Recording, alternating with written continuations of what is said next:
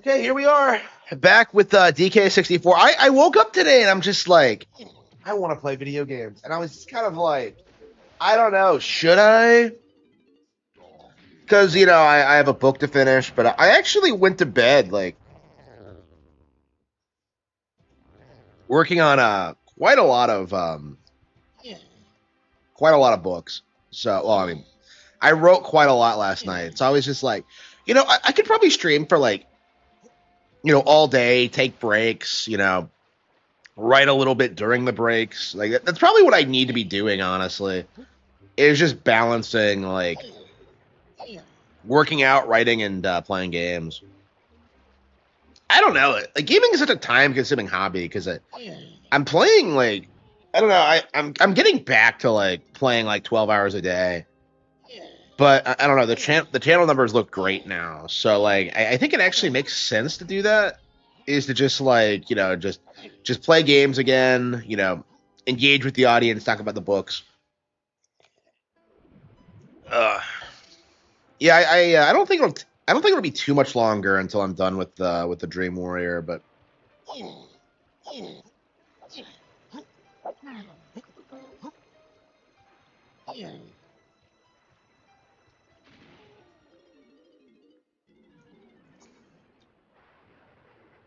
yeah, I'm definitely anxious to make something new. Yeah,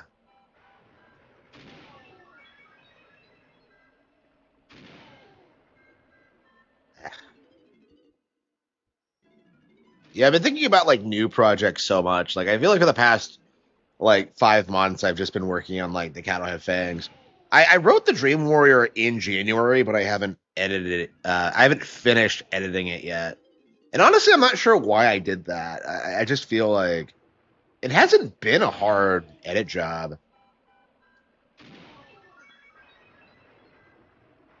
so far.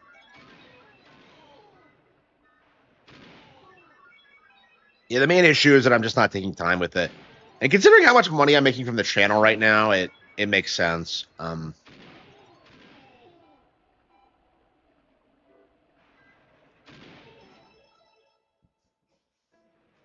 Book.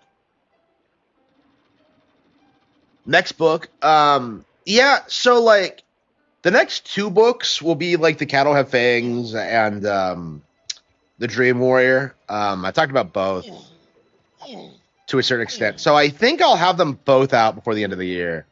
But I haven't decided what's going to come out after that. I've already talked a little bit about like some of the other projects I'm working on, but I haven't made any decisions yet because I really need to get these done, honestly. Yeah, when I end the stream today, I'm probably just gonna like work on that, put on some movies, and do it.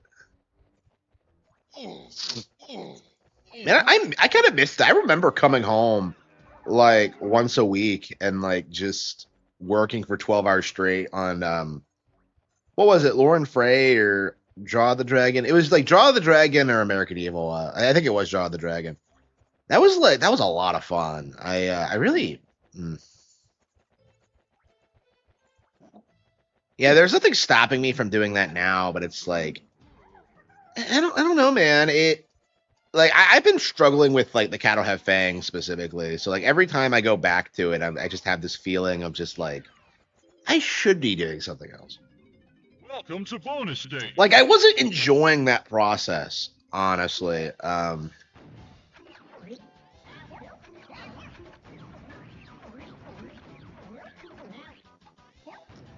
Yeah, I did not enjoy working on the Cattle Have Fangs. I've been saying this since I started working on it.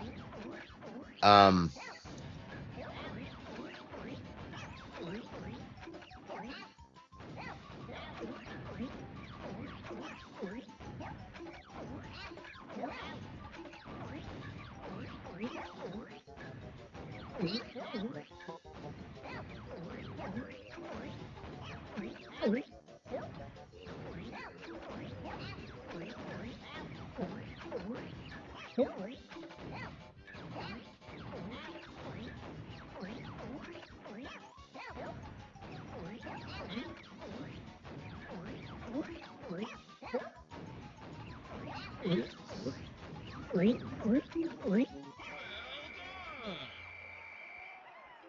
Yeah, I think the way things are looking now, I think I need to like start thinking about like tooling my next book for my YouTube audience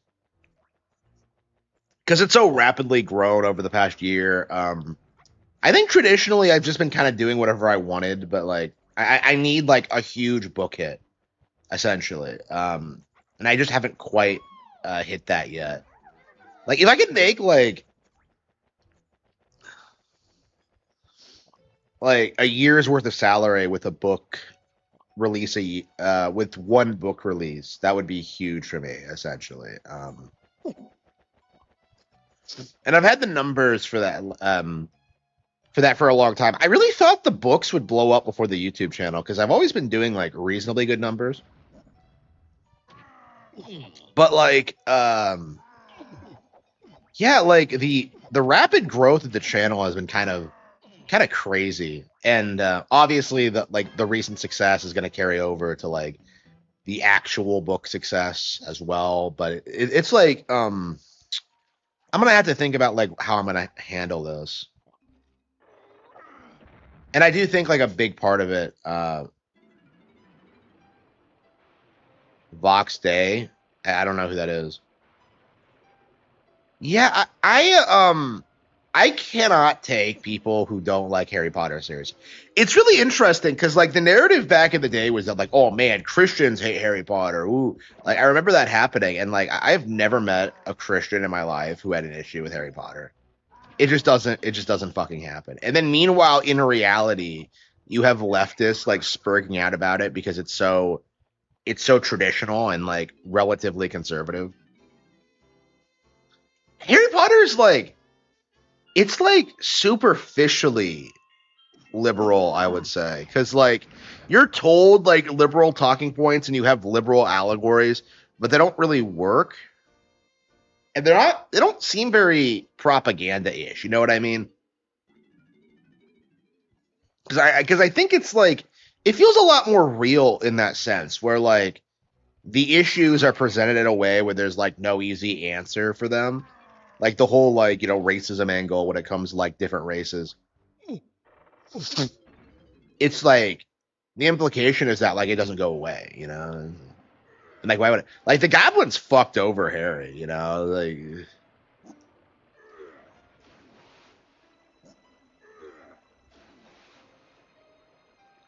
like that's a really underrated part of it. I think is that like they actually do like they realize there's an issue with the goblin. They have to break into Green Gots, and they do it, but it's like you get the impression that like this is going to cause like huge issues down the line.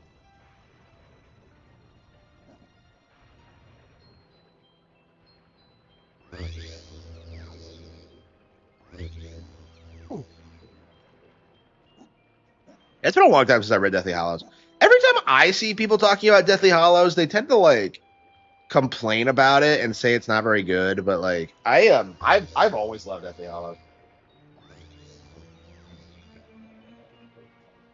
Deathly Hallows is kind of it's a really daring final entry. I think. Like imagine creating the iconic Wizarding School and then not having your final book take place in the final school. That's a really crazy thing. Like nobody saw that coming. Like that in of itself, it's yeah, it was wild.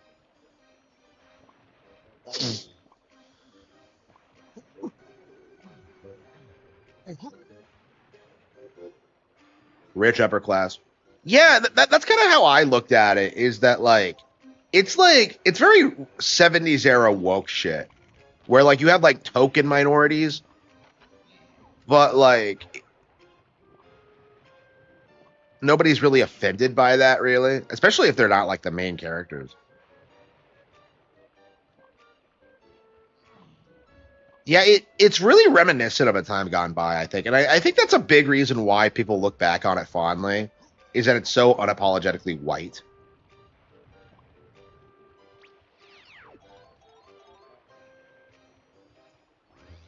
Yeah, so my thing with this stage is that like you just literally go up,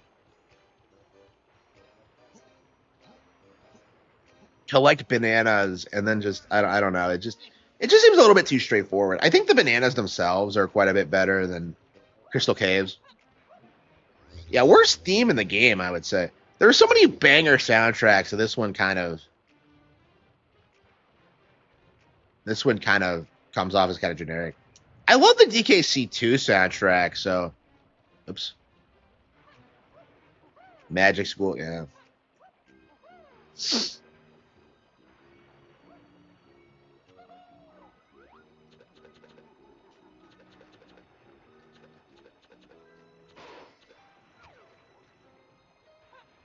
Yeah, I mean, I don't take anything that's not in the book seriously. So none of the Pottermore stuff, none of like the post book stuff. I don't even believe Dumbledore was gay. Like that was such an obvious retcon that I don't take it seriously. Like again, she has like tried catering to wokies in some respects, but like a lot of that happened like after the fact, and so like it's kind of easily dismissed. I mean, people were clowning on her like for the whole like everyone being gay thing like years ago.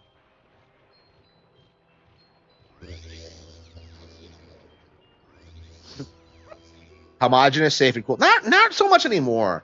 Like it's becoming more of a talking point now about how dangerous immigration has made London, and it's very commonly known at this point. Like the issue now is that it's coming to Japan, and now they're causing problems. I don't know. It's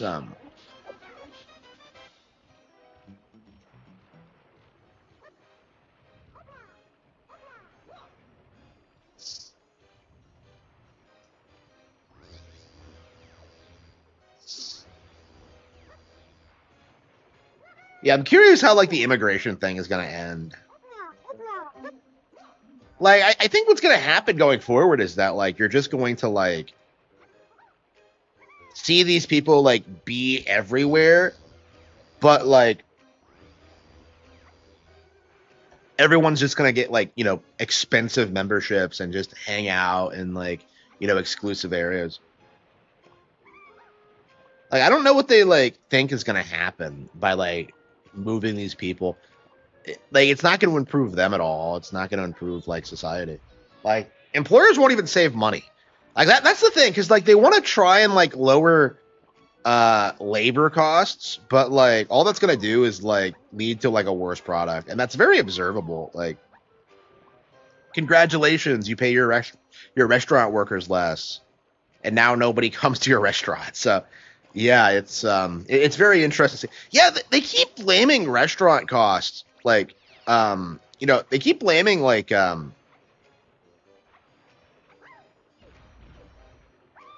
rising the price of food for why nobody goes to restaurants anymore.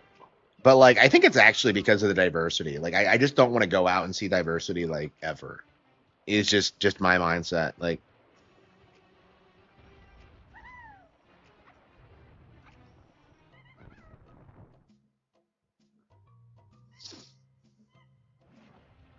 I don't know, man. The culture is definitely shifting. Like, did you see how like the Royals got booed when they went out today?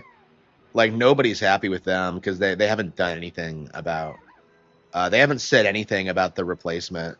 Like they're doing everything they can to like avoid talking about the problem, and it just collapsed. They really think they're going to be able to just convert to Islam and just like continue as things always have, and like they are in for a rude awakening.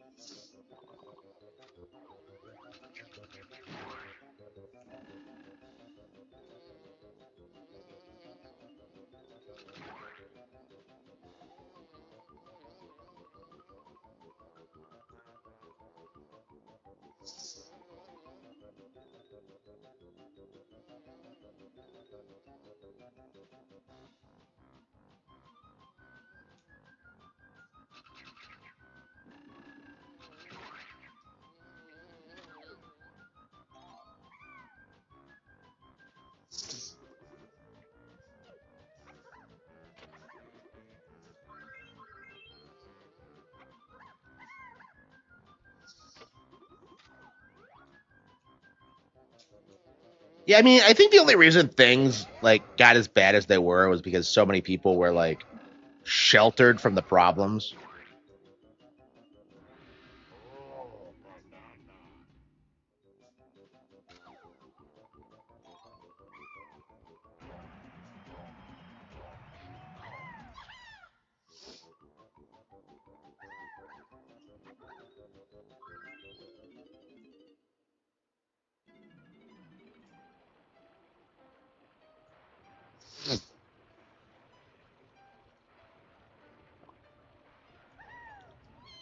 Yeah, I've never been a big fan of like how this stage, like all the bananas are laid out in a clear line. I'm just like, really?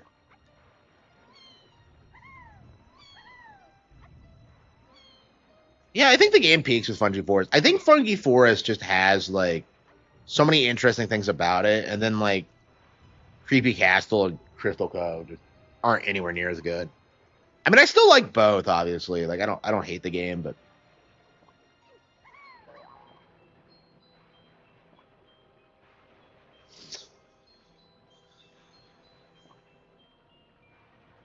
well, I don't think God of War relies on shock value anymore. I think it's like transitioned to like kind of woke pandering. It's like kind of the wokenization of like classic mythology. That's like a completely different thing. Um, yeah, God of War has definitely become more propaganda focused over the past decade, and it's very frustrating how people don't seem to see it.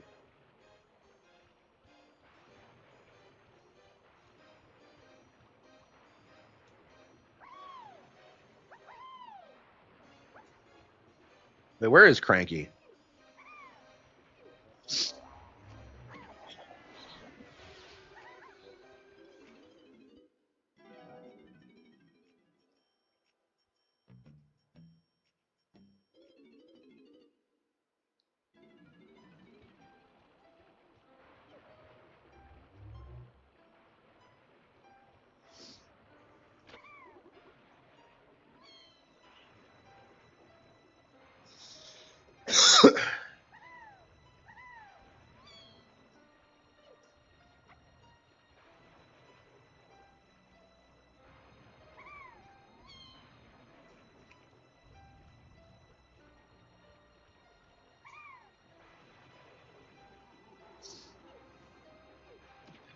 Yeah, I mean the '90s were a bit different. Uh,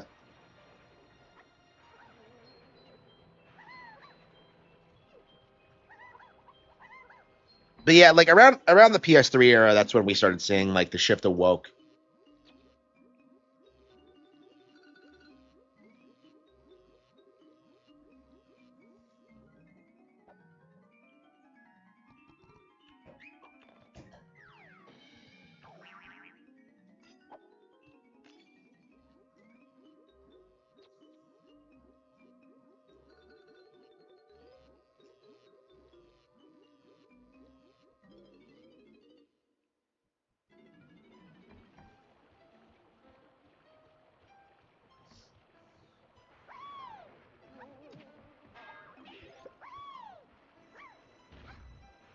I don't know why they thought having like 3 levels to your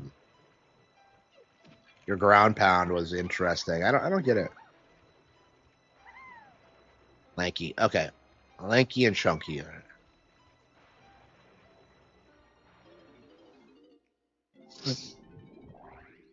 Yeah, I'm really curious how well Laufey is gonna do because like everyone seems to agree that like Laufey looks like complete slop. So I don't see that game like resonating with audiences at all. Like you're seeing a lot of people shit talk like Xenoblade right now, and I'm just kind of like, bro, how long can this last really?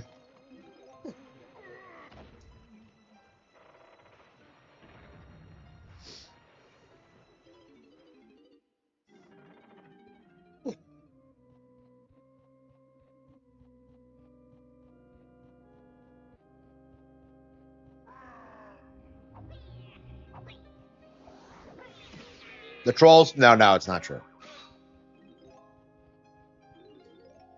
Yeah, it was typical workplace nonsense for that.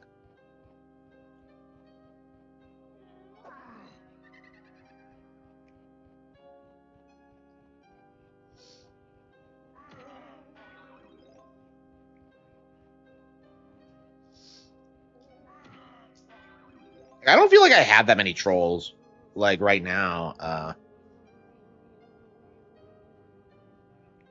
Like, I don't know. It just, I think too many of them have, like, exposed themselves as being, like, degenerates and, like, lying about things I do. Because I'm kind of different from most people who are trolled in that, like, you know, the things that people say about me aren't actually true. And I think that's the critical difference between, like, me and someone like Chris Chan or DSB is that, like, nothing that, like, people say about me is true. And that's very observable to, like, the general audience.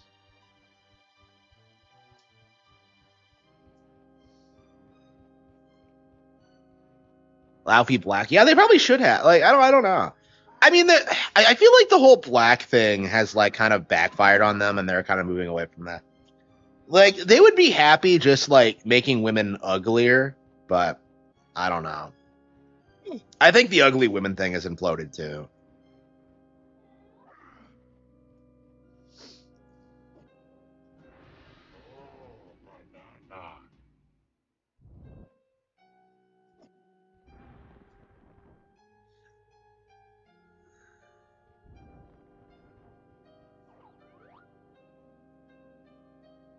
What was this?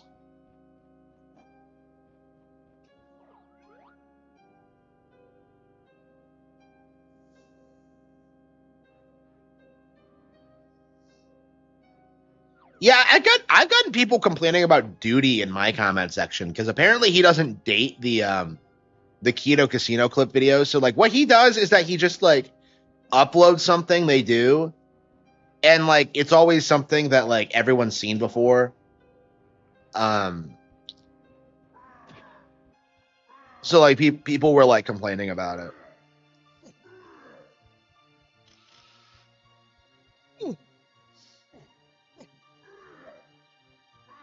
Yeah, Sons of Kojima were just, they were the worst.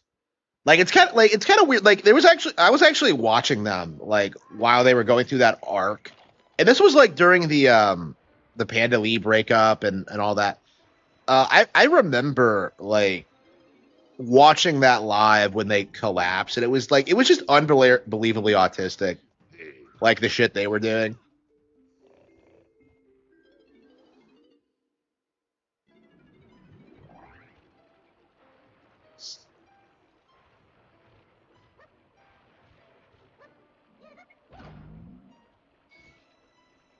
Yeah, I don't know a lot about Duty. I don't really have a lot of opinions on. I imagine I wouldn't like him. Like, a while back, like, PPP claimed that Duty claims to be a bored billionaire covering Phil, and then he makes videos from his yacht, and I'm just kind of like, there's no way that's fucking true. That he, like, actually tells people that. And I have no idea if it is, but, like,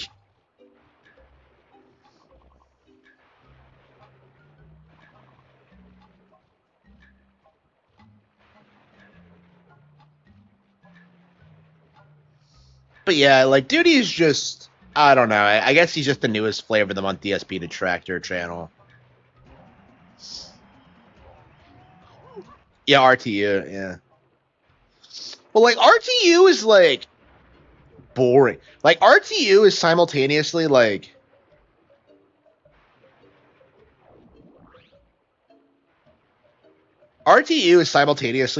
boring and, like, way more malicious. Like, he's objectively worse than DSP. The problem is that, like, nobody can cover him because, like, you would actually have to watch his content. With Phil, he's like, he's funny with how, like, how much he fucks up and how much he complains about, like basic shit.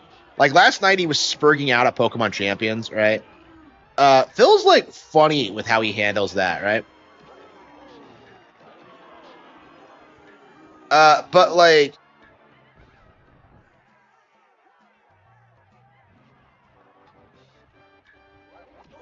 but yeah, like, Rich is just, like, he's just a nasty person at his core. That's so obvious just by, like, watching his content and, like, seeing how he treats people and stuff like that. Like, he wants to be part of the sector so badly and just doesn't, just can't hack it, bro.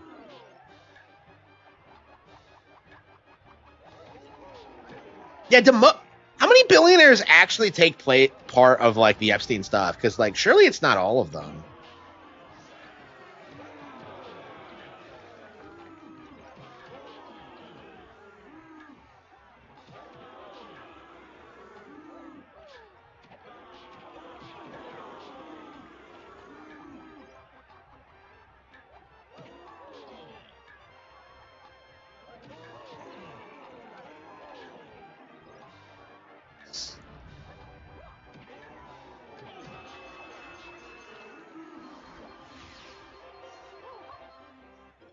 Yeah, all RTU does these days is, like, rage about Trump. He's one of those guys.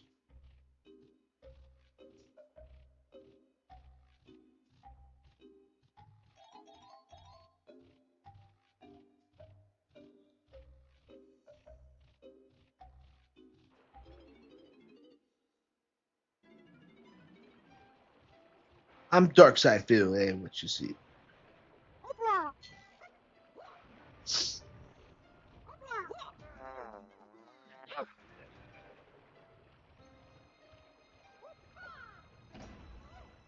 Yeah, I like RTU is, like, obsessed with me, and I tend to not be to not even keep up with what he's doing.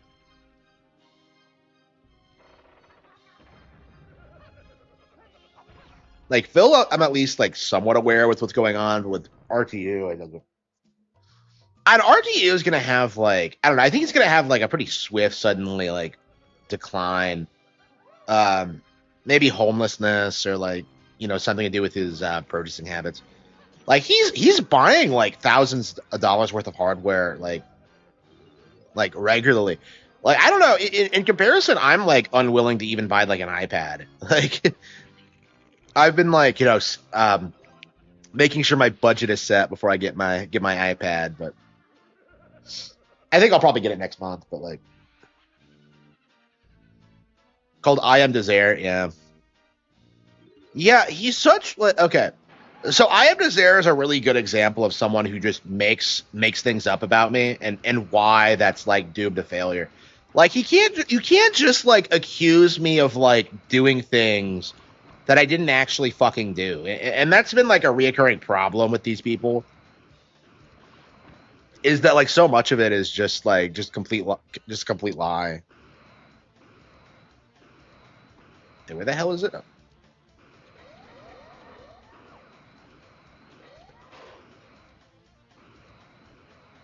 Yeah, if you look at my Kiwi Farms thread, it's just, like, people going, like, oh, he likes Nintendo. And then, like, lately it's been like, oh yeah, his this guy said this in his comment section, woo, and I'm just like, who the fuck cares what, like, anybody says in my comment section? Like, I myself call a lot of people in my comment section snakes. Like, people were, like, confused about that when people were confused about that when I came out and, like, addressed it.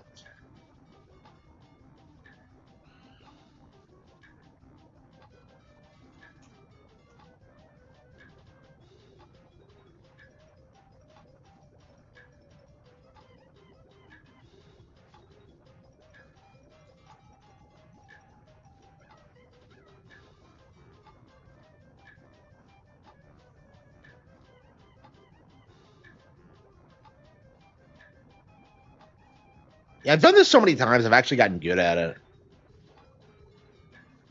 Yeah, for a while there, this was, like, one of my hardest mini games.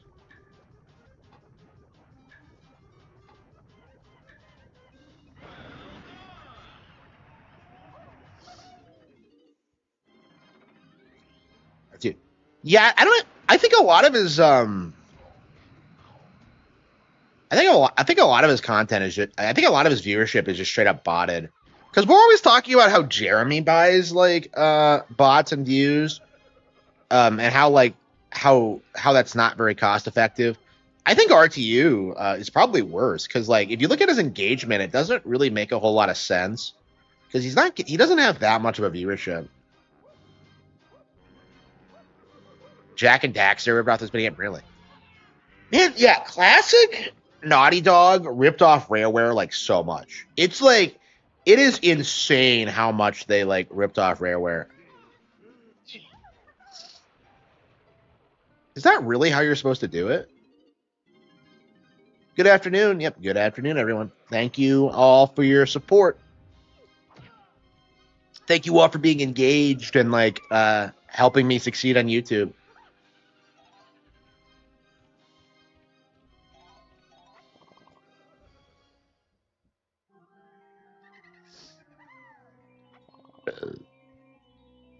Hey, she doesn't even disappear. She does that thing where she just... I think she's in that other room.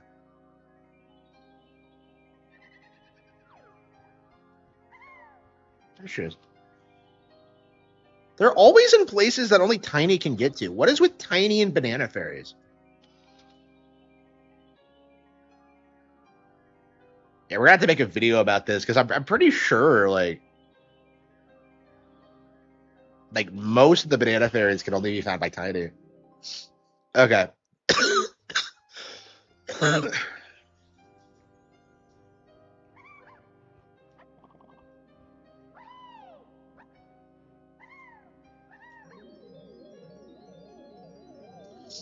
Yeah, I'm not sure how long we're gonna stream. I'm still kind of tired, honestly. Yeah, we'll probably like play for like a couple of hours or so, take a nap. Wait a minute, why are we in the Frantic Factory?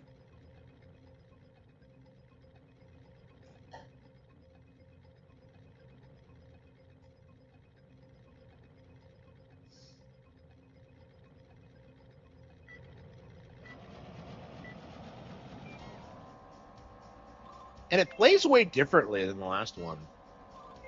Yeah, the last one was like a circuit race. This is like a slot derby. This is like an RC, more of a RC thing.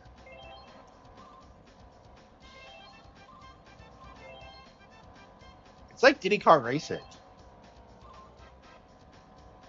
Man, yeah, if Diddy Kong Racing came out like just a year later, they probably could have put Tiny Kong. You know, I have no interest in playing Diddy Kong Racing DS, but like having Diddy and Dixie in the game actually makes a lot of sense. Dixie and Tiny in the game actually makes a lot of sense.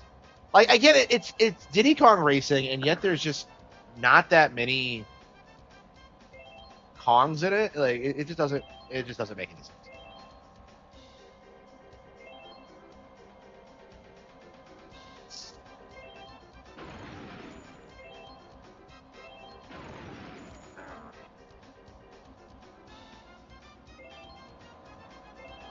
Yeah, I think you have sharper turns.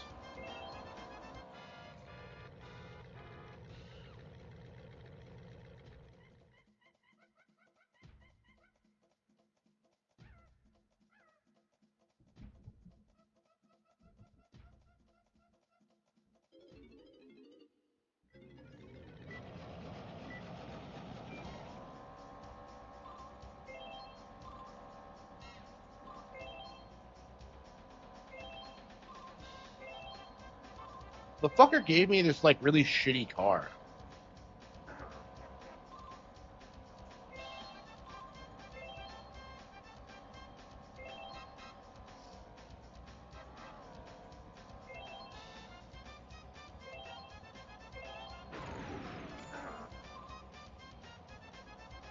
Yeah, Diddy Kong Racing is like brutal. It is an insanely hard game.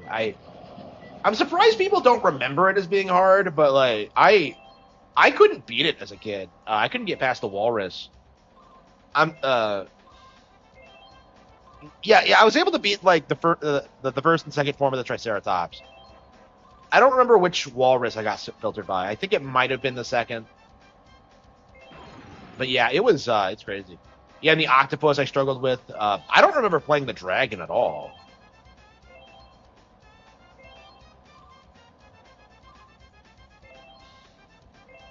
Yeah, Diddy Kong Racing really should have been like a competitor to Mario Kart. It's such a shame that it didn't go anywhere. And it was like a really successful game. They just never made a sequel. And like Donkey Kong Racing was supposed to be wildly different. So.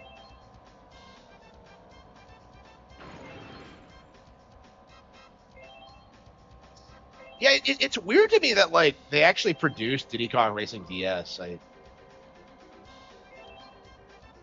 wonder what the development for that one looked like.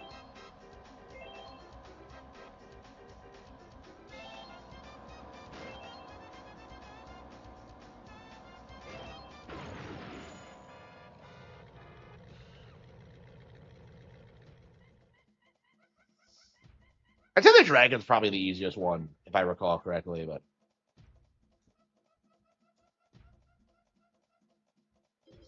I don't know, maybe I was just better at the game when I last played it.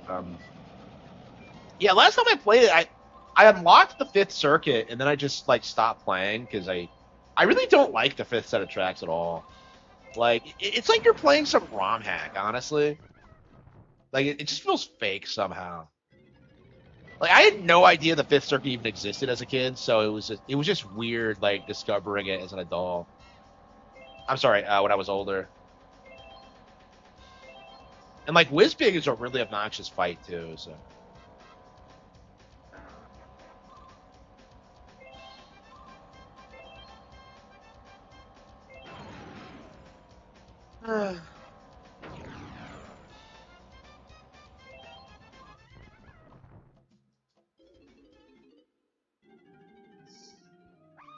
is there something about the controls I don't know because I was just accelerating. Let's read the instructions again. And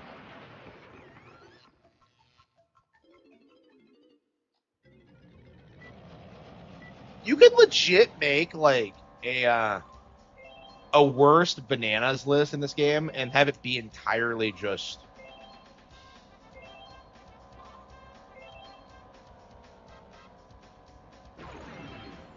racing stages. They're all so bad.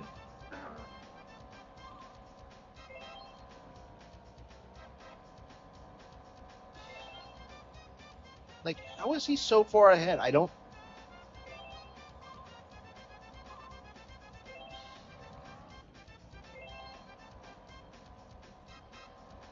And the controls are weirdly floaty too.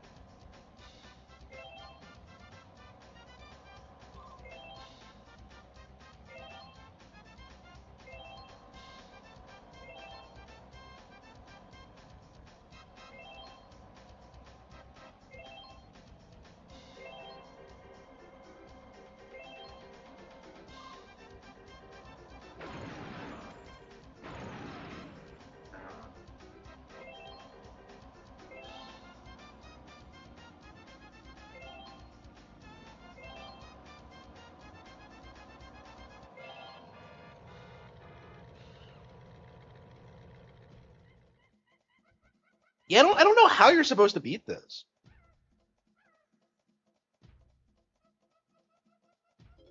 It's not like the rabbit where like you can kind of see how you're supposed to cut across. I don't remember struggling with this that much.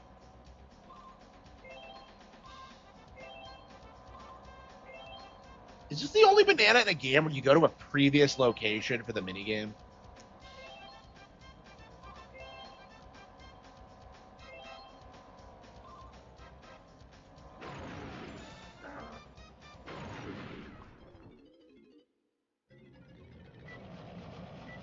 Skipping, yeah, I was just thinking that. Like, is that the secret? Like skipping the flags?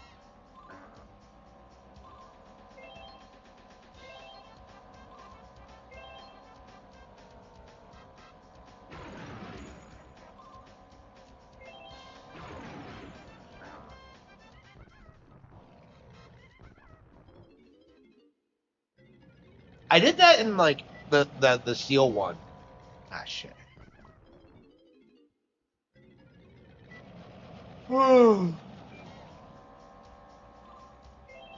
Yeah, I can't seem to do this. Right, kiddo?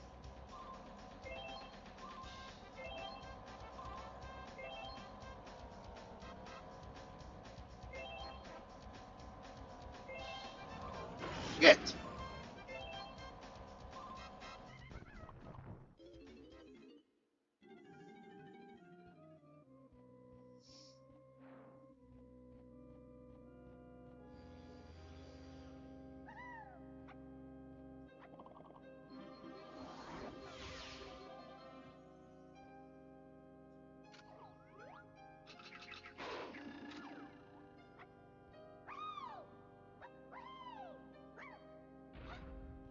that it? What the hell is it? What's the point of this one then? All right.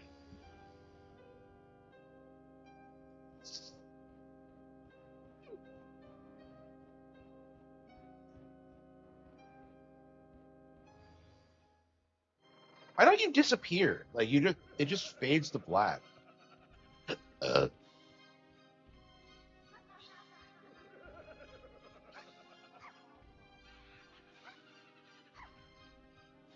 yeah, we'll probably come back here for completion. For now, let's just focus on beating the boss. I'm just not. I just don't want to get it right now. Okay. I mean, this is my thing with Creepy Castle. By this point, you're just like, you just want to beat the game. It's like it just doesn't leave much of an impression on you. And it's such a cool looking area, but like, yeah, outside of that, it's kind of superficial. Like, I think Crystal Caves has the same problem. I really think the game does peak with Funky Forest, honestly. It's such a great stage with like all this variety and all these things to find, and just it's big and expansive, and it has the day-night gimmick. It has like the really cool like spider fight. It's just yeah, like the game doesn't really get better than that. I mean, the final boss is pretty good.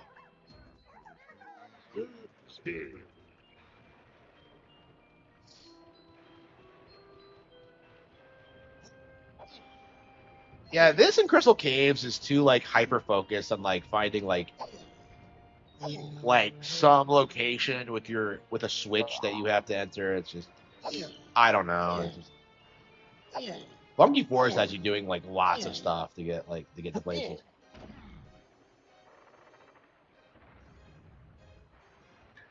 Wait, what? The hell was that? Wait, huh?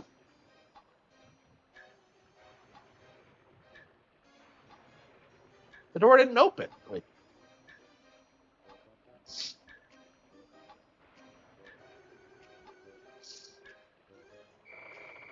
Who puts a switch in front of a door and then doesn't like open it? Like, what?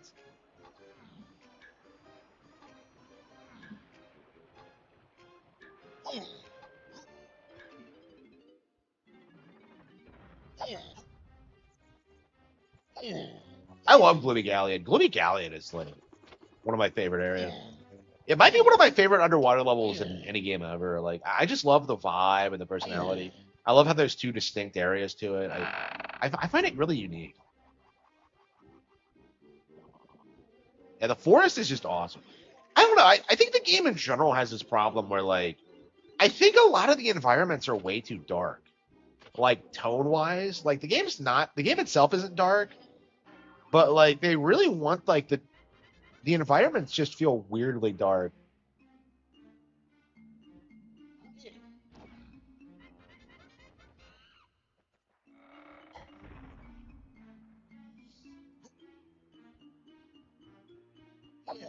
Like, it doesn't suit the actual tone of the game itself very well at all.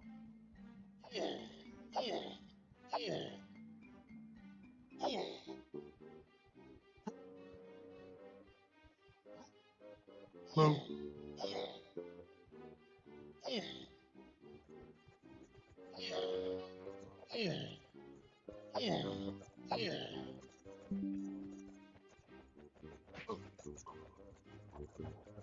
Tall mountain.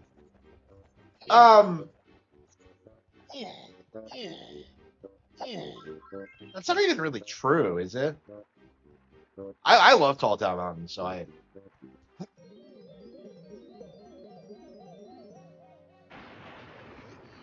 Tall Town Mountain's probably one of my my favorite later game stages. Where did I put it? Where did I put it on my list? I did like top 15 courses at one point. I love Tall Town Mountain, so I get excited whenever I go down there. Oh, oops.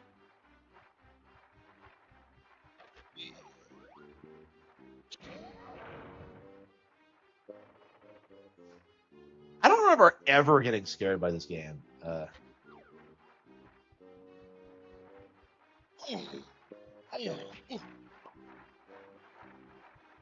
Was I ever scared by this? I don't think so.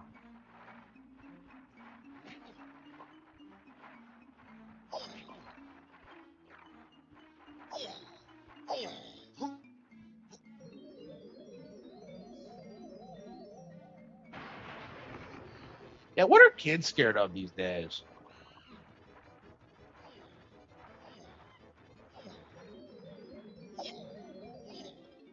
Yeah, I was older when I played Banjo-Kazooie for the first time, so I don't have that experience of like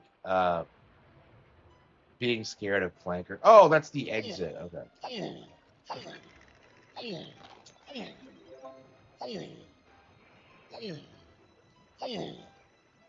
Yeah, I have yeah, I was scared of Super Metroid and like maybe Ocarina to a certain extent. And Majora's Mask, yeah. I don't know. I don't think I've been scared of games before.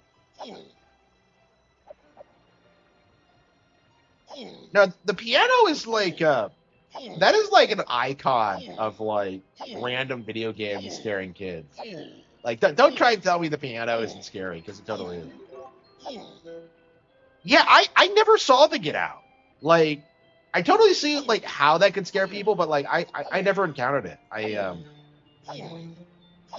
I never got to that area. What the hell was that? That was a really weird glitch.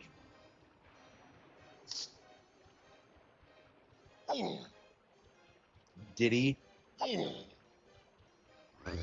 Yeah, they might be more scared of woke shit than anything else. Yeah, like weren't they like I remember around like 2016 or so, like I think kids were like terrified of getting canceled. And we're kind of moving to that point where like nobody really cares anymore. Yeah, cancel culture I think has imploded. Because it was like an attempt at trying to like force people to like to comply to the woke agenda, and it just ended up collapsing instead, which is very interesting. Because they had like absolute social control around like 2014. Now things are edgier than ever.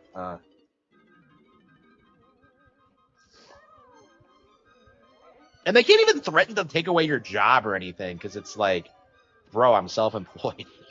So like, I don't.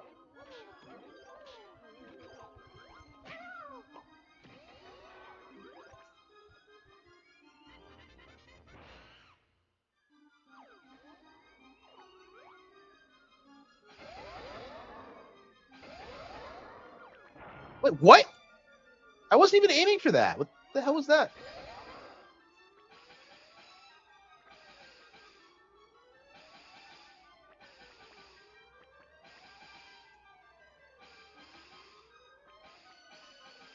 I'm not a fan of the grapes. They just the way they fly is just weird compared to most bullets. Okay.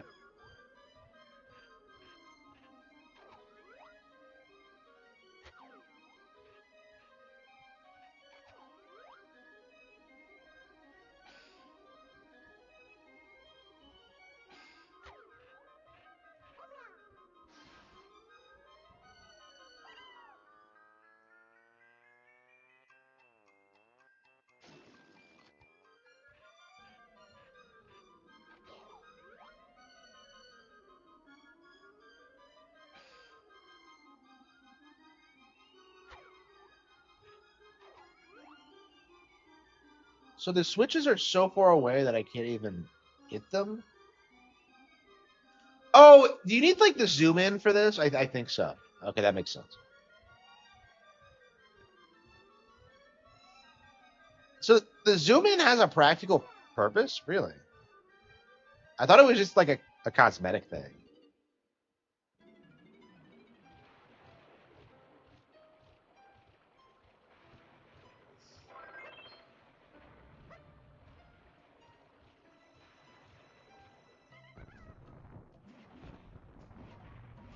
Forty, 85, 40, 65, 35. Yeah, we're not quite there yet.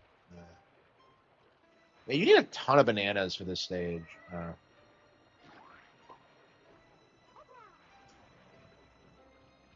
Yeah, I don't think we're gonna beat this today.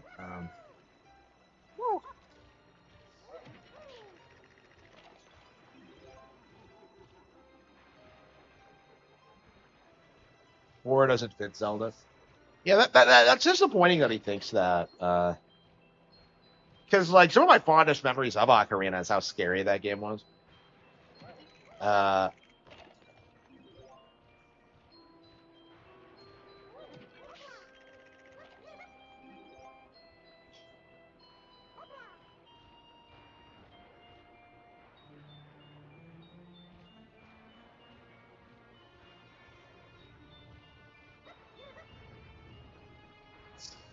I don't know, Fujibayashi, like I don't know, he's like killing it right now.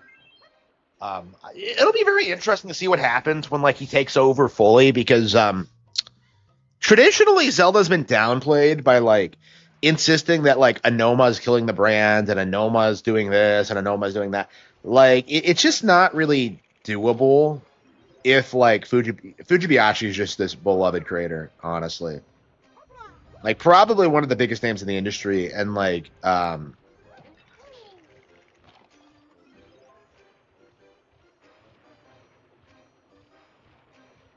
we're still dealing with this nonsense where people are still trying to gaslight you into thinking that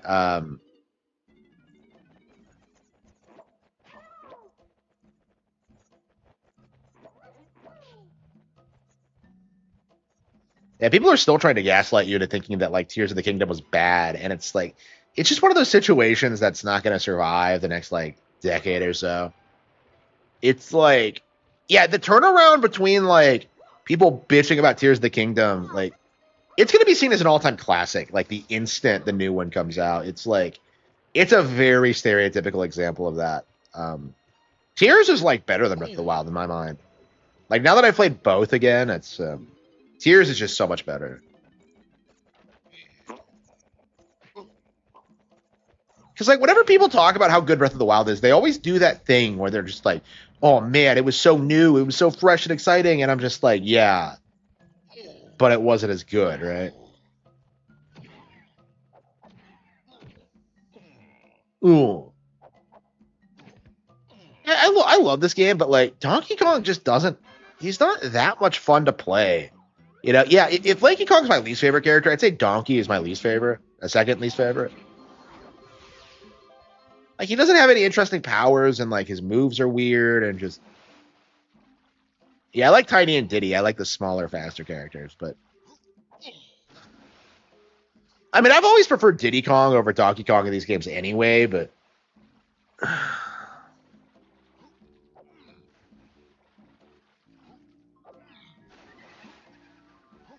and it sucks that Diddy was at one point like this video game icon and like has just kind of fallen off.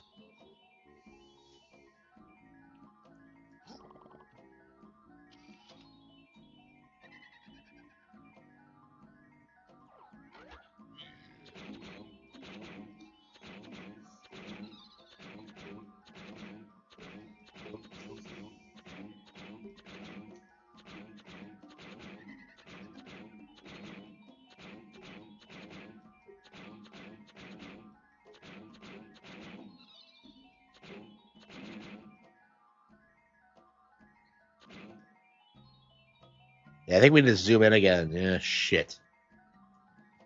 We don't have the zoom.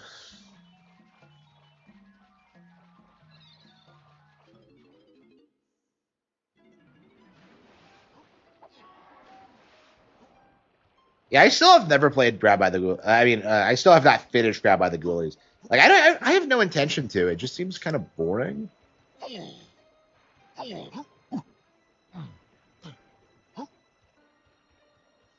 Yeah, honestly, at this point, like, I just want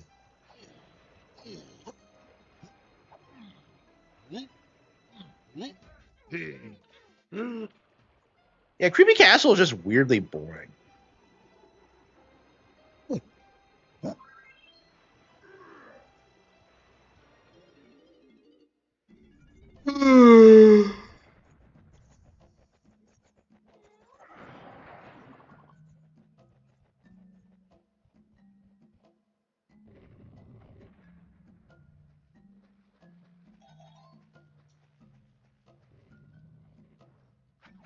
Yeah, everything needs the stupid zoom in, and like,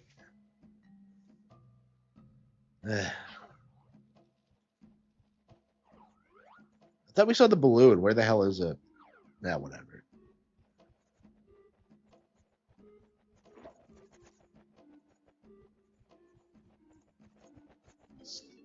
Yeah, I agree. I agree. But yeah, I saw a YouTube thumbnail today about how like this is the only good stage in the game, and I saw that, and I'm just like, press X to doubt. What the hell is this? Like,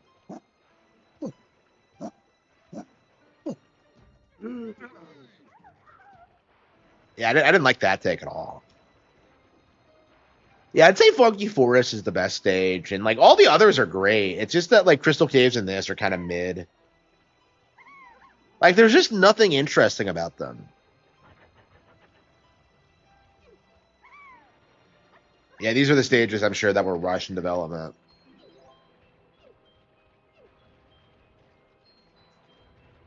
Oh, I want to see some monkeys.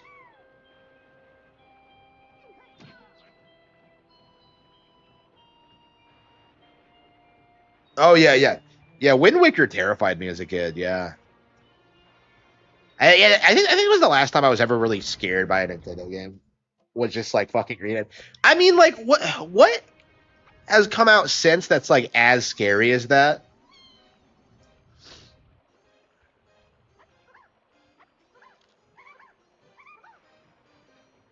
Yeah, I'm not a fan of the music. It just seems kind of generic. And where's Funky Kong? Oh, I want some.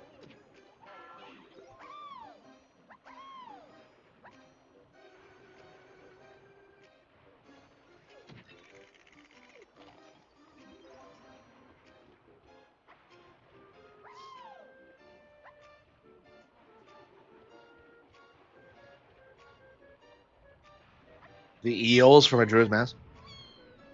Yeah, what do the eels even look like? And I know what you're talking about, but I'm just like, I'm blanking on what they actually look like. I don't tend to fuck with them much, so that's probably why.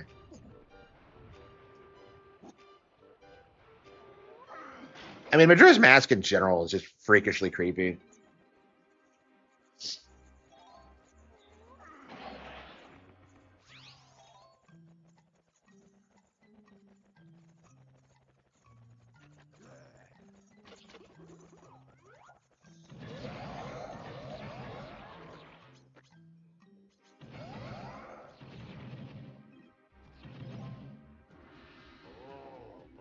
Yeah, so many of these like challenges is just go into a room and just kill every enemy inside. Like, what? That's all they came up with.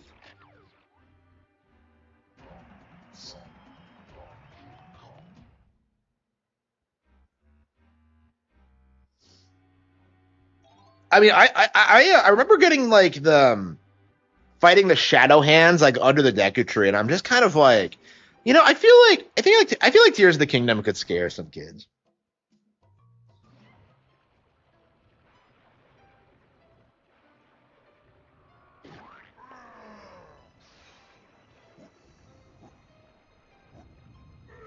Yeah, Majora's Mask has some really unique themes. Like I don't know if I've ever heard a Nintendo track quite like the Great Bay theme or like Stone Tower or just like there's just some really interesting Majora's Mask themes. We need to go back to playing that. We stopped after beating Woodfall, and I haven't gone back to it yet.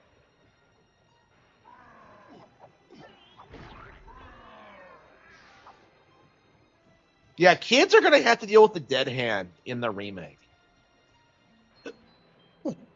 Like, yeah, there's no way they're gonna make that like scarier than it was originally. So they're probably gonna tone it. They're probably gonna tone it down.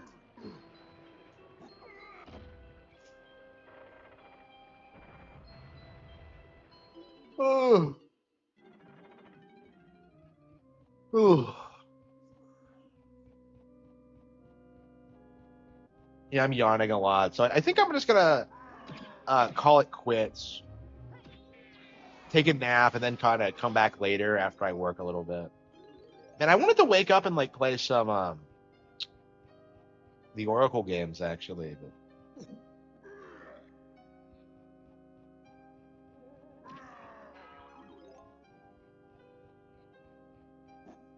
yeah, they already toned it down. I think a lot in 3D. Yeah.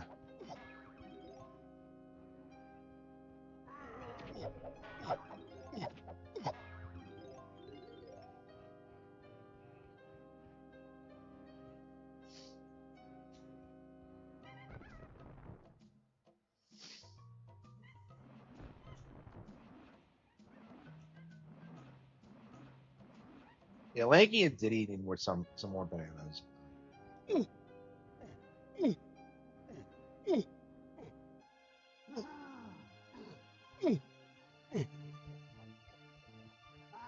Yeah, I don't know why people are so obsessed with Gusty Garden. I've never understood the appeal.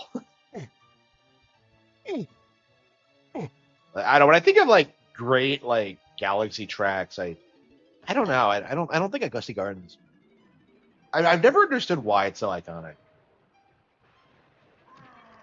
I don't know. Part of me's never really understood like Galaxy's appeal in general, but yeah, that's definitely like one of the things that I'm confused about as an adult. Why is Gusty Garden so popular? Oh, oh.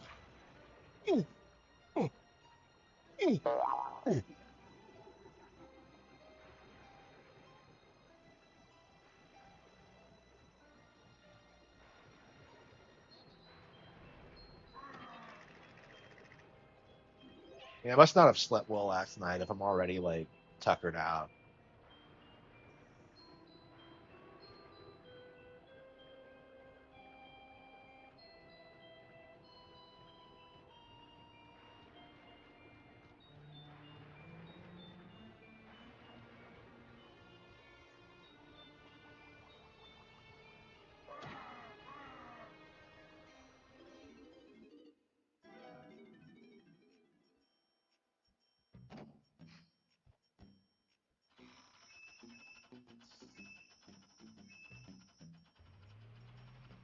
We should probably get all the blueprints before we beat it, honestly. Uh, mm, mm, mm, yeah, 38 to go.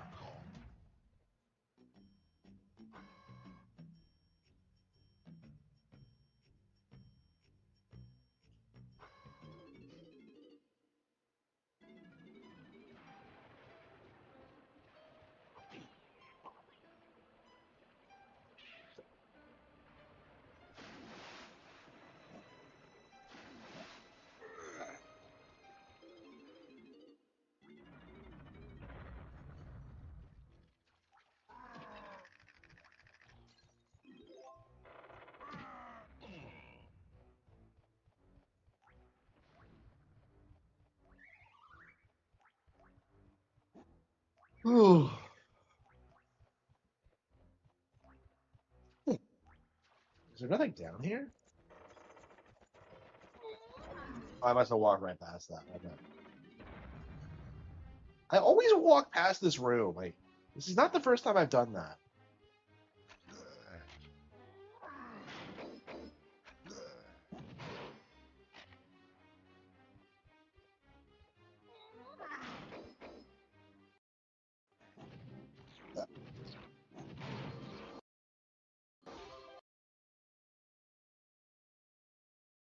Do after 15, like, is there any purpose to it? There's like 40 total, but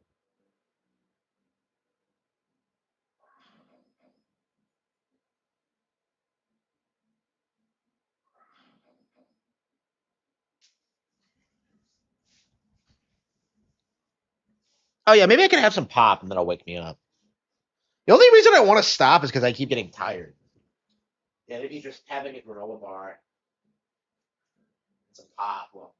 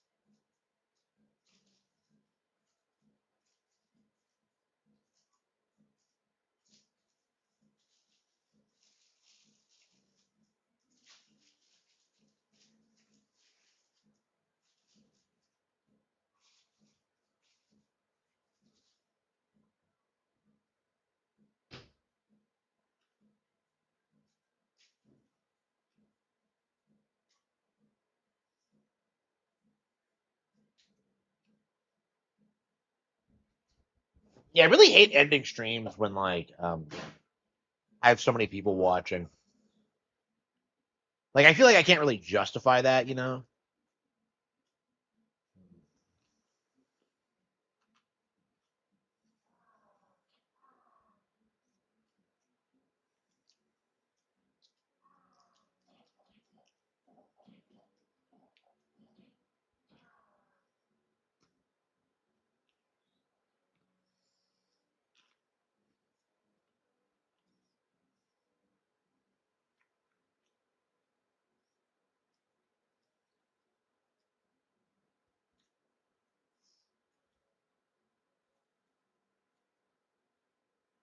Oh, there they are. Okay.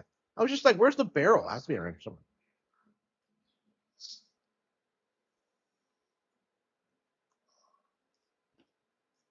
Yeah, I looked it up today. And Street Fighter 6 is rated T, which really surprised me, considering how much like, I don't know, how drunk Jamie gets.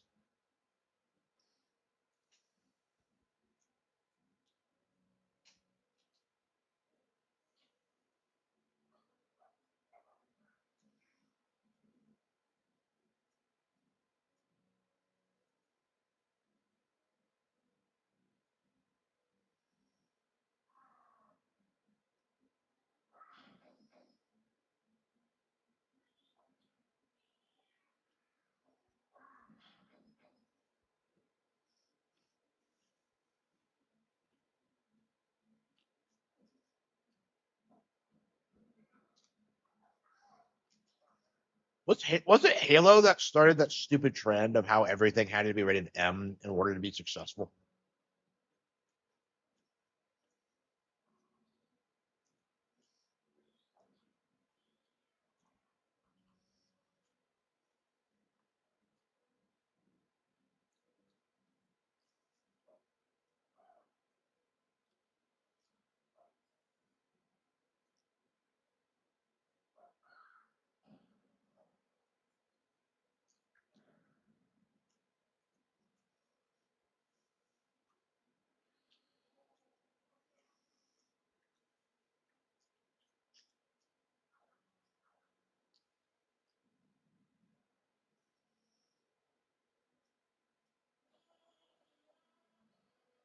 Yeah, I agree. Like M-rated games aren't even like,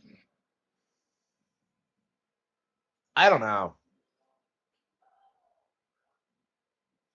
I would say they're not as bad as like R-rated movies. I don't know. Maybe that's just my opinion. But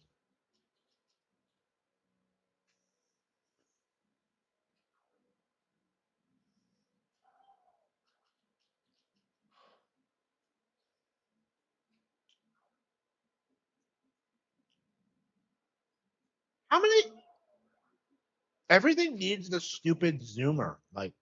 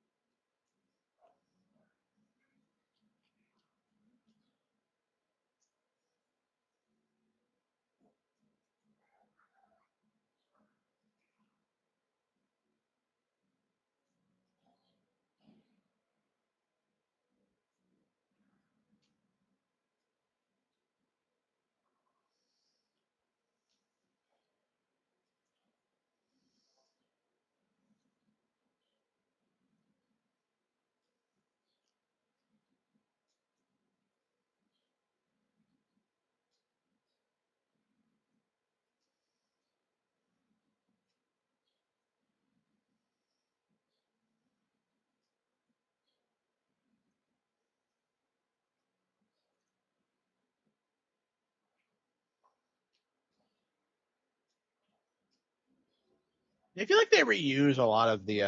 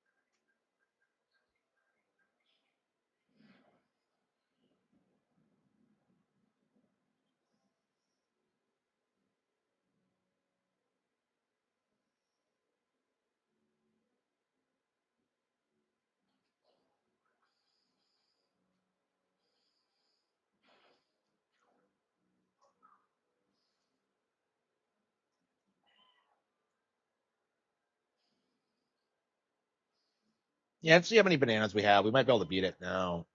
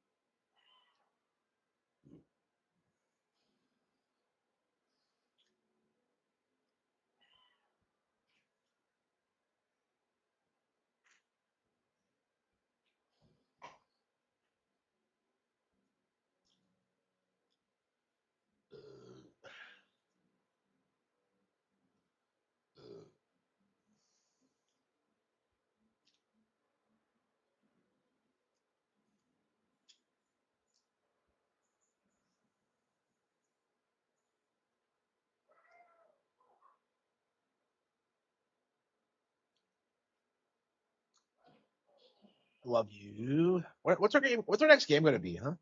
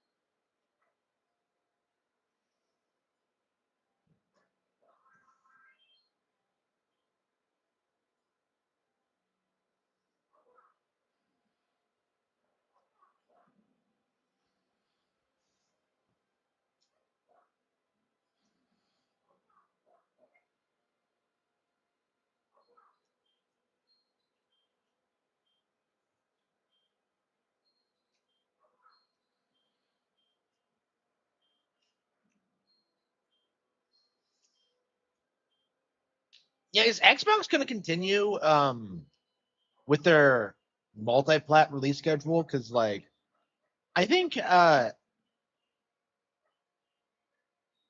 new well, I mean the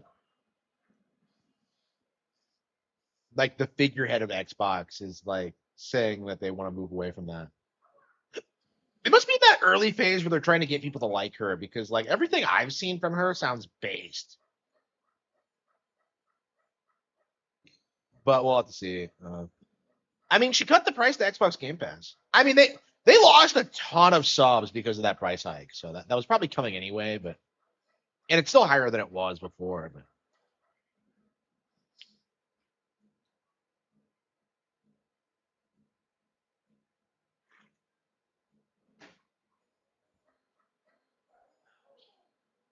yeah, Captain Falcon and Smash has just completely ruined like the perception of the character.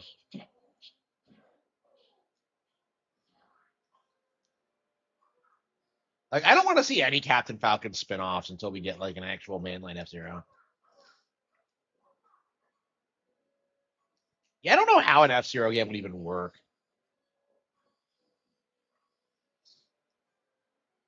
I mean, what I would do is that I would just make it like some really badass like action game mixed with like detective solving aspects. But yeah, I'm not sure if that's something Nintendo would want.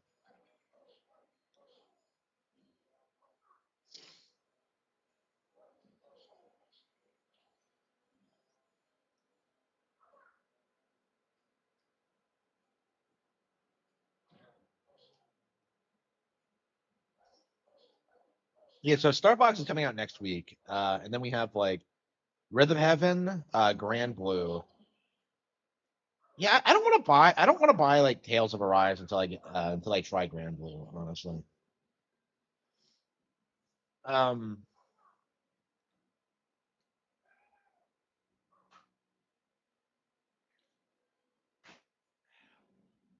yeah, I feel a little bit more awake now. Thank you.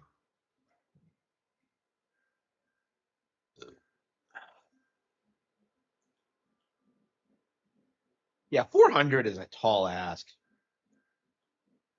It must be why all the bananas are set out so linearly, like so you could actually get them all.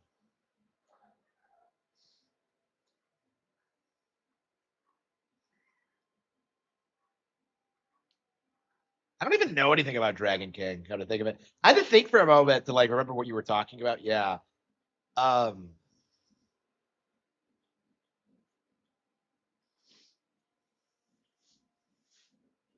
I mean, I love Sakurai. I do, but I do think for the past decade he's been kind of like forced into like Smash Bros. Hell, like how many people tried to tell you that like Kirby Air Riders was just Smash Bros. Racing, which is just retarded because they're nothing alike. But I would want like I wish Sakurai was able to work on more new IPs because Kid Icarus Uprising was amazing.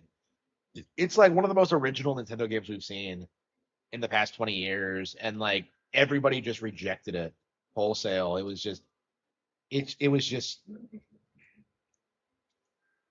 unbelievably cringe.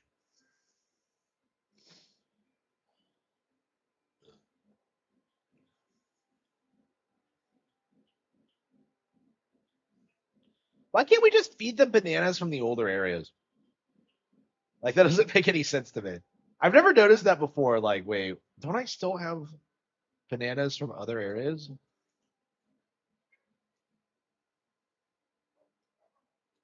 Damn it.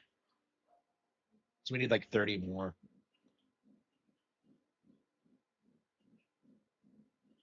What Nintendo IP did he say he wanted to work on? I don't know. I don't remember. But yeah, people keep saying that they want a new Smash, and like I really don't think we do need one. Honestly, like Ultimate, I think the entire purpose of Ultimate was to be like the finale for Smash Bros. For like the foreseeable future.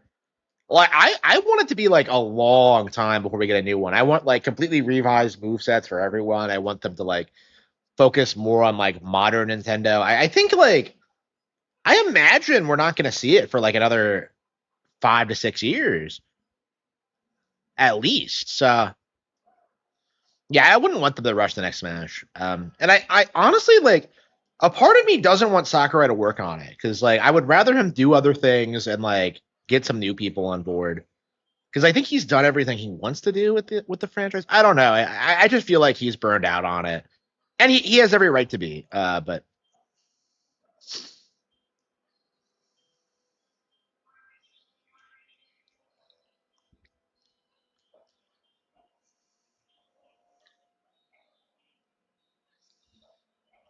Sakurai,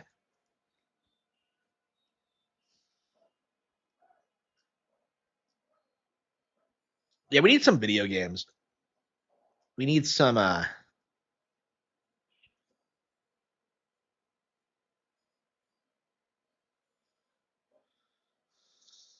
hell was that? I saw some red and I jumped down.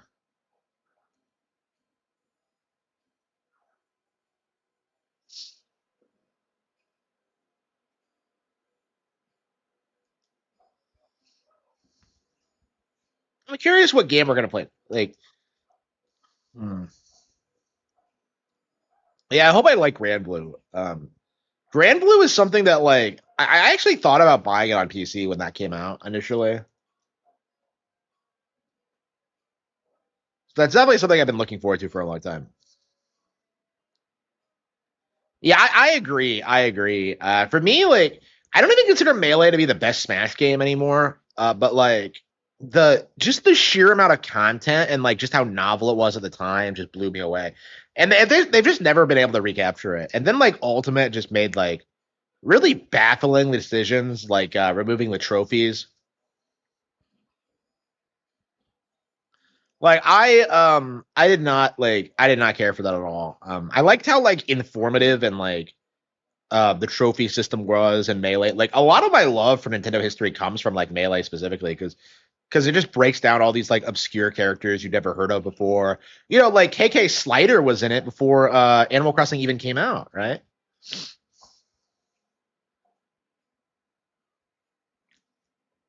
Like I remember seeing like a Yumi Tachibana there for the first time, and I didn't get to play Famicom Detective Club until like over 20 years later. Like it's just crazy. Like when you really break this shit down, like just how much effort they went into it. Other than like promoting 300 trophies on the back of the box and like there actually being 293, I don't understand how that happened. I guess they assumed that nobody would actually try to get them all, but like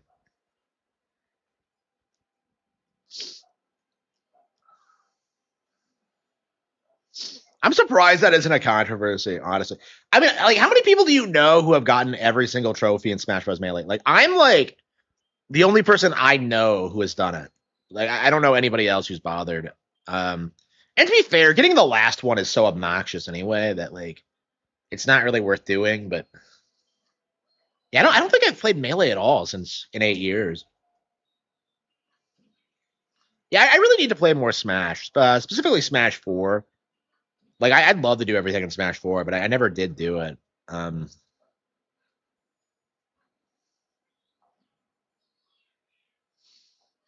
Yeah, I don't know. Smash Four is the most like the best single player content, I think, and then like Ultimate is the best like competitively. Like I just love playing that game online.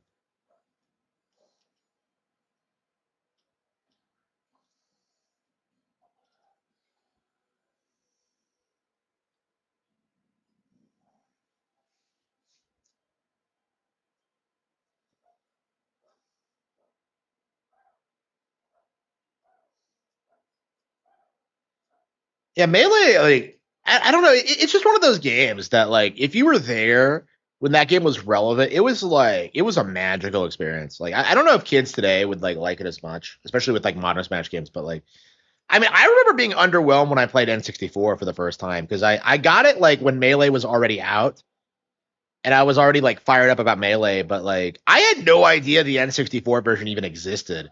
So like I go out and get it, like,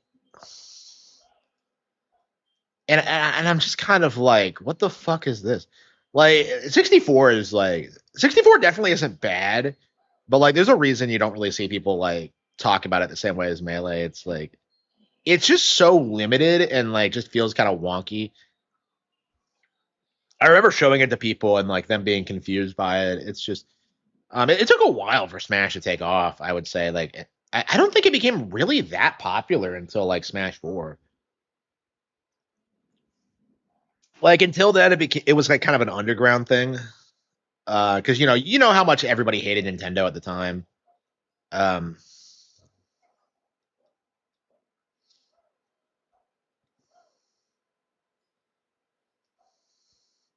but yeah, I don't think we're gonna see a new Smash Bros in a long time.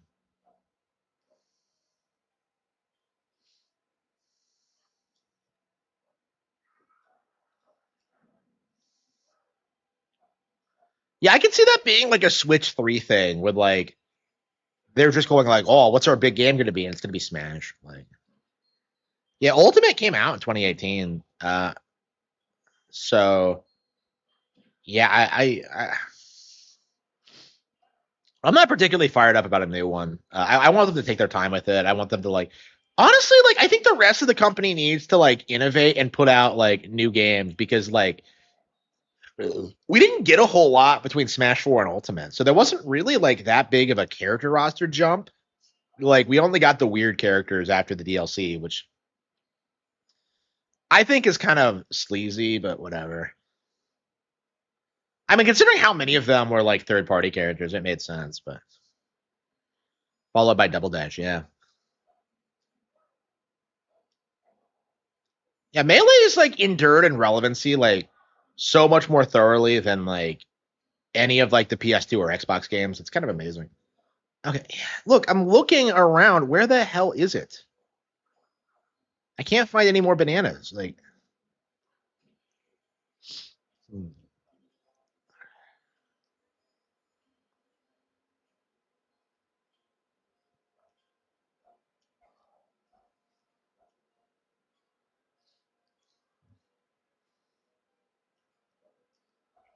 Yeah, I didn't care for Double Dash either. I don't know.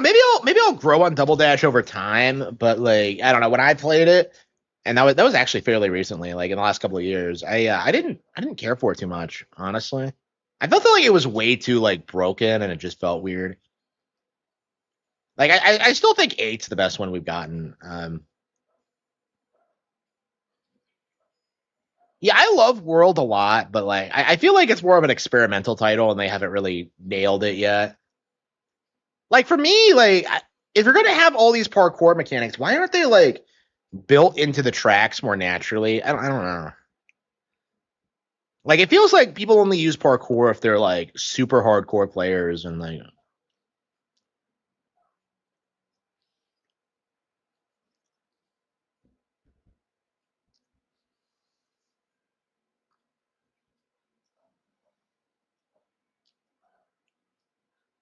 where is Funky? We still don't have Funky.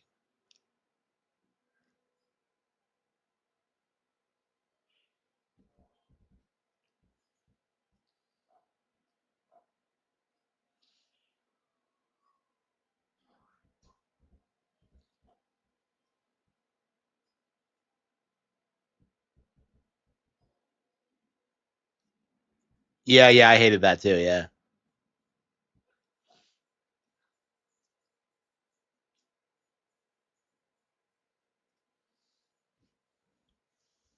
Yeah, I'm curious how long it's gonna be until Double Dash gets ported to Switch too. Yeah, they haven't done any Nintendo Switch updates in a while. I mean, this is the best one we've gotten in forever. Like fucking DK64. I love how this is like, this game is a meme and like how everybody hates it, but like it was by far like the biggest announcement we've gotten recently. Uh, yeah, I'd like to beat this like this week. Get it out of the way. Get the retrospective pumped out. Yeah, we'll probably just start a new file and then just like use that to like record footage for it. Um,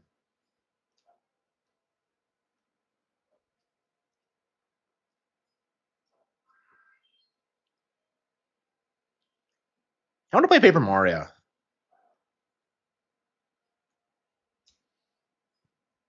Yeah, I'm really fired up about playing Paper Mario again, but like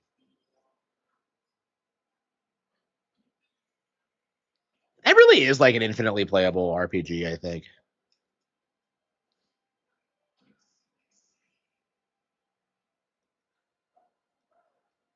I love you.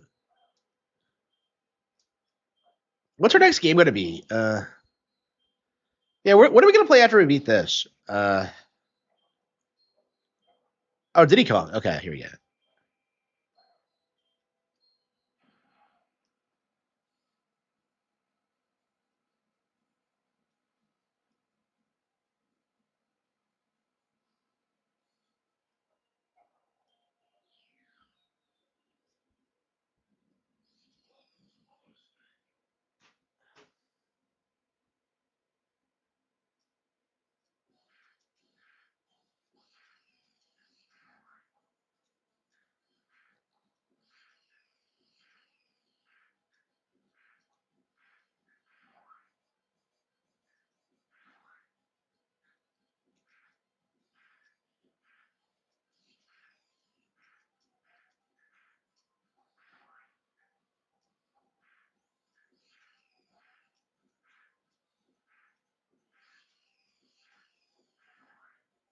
Oh, I haven't run my dishwasher yet. Shit.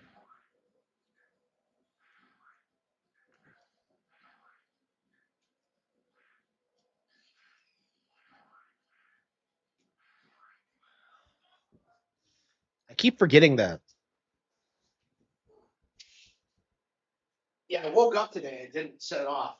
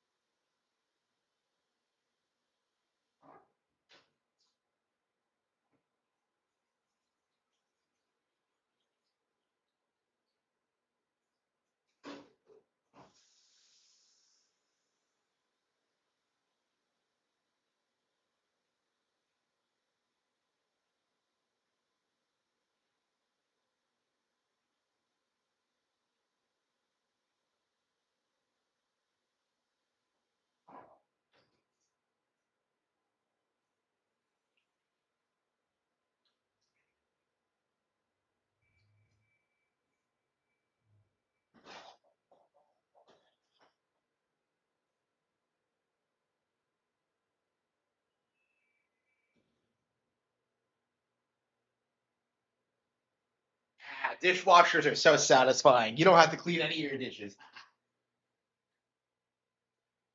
Well, actually, that's not true because I have to scrape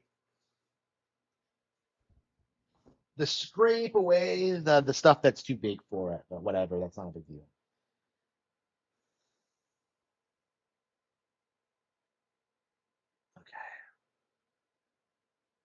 Okay. Yeah, thank you for the support. This was like an off day, and just got my revenue for the day in, and my off day is like significantly more than it has been the past week. So thank you all. Um, yeah, I think if this keeps up, I'll be making more on YouTube than I was at my job, which I was not really anticipating at all. So I did not think it would happen so quickly. Is my thing. I really thought it would take like 5 years to do that, but no, it's yeah, you've definitely been a big help. And of course, people have been buying books as well and being engaged in other ways. I mean, I think the main thing I have to do is just kind of like expand my brand more and just kind of stabilize things because I'm not sure how long this is gonna last. Honestly, I'm kind of concerned what next month is gonna look like and the month after that. I think I've made enough this month to take care of everything for the foreseeable future, but we'll see. But yeah, thank you all for your support. I really appreciate it. And of course, like, please consider like buying my books and supporting my Patreon and all that. We definitely need to start pushing more. I don't know, for donations. I don't know. I definitely need to like radically improve the product, and I am like taking steps to make that happen. But yes, donations are very very much appreciated, and they are. It is going to like helping what I do and like improving the show and all that.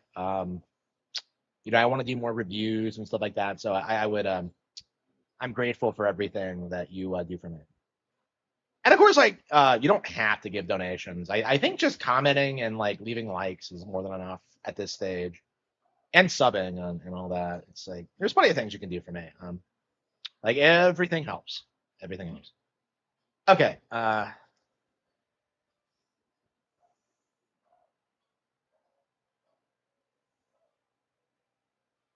Half the Nintendo community still thinks Animal Crossing is a joke. Yeah, it's like it's very interesting how this plays out because like what's happening is that okay, so the Nintendo community dismisses everything. Okay, it's not just Animal Crossing or Pokemon or whatever. Like anything that like gets any kind of mainstream attention or popularity just gets dismissed. Like we saw this with like Nintendo Switch Sports. We saw this with like a ton of like major Wii releases. Like it's just the common way of like downplaying what Nintendo is doing. It's like, oh yeah, that game doesn't matter. It's just a fluke. It's not going to sell well long term. It's just like, and they just keep doing that indefinitely and just gaslight people. Like again, like the way people would talk about Nintendo Switch Sports, you would never know that it was like the 11th best selling game on the console, right? Uh, there we go.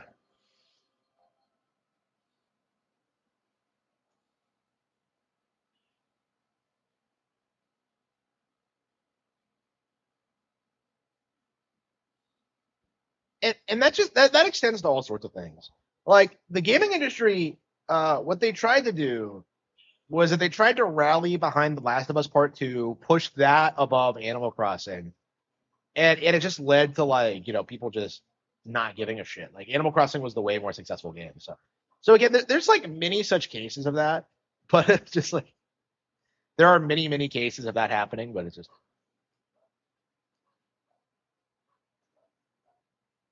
I mean, the main thing that needs to happen is that you need to like start like aggressively talking down to anybody who tries that shit. I think that's like the simplest answer is that like it should just be like rejected wholesale and you shouldn't entertain those.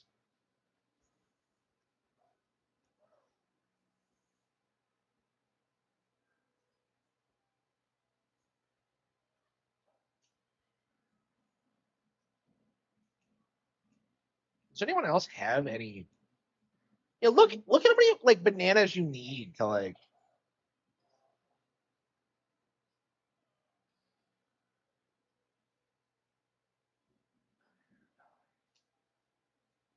So yeah, you can tell.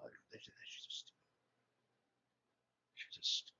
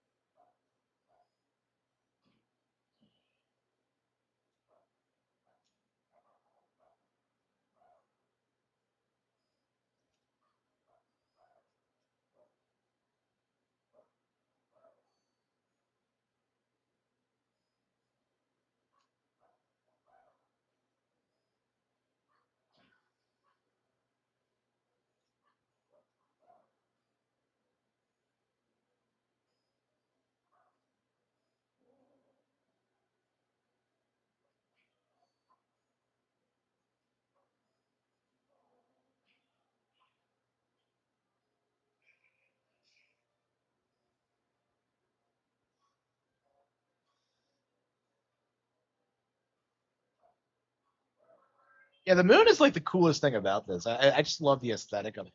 I mean, the environment is like it's really cool. I love the like the vibe of it.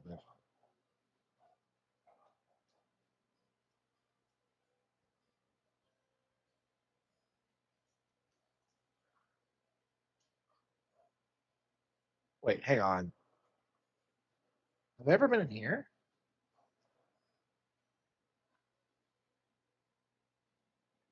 Yes. Okay, there we go. Perfect, perfect. You always just overlook something obvious. Oh man, I hate this fucking bastard. You can't even tell what color his hair is.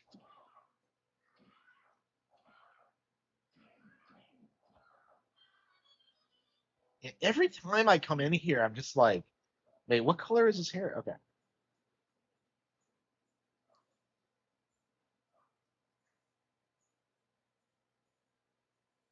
Yeah, definitely, definitely. Well, like I don't know how influential these people are because like Angry Joe came out with his 007 video and like everybody was just kind of clowning on it immediately.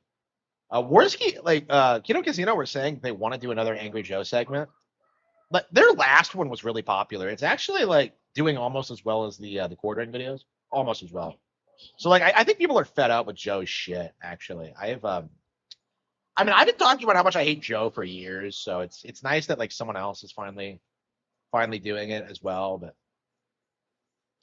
I don't know. Maybe I could do that. Like I don't know. I want to do like videos on like things like this, but it's like I don't know. I just so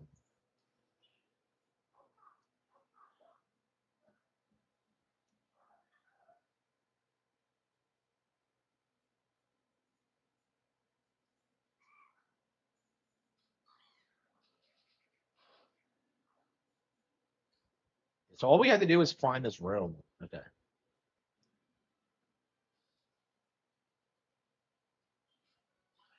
sniper.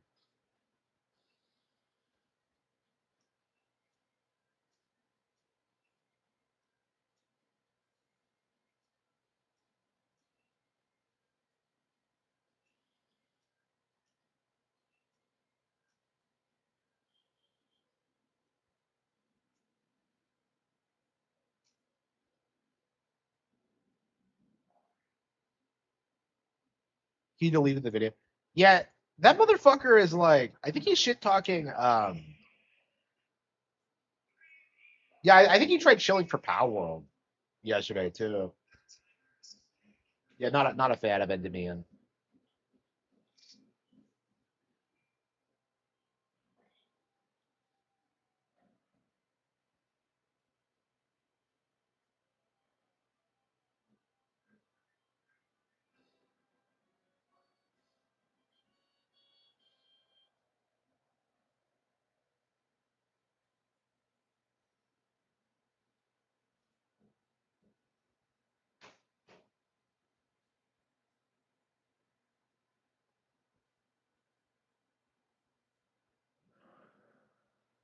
Is it whoever you're playing as?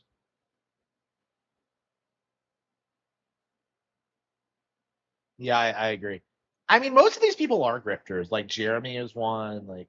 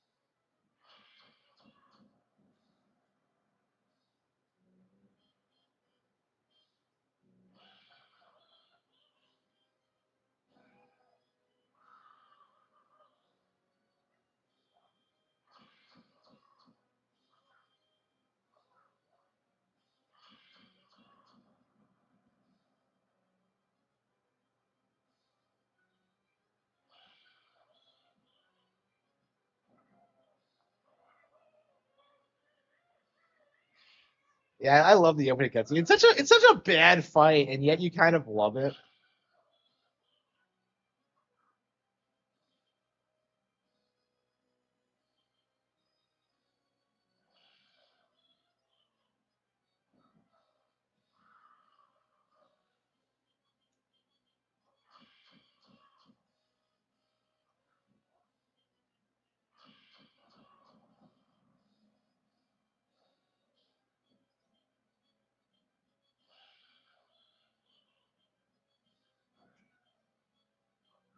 Oh, that was a fake one.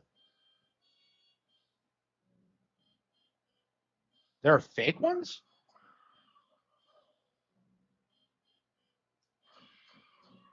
I don't get why it takes 5 Kongs to beat a cardboard cutout.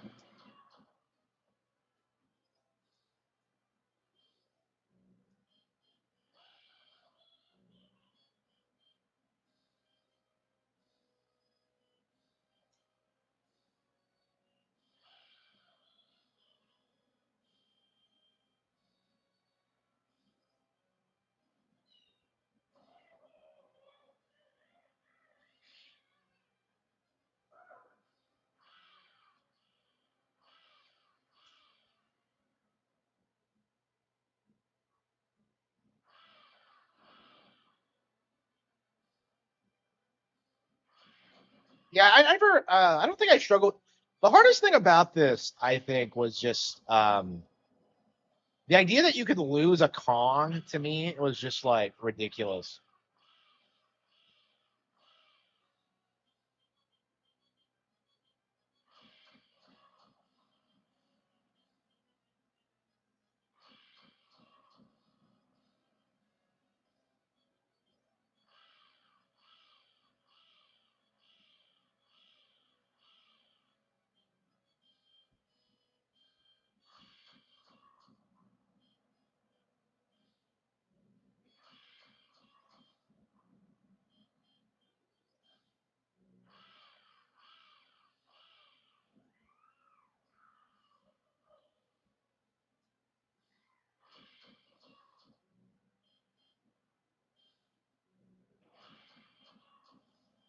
And I love barrel cannons.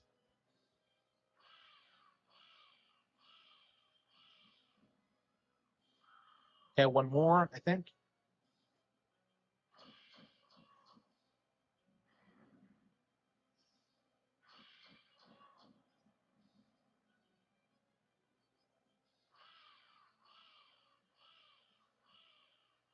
Shit, I missed.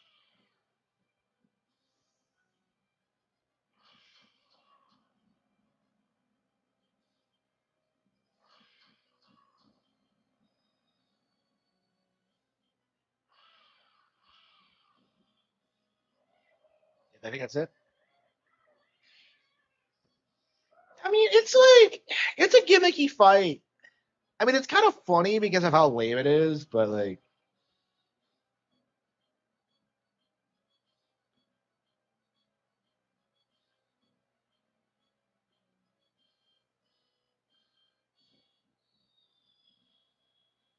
yeah, you can tell this was a rushed fight. Like the Crystal Coast fight was way better. Like that was actually cool and badass, and like armadillos. I don't know. Yeah, worst fight in the game for sure.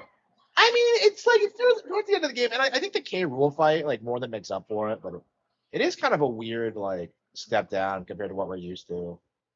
Because like every other fight in this game is just Kino, and then like you get this, and it's like, what? Okay.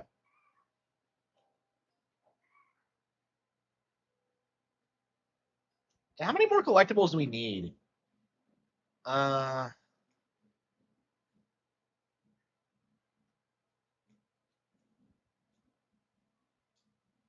yeah, we're gonna have to look through our things.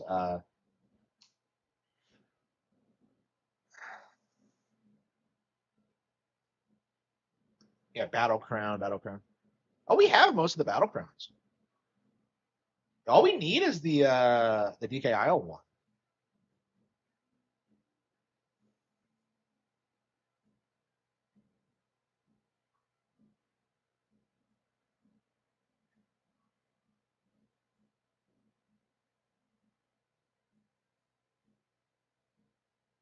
Is that really?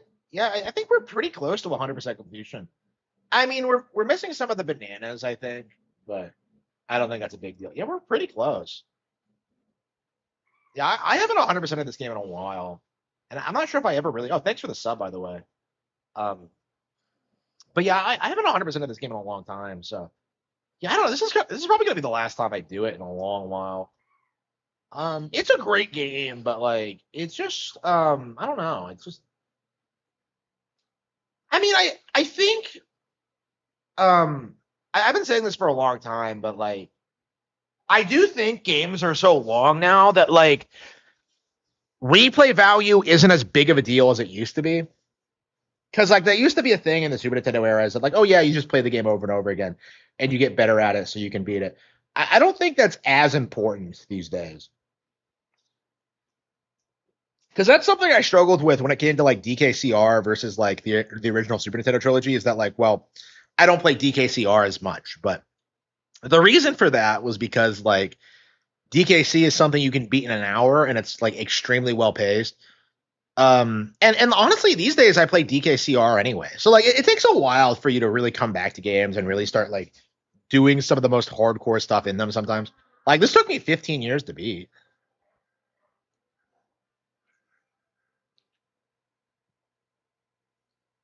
No, more like 10 years to beat. Yeah, yeah, this took me 10 years to beat the first time. So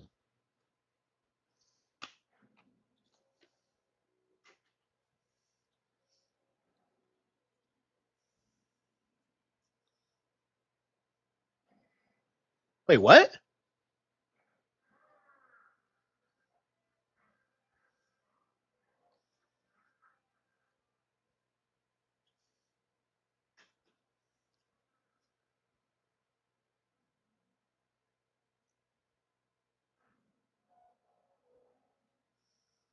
Is Tiny the only one that can get up there?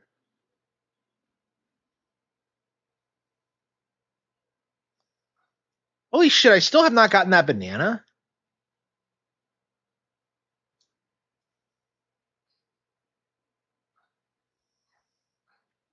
And I remember seeing that banana as a kid and like never getting it. I guess I'm just like, there's so many bananas in DK Isle I just forget about. Okay, I'm sure we have enough blueprints to like beat the game. Should we just go ahead and do it and then like come back later and like 100% it?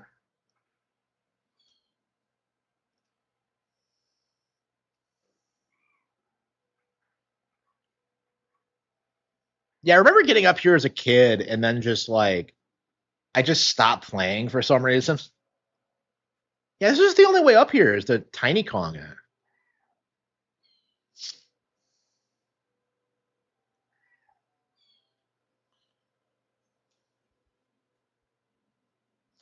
Cut out the races. Yeah, the races are the only like bad part about it, really.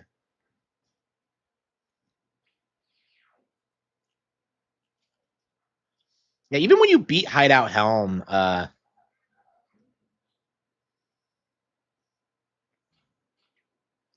I think it's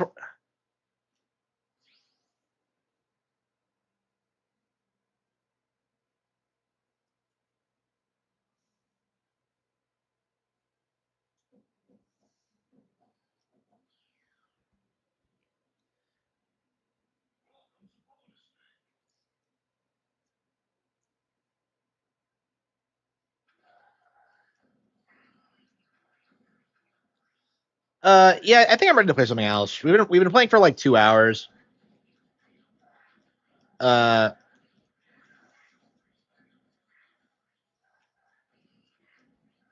you do Majora's Mask, or I actually woke up today wanting to play Oracle.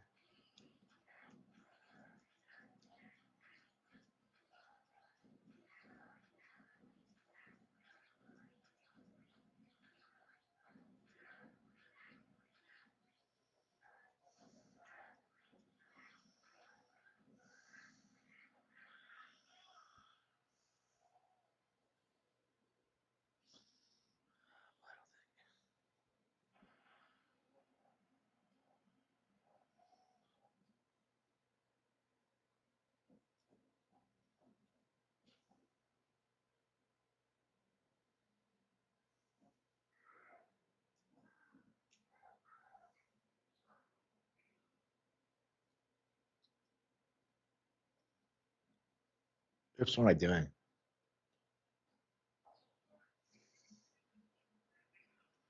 Why does turning invisible make the things appear?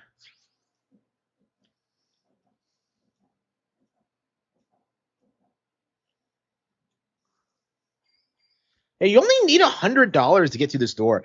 Well, I think you need more collectibles to actually trigger the final fight. I think all you're doing now is shutting down the weapon. Like actually getting to the final fight is kind of hard. I kind of appreciate that. Is that like Banjo-Kazooie in this really made you fight to get to the final fight? And like that's not something Nintendo does usually. They usually make it pretty easy on you, and I feel like the Rareware method is better. Like I remember not beating K. Rool as a kid.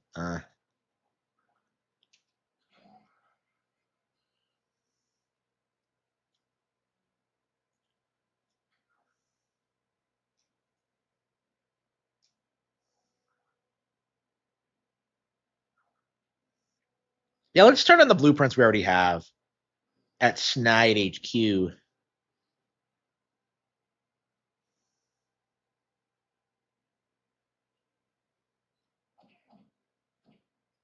You have to get through the entire game to find this asshole.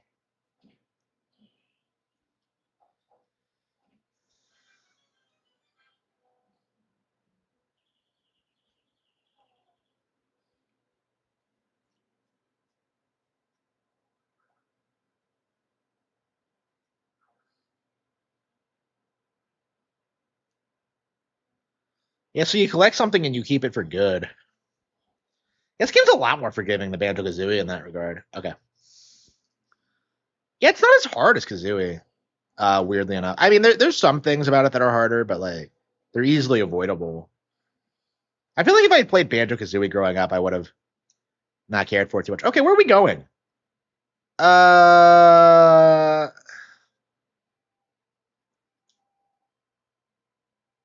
Okay, so I got the banana fairy. What are we gonna do? Oh yeah, we got to Snide. Okay.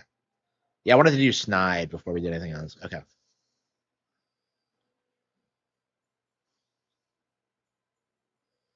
Isn't there a warp that goes straight to Snide? I thought there was. Where does 3 go? I thought there was a warp that went straight to Snide. I mean, I really don't use like 3 and 5 all that much. Like I usually just walk if it's fine. Yeah, 5 and 3 are so close together that like I normally just walk. Like I use 2 and 4 quite a lot, but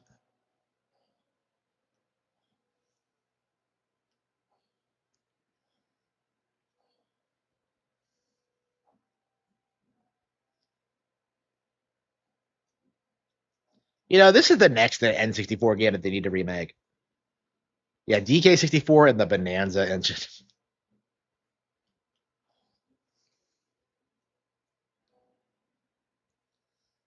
that late already?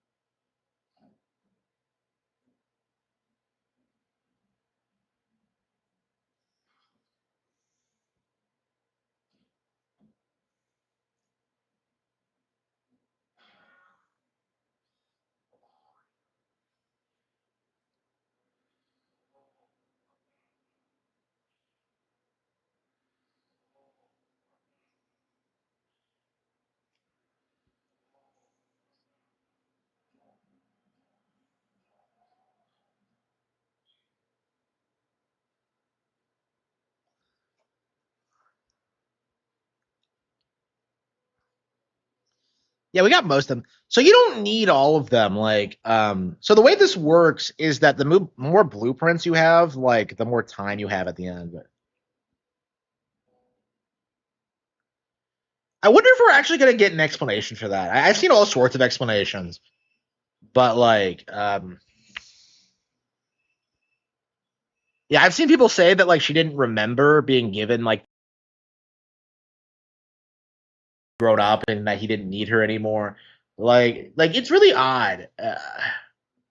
It's a really like moving scene, I think, and I really wish we did get like some more clarification on it. But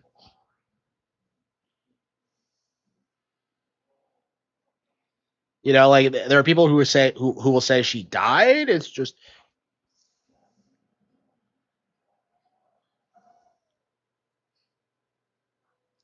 Yeah, I was moved by that as a kid.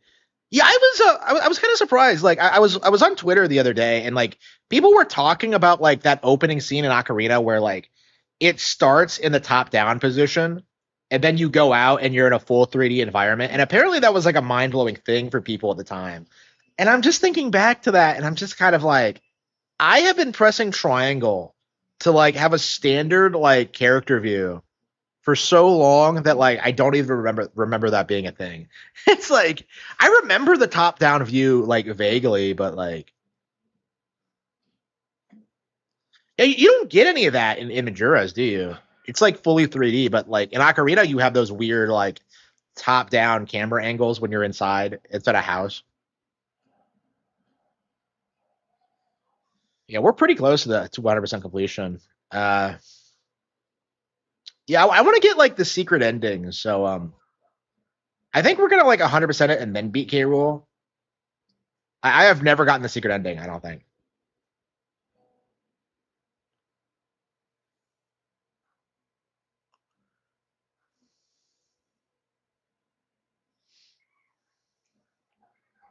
we get everybody's?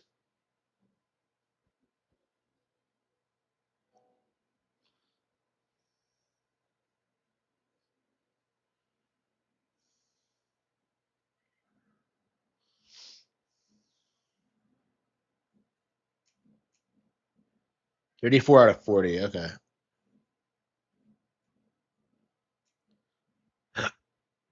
Oh, you can't let Clay Lumsey out until you beat Hideout Hound. Okay. I was wondering about that. Okay.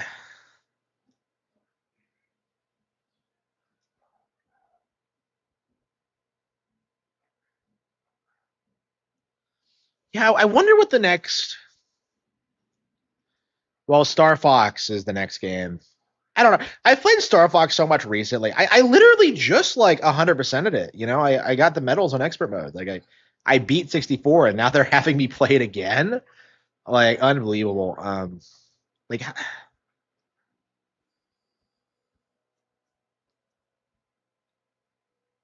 well, Link doesn't have to function. He can just fuck off and do whatever.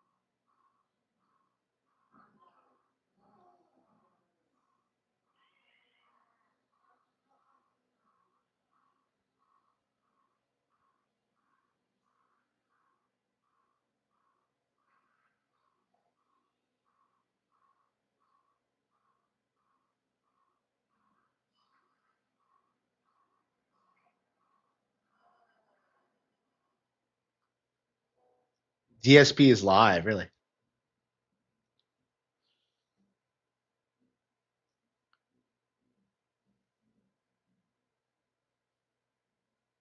44 minutes.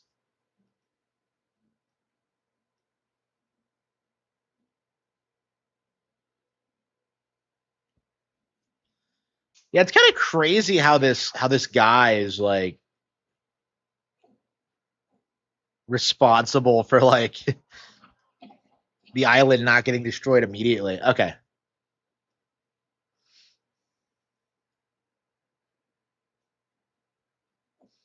Yeah, I don't think you need nearly this amount of time. Yeah, I remember like doing this and like just getting intimidated by the timer. It's not that bad. I don't know what happens if you run out of time actually.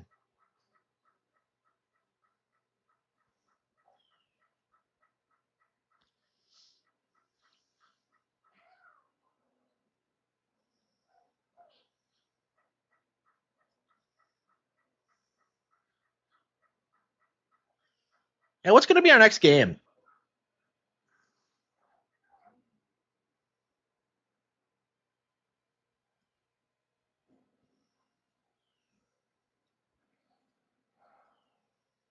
Yeah, we're not going to 100% it tonight.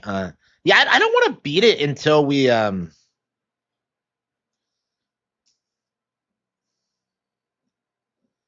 collect everything. I want to get the bonus endings.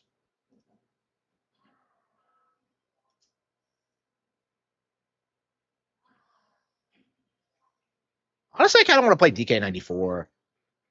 I saw Takuya Imamura talking about it, and I was just kind of like, I think it's time to go back and play that one. Uh,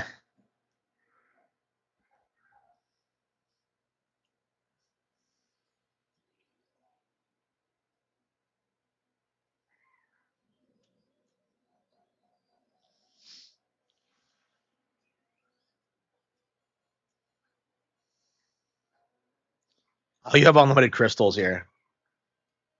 Majora's Mask, yeah. And what was with the N64 and its obsession with timers?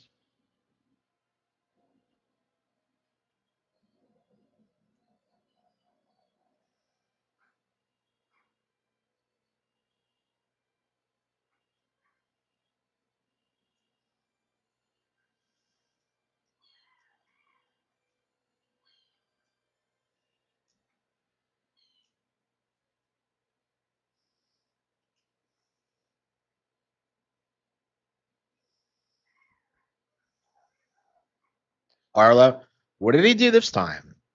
He actually defended the Nintendo Direct, actually. So I'm not. I mean, I'm not as mad at him as I am some other people, but you got to be kidding me! Wait, how the hell are you gonna have time to do that?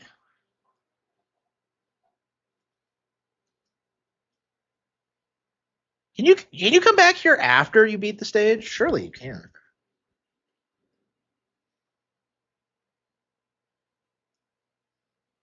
Uh, I think it might be DK first. Hang on.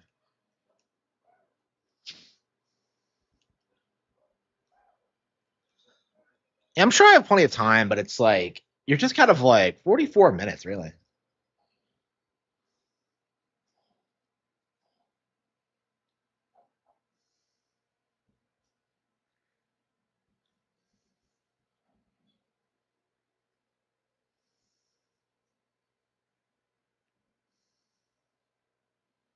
Gee, I wonder what I do now. Yeah, the Luigi's Mansion 2 has some pretty bad bosses. Other than the first one. The first one's pretty good.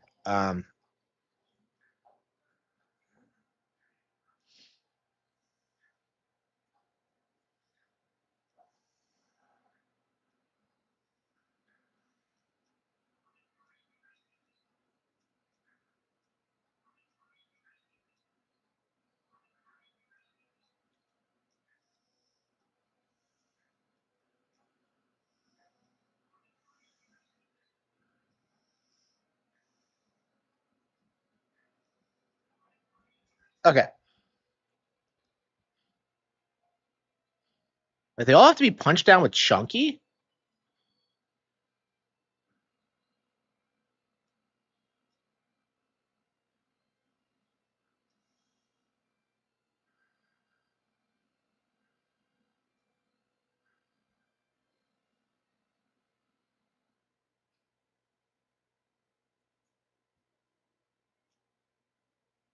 Shit. Well, what do I do now?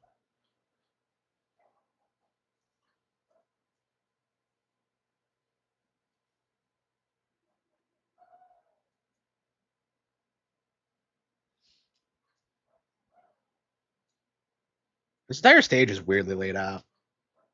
Okay. Yeah, we'll have to come back at 100% this later. I really don't want to do that now. But yeah, I'm glad we finished it because this has been on the bucket list for like a long time. I really wanted to come back and play through it again.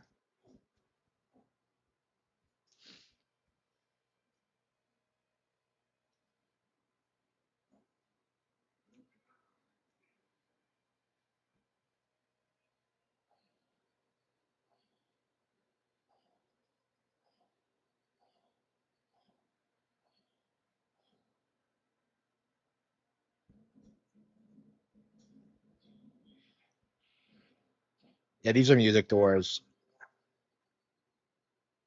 Is that a banana medal? Wait, what? It's exactly like Ocarina of Time with the barriers and just like it's Rambi.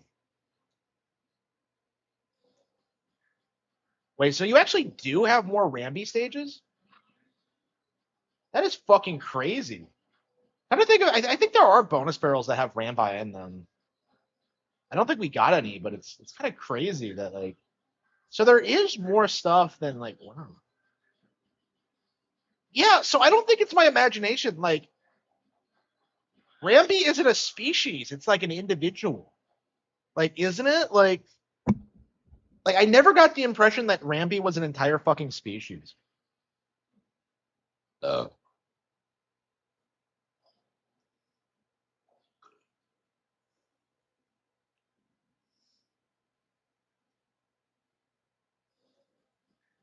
I love how they call him Donkey in this. It's like I don't think anybody like does that. Like,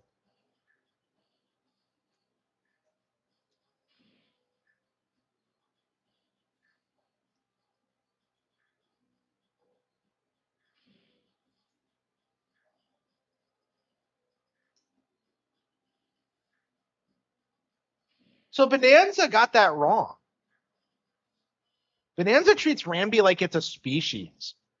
And I'm just like, no, bitch. Like, is there any indication of that from the older games? Like, I think I have seen like you can get like dupe like Rambis in DKC. I've seen that before, but like that's different than saying it's like it's an entire fucking species. Like, where was that established?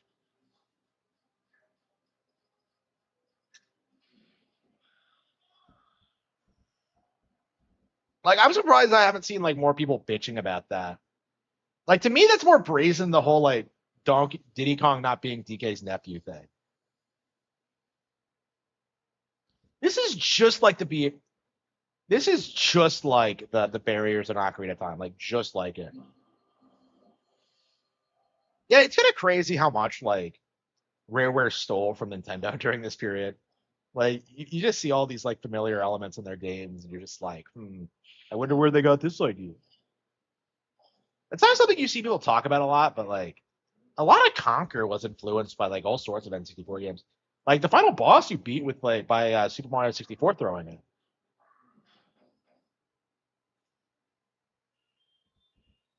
Yeah, Unguard's way better than Rambi in this game. So much more fun. Like Unguard's a big reason why I love Bloomy Galleon so much.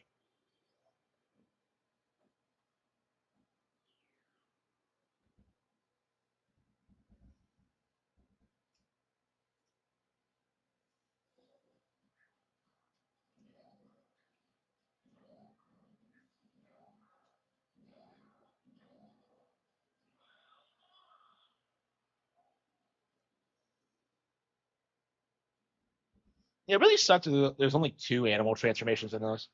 I don't understand why they can't use like animal buddies in newer games. Like, why do they only use Rambi? They treat him like he's Yoshi or something.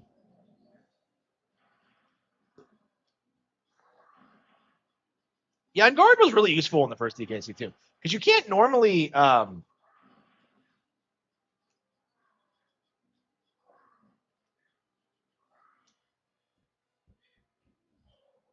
yeah, you can't normally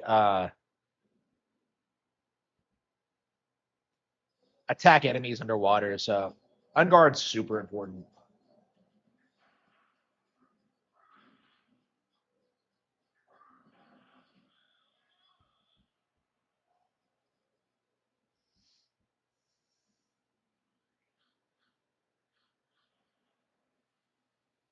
This is a really interesting setup for a final stage. It's not terribly difficult, but it's kind of intimidating. They set it up really well, I think. You're finally dealing with the threat. Okay. Yeah, but you don't need this many blueprints to beat it. Yeah, so how many bananas do you need to beat the game? Like you needed 100 to get in here, but like I think you need a couple more to unlock the K. Rule fight.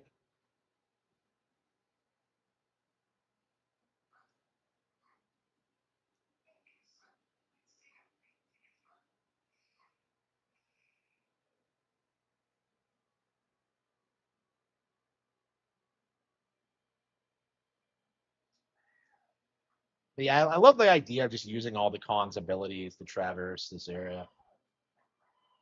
So satisfying. Shit. Ah.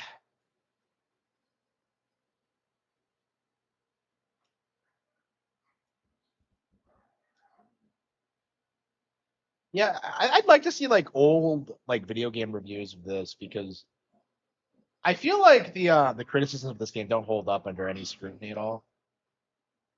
Yeah, okay, this is Chinese.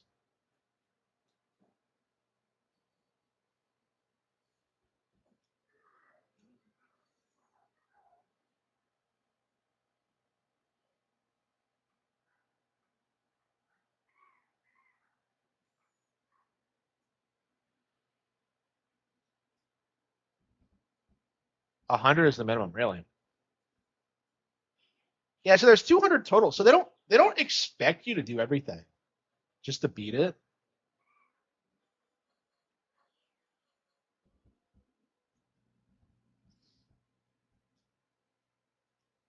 To leap through the stars.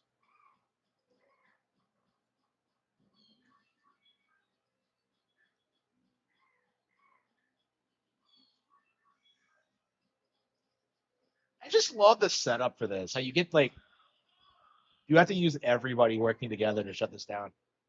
Man, I this would be actually a really cool setup for the Donkey Kong movie if they actually bring this thing back. I feel like that'd be the best way to do it to like incorporate everyone.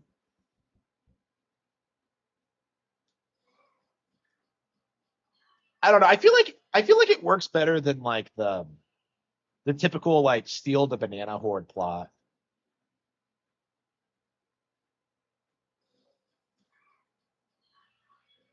Why does K. Rule steal the bananas anyway? We don't even get like do we ever get an explanation? Like Bonanza tries to do this thing where like it pretends that like he likes rotting bananas, and I'm just like, what the fuck is this? Like they just made that up.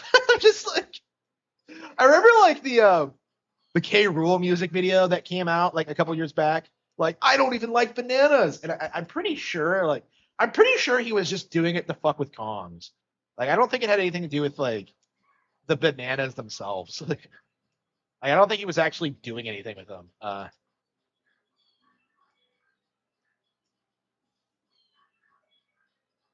Yeah, I love what Nintendo did with K. Rule and Bonanza, but like at the same time, it's kind of far removed from what the character was originally. Like he's just kind of back, and it's I don't know. He doesn't feel as he did.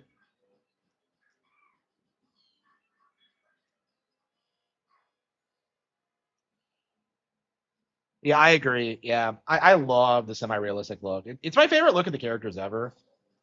Uh, but yeah, we're probably not going to see that level of detail ever.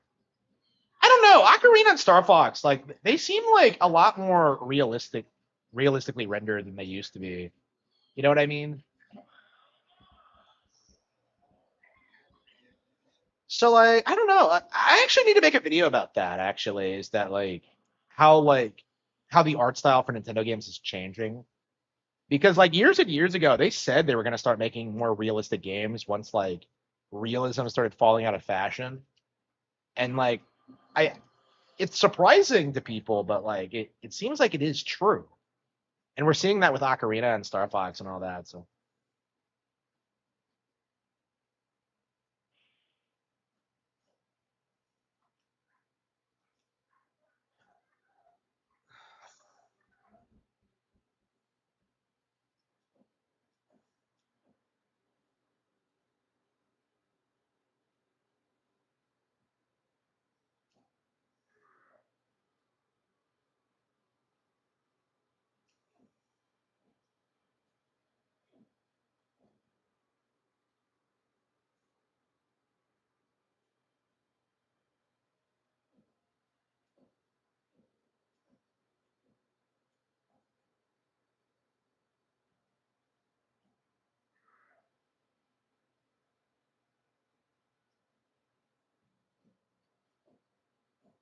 Where the hell is it?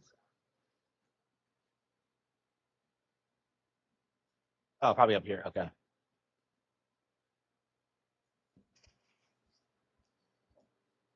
Yeah, yeah.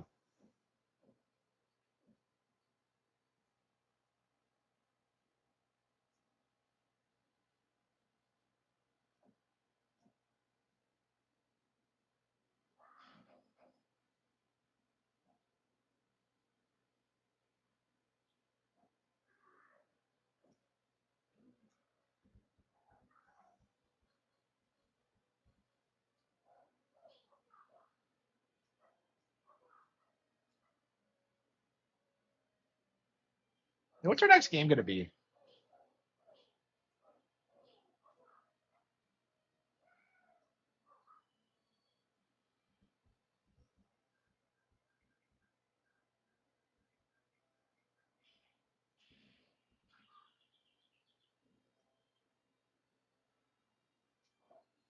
Does it end immediately after you beat all these barrels?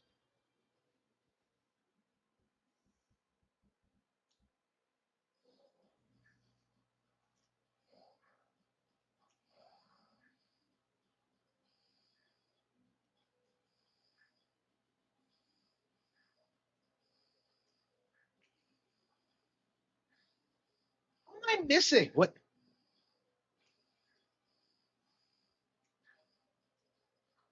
the hell is this? Why am I?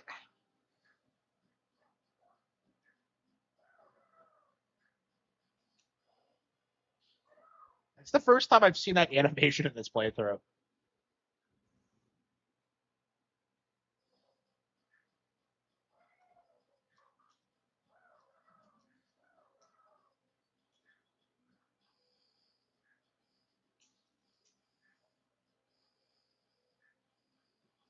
Oh, that's right.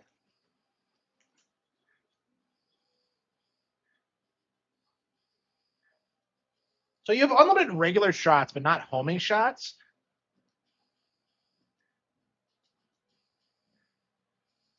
Yeah, fuck. Yeah, I know. Like, what's the deal with that? I've never noticed that before until this playthrough, but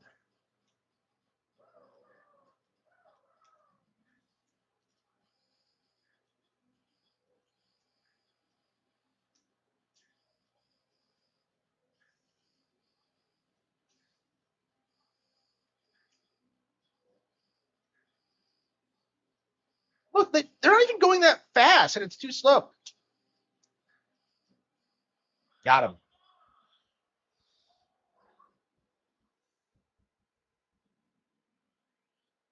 Like, why give them to you? They're not going to let you use them. Like, it just.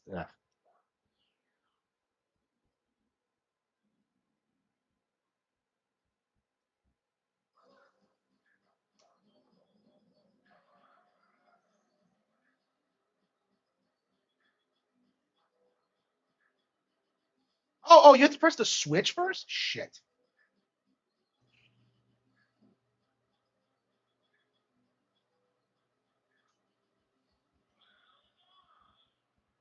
I thought Lanky Kong was a figment of DK. Well, DK is not even the one to save him, is he? No, he is. Yeah, yeah, Diddy saves Tiny Kong, yeah. Yeah, DK saves Lanky. Like, that's a weird fan theory. I've never heard that one before.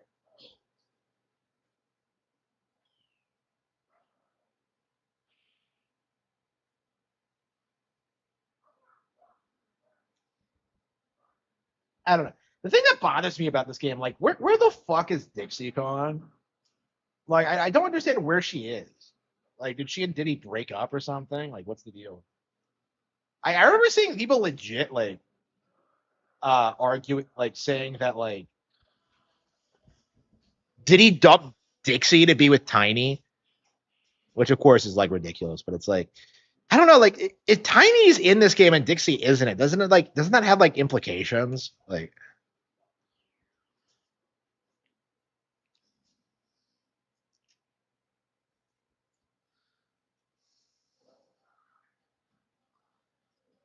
take to the air and shoot switches to get a surprise. Gee, I wonder what the surprise is.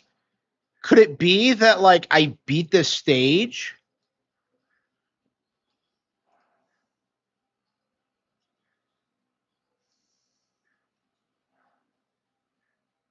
Mario's mine? You mean like Super Mario Bros. 2?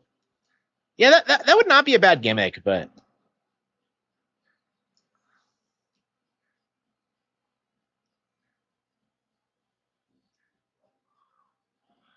so you have yeah, so that's the surprise is that the cage raises and you have to press the switch.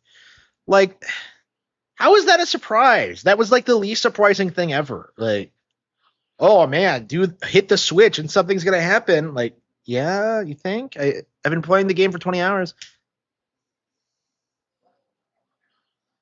Bash the Kremlin that hit the switch? Wait, what?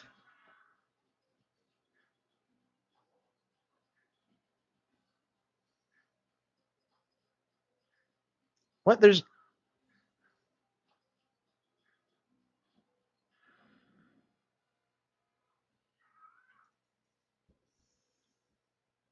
scared by Get Out, yeah.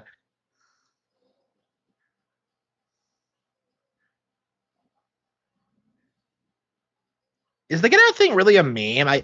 I swear I've never heard of anyone like complaining about that.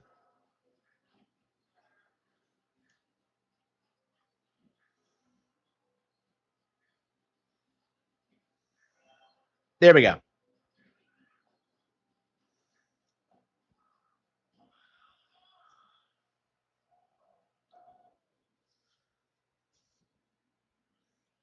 And where's the Get Out guy? Why is he not like defending the base? That doesn't make any sense. Like he's the guy that should be in the stage, like waiting for the Kongs to show up, and it just doesn't happen.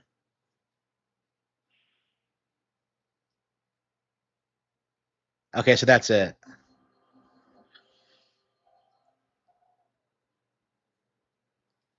Yeah, I believe this is the final battle crown. No, wait, no, wait.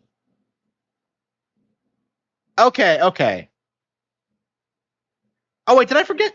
Oh, did I forget to grab one of the medals? Oops, it's probably the lanky one.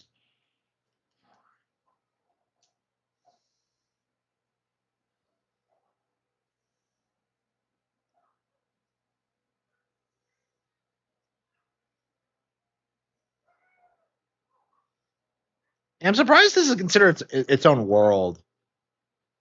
Because I was like, aren't there 8 worlds? Like, I can only remember 7, but yeah, this counts as a world for some reason.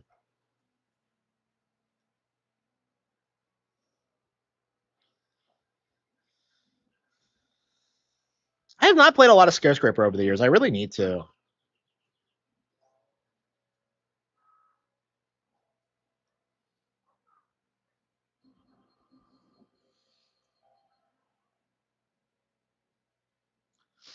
I mean, it's kind of cool that you can see all the areas that like you see in the cutscenes up to this point. Like, it's an actual area, but it's like I don't know. It's like it's not as interesting as it was in the cutscenes. Like, you see this machine, and it's just like I don't know. In game, it looks kind of lame.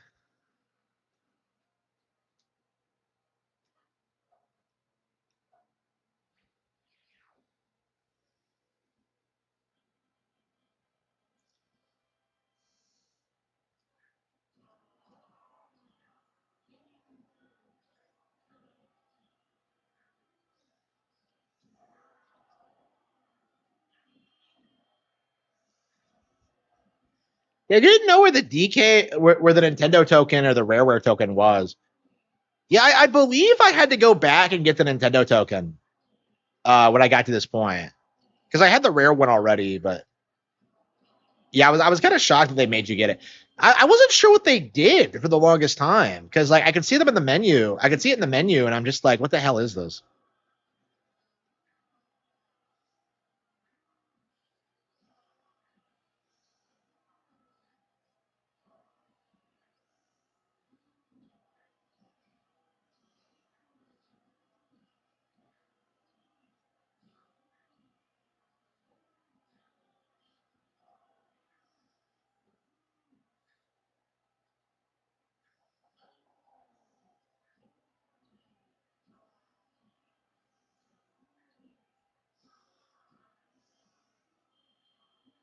Yeah, it's like Luigi Mansion 2's online mode. Yeah, so it's like it's considered like a really popular online online mode. Yeah, it's like it's one of the reasons that the cope against Luigi's Mansion 2 didn't really work because like the 3DS online was shut down. So like by re-releasing the game, they were able to like keep the online going. Like it's probably one of the most popular online games on 3DS actually. Yeah, good luck getting people to acknowledge that though. Wait, by the way, how are you supposed to get in here? Because like we got in the room by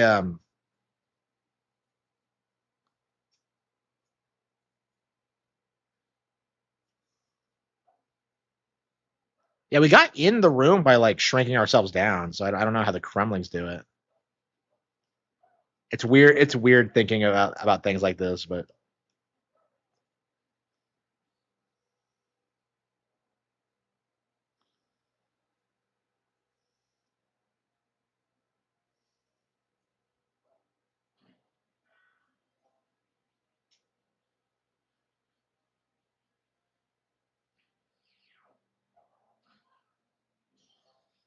so yeah, you see every room that you saw in the cutscenes. So this is you only need 4 battle crowns.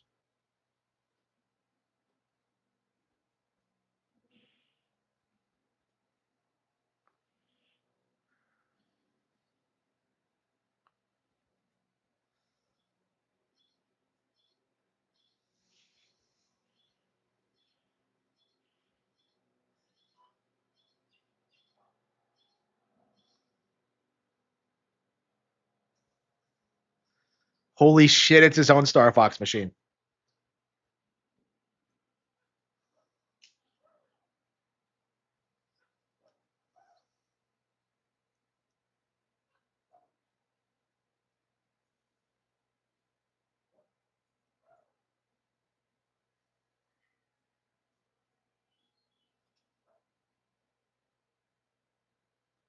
So what was the point of this?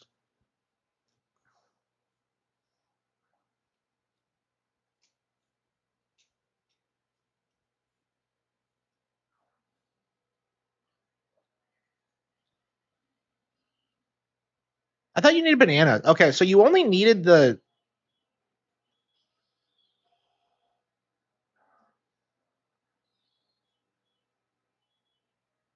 I thought you needed bananas for something too. Do you really only need $100 to get in here? That's crazy.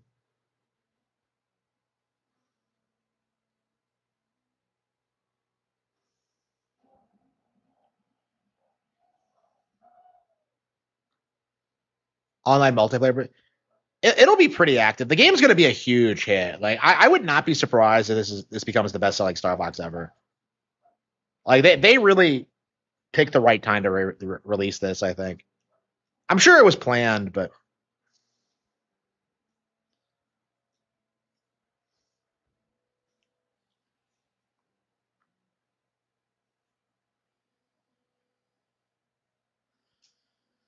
okay. What's our next game going to be? So you let K Lumsy out, and then like that triggers the final boss. Um, I don't know. Should we 100% at first? I think we should, honestly.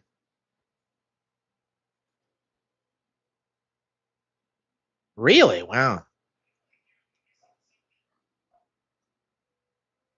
Yeah, the game was a lot shorter than I remember it being. Because I put like 200 hours into this as a kid and never beat it. Like I would just wander around Funky Forest trying to figure shit out, and I was too dumb to do it. So I mean, the game does have a difficulty spike, but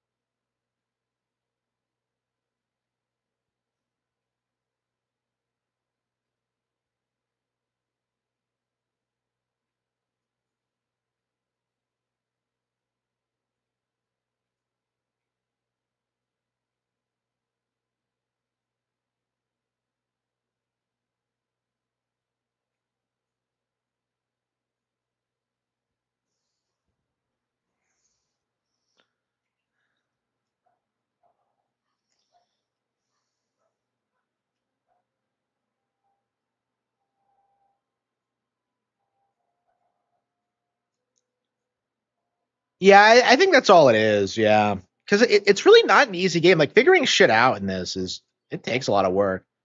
Okay, I don't know. Should we just beat it now and then just?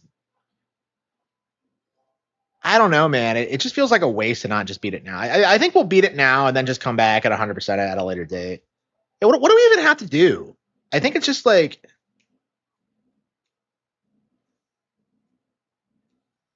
there's still some DK Isle stuff. Oh, hang on. Yeah, there's.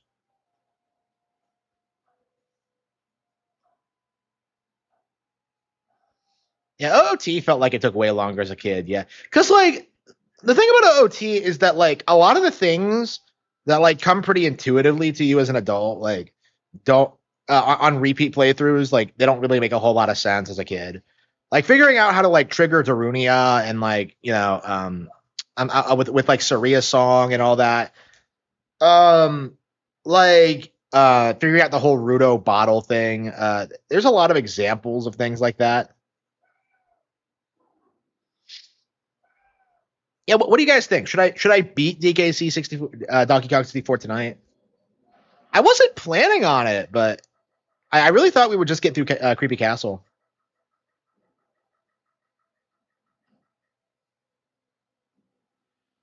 Yeah, yeah, everybody I knew like stopped playing Mario 64 around like 95 stars because like everything after that is just kind of tedious and okay.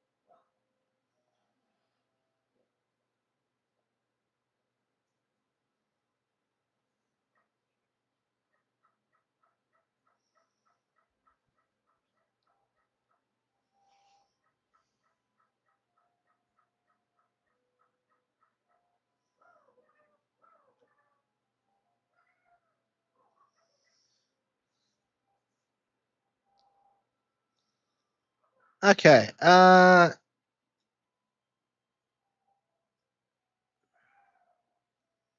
we probably should just free like K Rule, K Lumsy, I should say.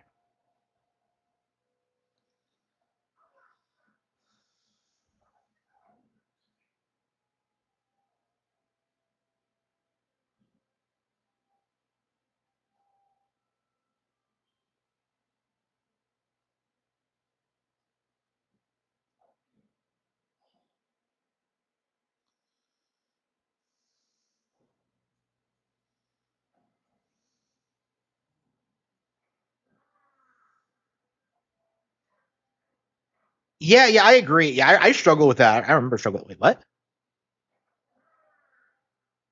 Did I never put in three? Wow, that is weird.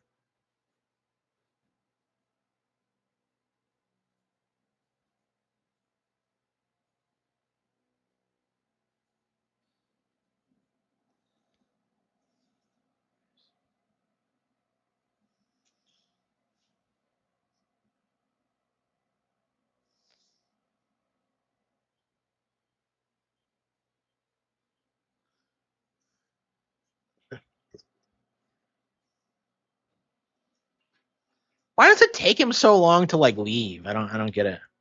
So he leaves. He runs away. He gets in the ship. You don't go after him for whatever reason, and he tries to flee. Holy fucking shit, he's Godzilla.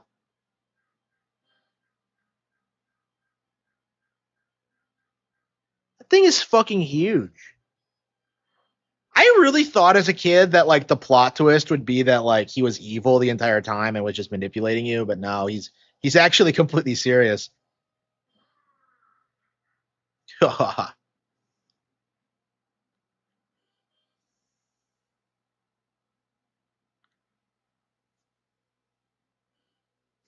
didn't I destroy that rock? And didn't I destroy the rock? So it's intact in this cutscene. That is interesting.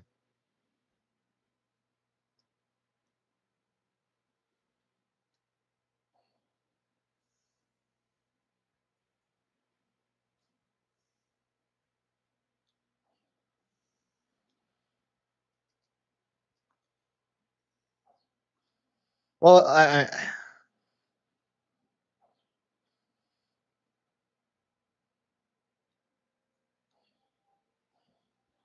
I mean, like OOT is pretty hard if you don't know what you're doing, and I think that's the thing about it is that like everyone today knows what they're doing, but like at the time when it first came out, it was a new novel thing.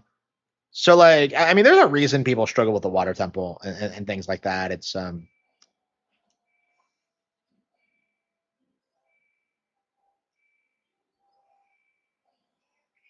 I always hate how this like how the final boss arena just completely fucks with the layout of the map. I'm not a fan of that at all.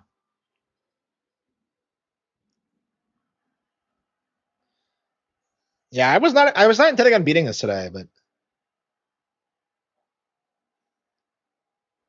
who's this guy?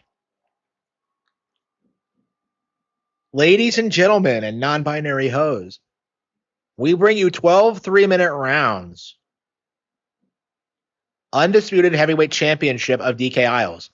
Brought to you this evening by Rare and Nintendo in association with K. Rule Enterprises. Wait, what?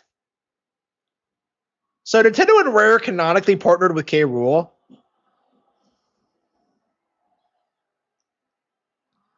Crusha K. Rule.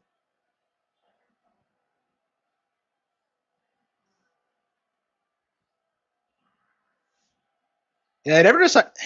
Apparently, they never decided what the K was supposed to stand for in K. Rule's name.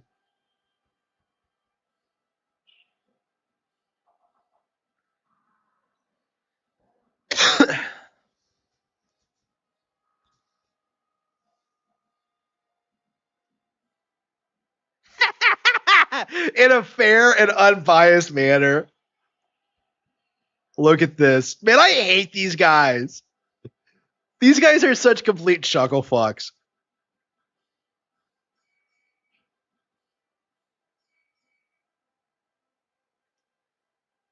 800 pounds. So DK is canonically 800 pounds. I was shocked by how heavy he was when I first played this.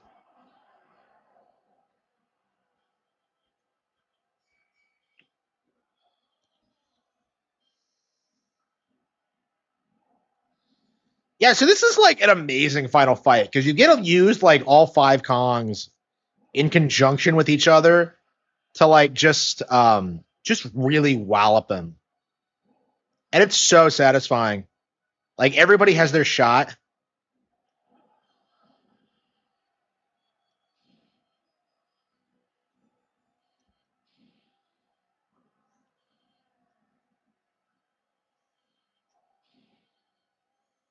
What are we supposed to do? Okay.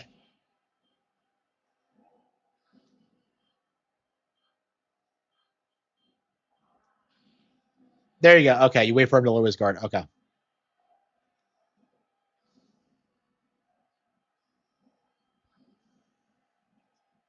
It's been a while since I've done this, so. And they're all like wildly different, so it might take some getting used to. This is a really good final boss. It's probably not as good as Grintilda, but it's so wild and creative and like really uses all 5 playable characters in like the best possible way. Like especially the Tiny Kong one, because like I really wonder how they came up with that. That blew my mind when I first. Oops! Oh, he's faking it. Shit.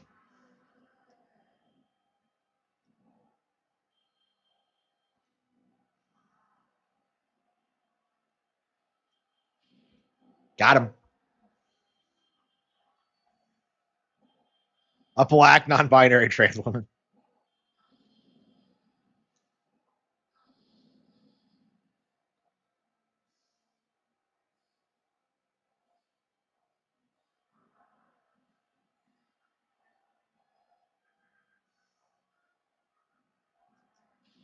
Ah, I knew that was gonna be a fake.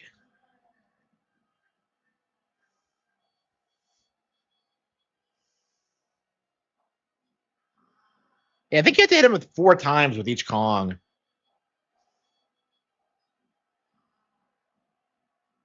DK's in Punch Out. This is his first boxing match, huh? Shit, fuck.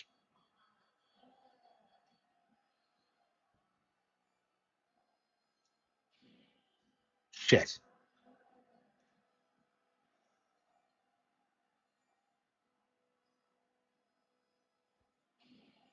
Yeah, you got to get the timing right.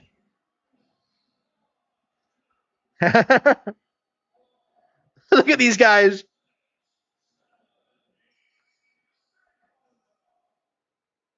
Really?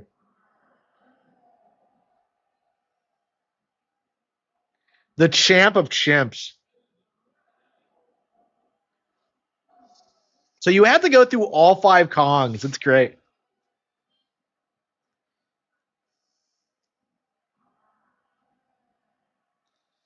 Yeah, Jungle Beat's great. Yeah, we really have to go back and play Jungle Beat again. I haven't played it in years.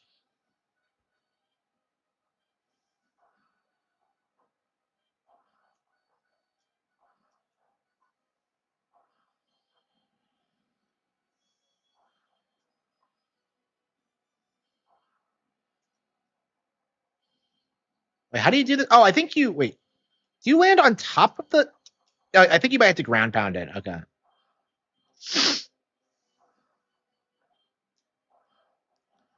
Yeah, this takes a little bit of practice because like all the rounds are like wildly different. It takes a while to figure things out sometimes. Shit, fuck.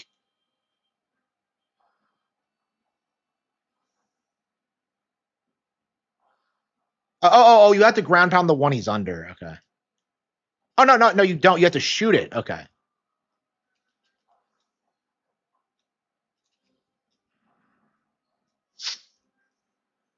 Ah, shit. I think we're. Ah, damn. I can't figure out how to.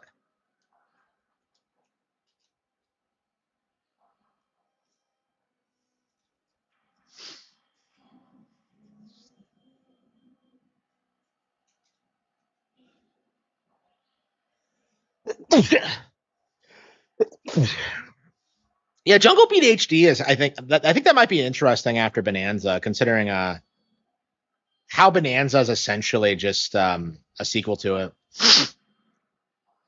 Yeah, I find it weird how like more people don't seem to have realized that like Bonanza more than anything is basically a Jungle Beat 2.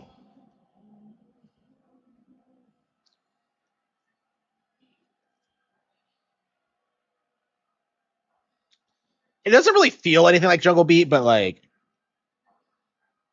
I don't know, Jungle Beat, like it's interesting how like Nintendo came up with the idea of having the Kongs be antagonists, because I feel like that was something that wouldn't have really happened under Rareware. I mean, they kind of leaned into the idea a little bit with like the Great Ape War and shit like that, but I ironically talk about the Great Ape War, so the Wii changes. What did the Wii version change? Man, that was close. I really thought we wouldn't beat it. They're like zonked out. Like these.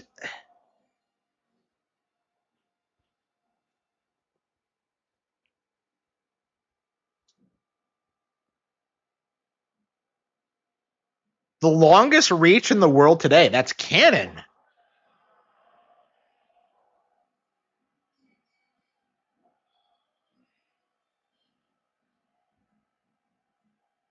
Really? Oh wow, I had no idea.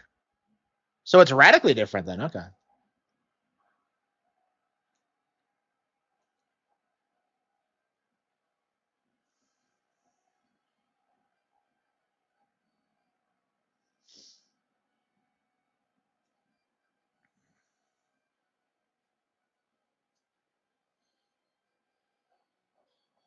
Oh, this always confused me. Okay, so inexplicably, Lanky has like arms powers in this. Like I don't understand why he can do this in this fight and like nowhere else in the game. So that he can stretch further than he does in like standard gameplay.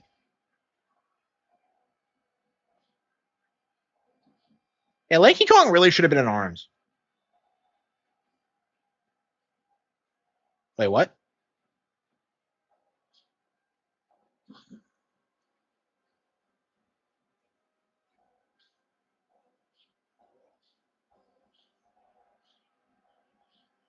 Damn, fuck.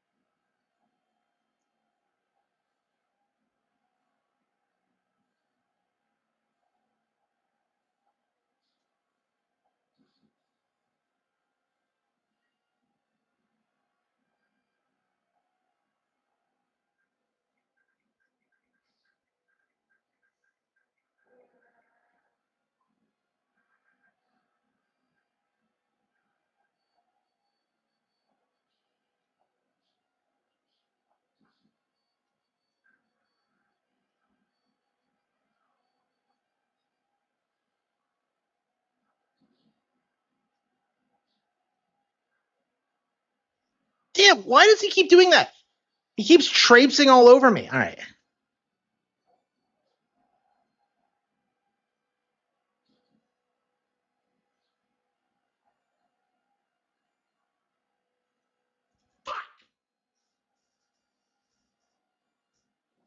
Yeah, we might have to beat this some other time. Yeah, I tend to struggle with this a lot whenever I come back to it. Is that like how does this work again? Like it's kind of confusing. Like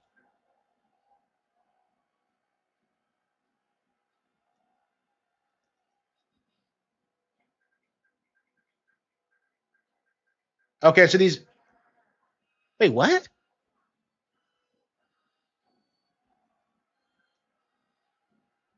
Oh, I see. Okay, so you throw the barrels, you get bananas.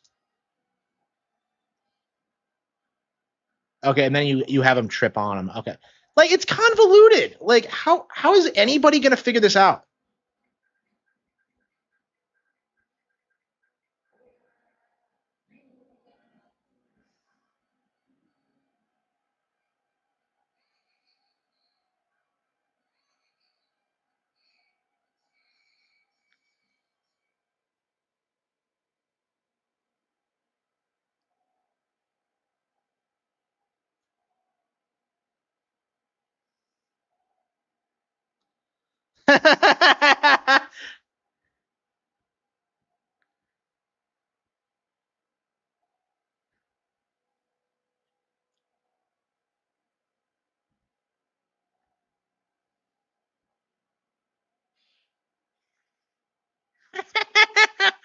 Oh, cranky Kong.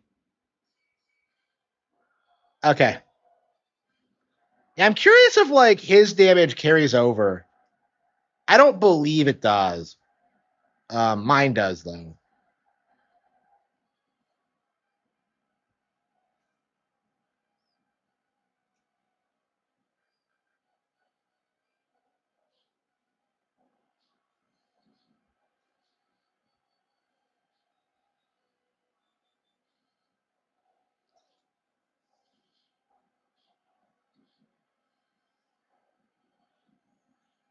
Yeah, I think the middle of the arena is probably the best bet.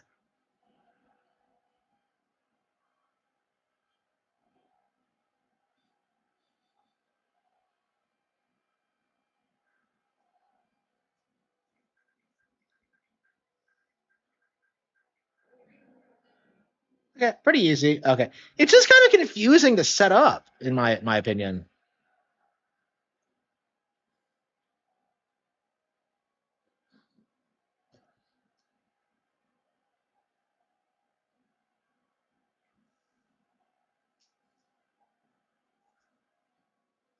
I'm gonna screw that up. Yeah.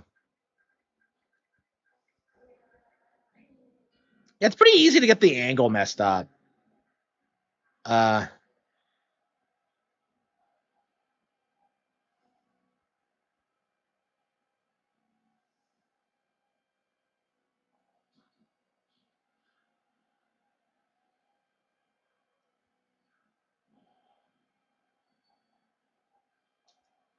shit, that might not be good. Okay, just barely. Yeah, it is a pretty high hitbox, I think. So, uh, and he gets faster and faster too.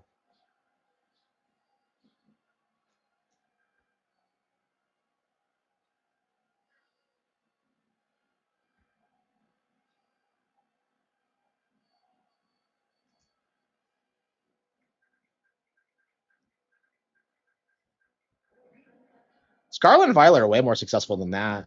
They're like some of the most successful Pokemon games ever now.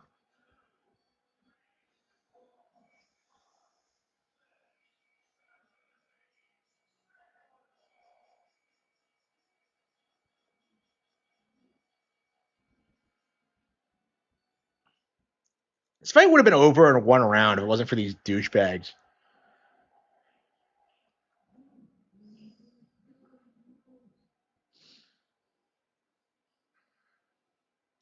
So he couldn't just take it off.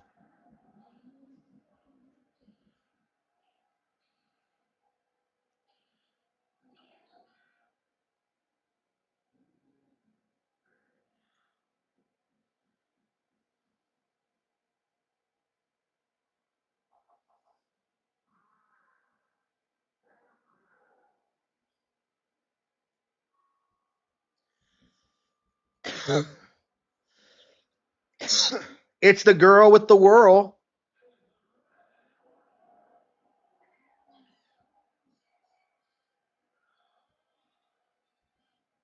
Yeah, so you have 12 rounds total.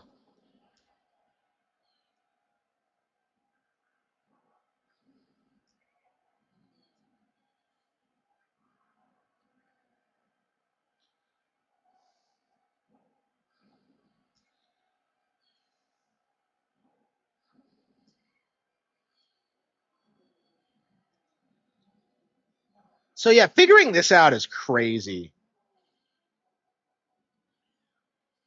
Yeah, I was just blown away by this when I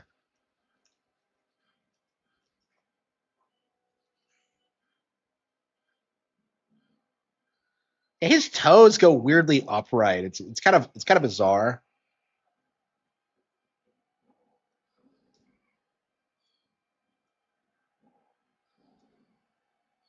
Yeah, it's crazy how Chunky is the one that lands the final blow. So he's kind of the hero of the story.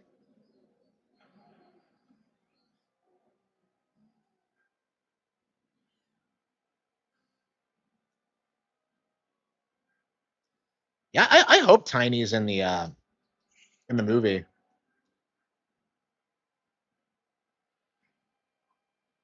What a weird idea. Like,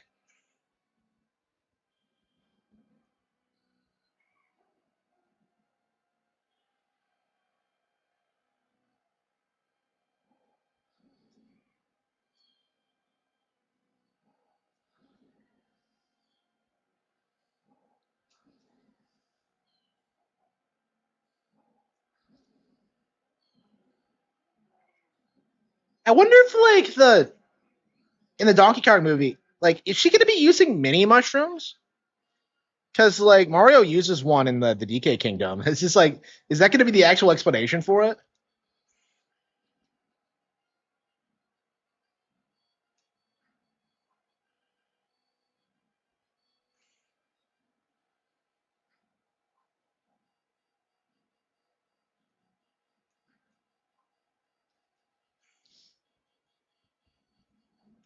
Yeah, they tried. They tried really hard. Yeah.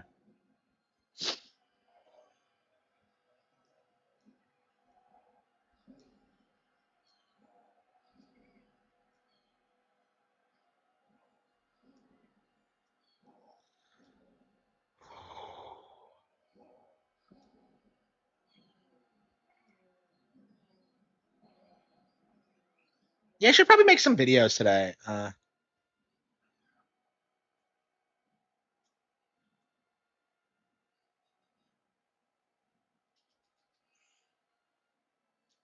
You have to get both feet, or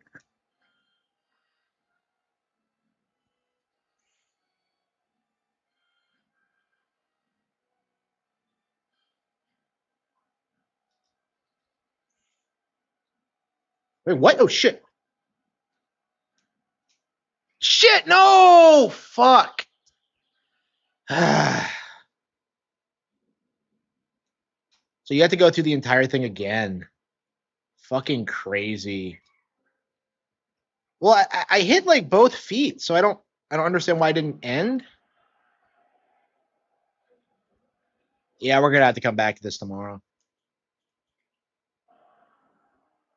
Yeah, losing this fight's really frustrating because of it's like 5 phases long.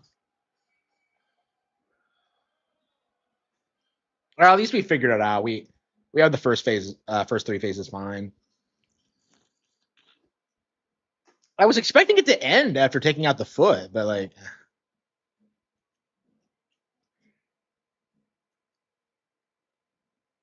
wait, what? But how? And so they play this cutscene even after you beat it.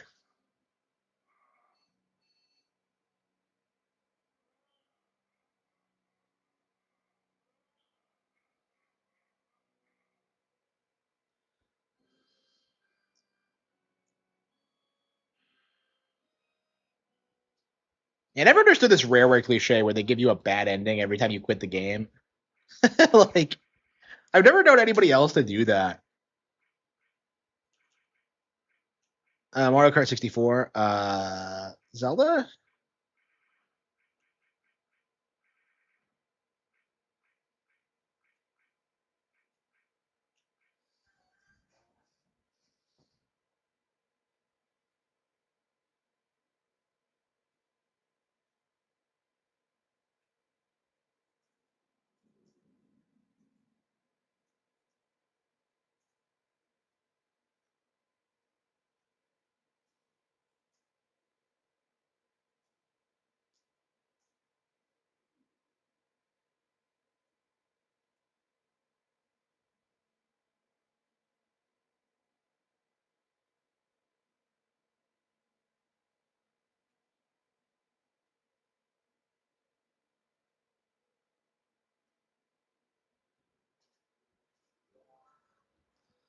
Yeah, 2000. Yeah, this game's over 25 years old now, which is kind of crazy to think about. But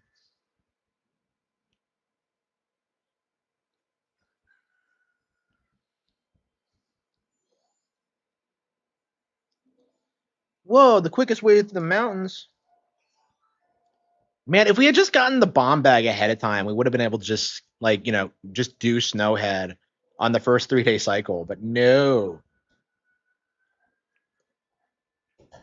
Yeah, there's nothing you can do if you don't have the bomb bag because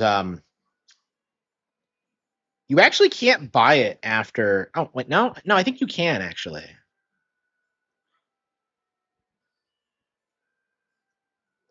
Yeah, I think it's the bigger bomb bag that gets brought in.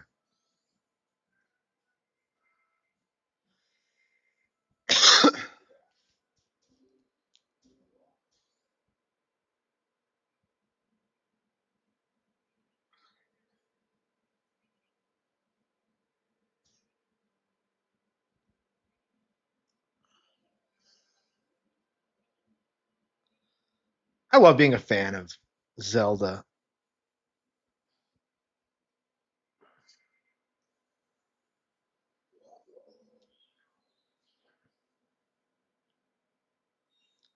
So this is what you should do at the start of every 3 day cycle: is like hunt this bastard down, take his money, put it in the bank.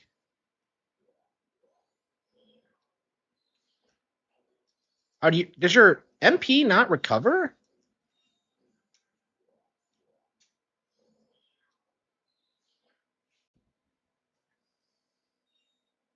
Does your MP not recover when you go back in time?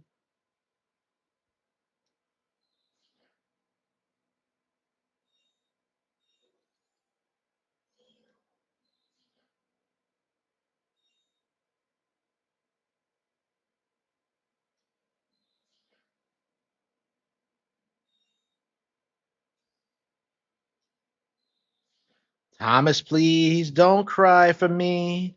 I know you never meant by this. I love you completely. Oh, by the way, did you? The Proto Man Act 3 came out, and it just blew my mind because people were hyping it up for like years, and now it's out, and it feels like nobody really gives a shit. I still haven't listened to it. um, yeah, I didn't like their new version of Hold Back the Night as much as the original. So yeah, for a while there, that was a super hype band, and they just did not deliver Act 3 within a reasonable time frame. Like, it's not that hard to put out a fucking album, in my mind. I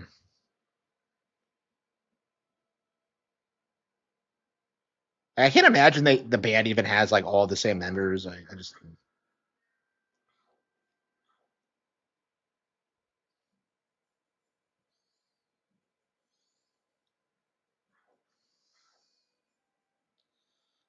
Proto Man.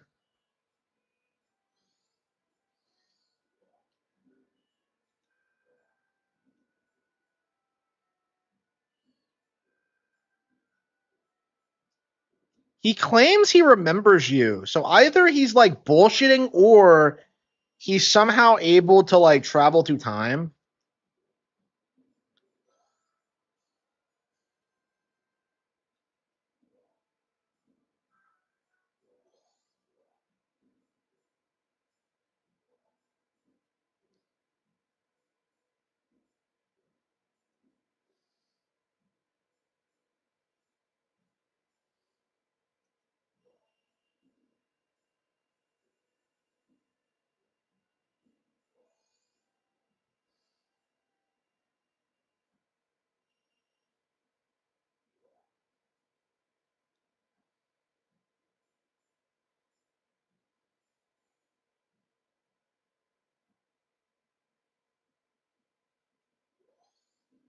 I always love how he comes from the back like that.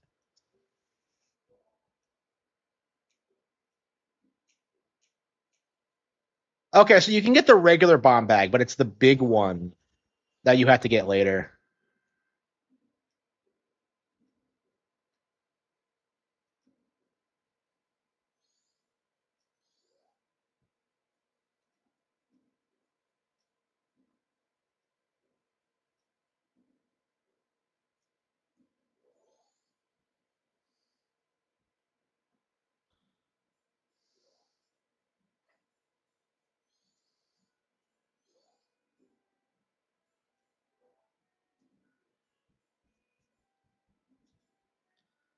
Uh,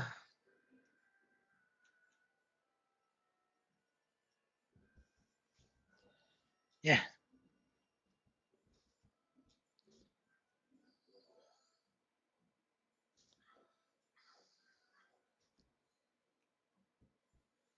Okay, what are we gonna get next? What is our next game?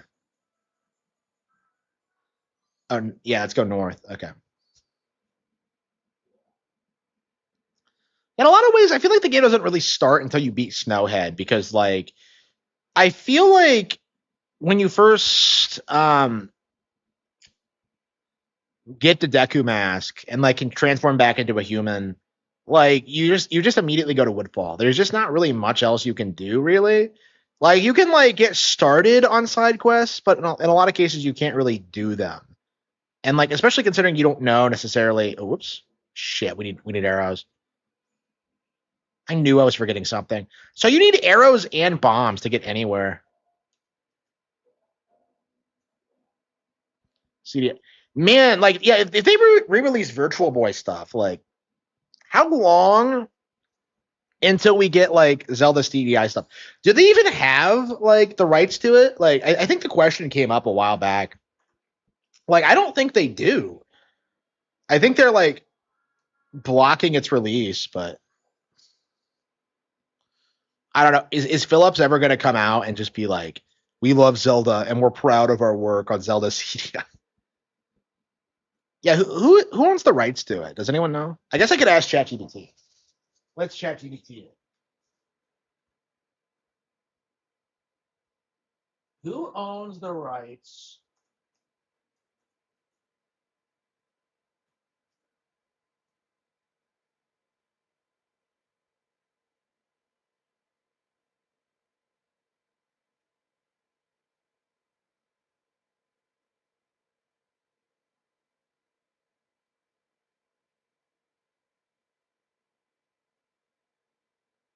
Yeah, people don't actually know the.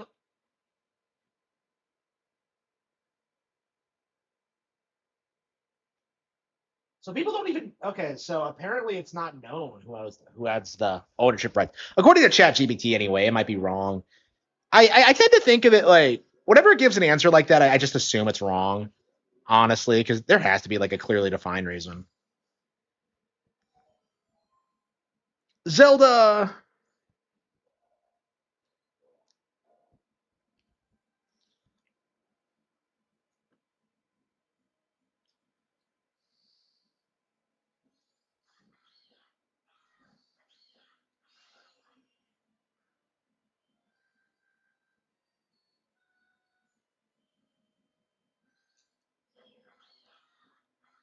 Yeah.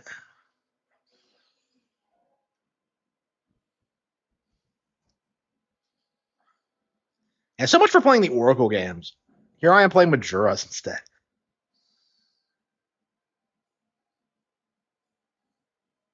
At least we can progress this time. Well, like we probably could have just gone to the bomb shop. I misremembered. I thought that like if the bomb lady didn't make it to the bomb shop, then that meant you didn't get a bomb. You couldn't get a bomb bag. But like, what actually happens is that like it's a bigger bomb bag.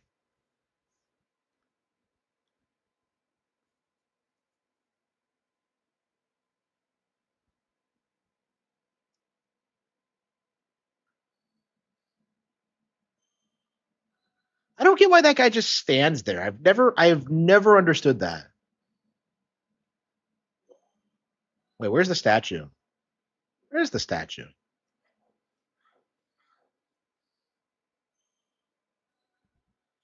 Yeah, is this the same as the Great Bay theme? I think it is.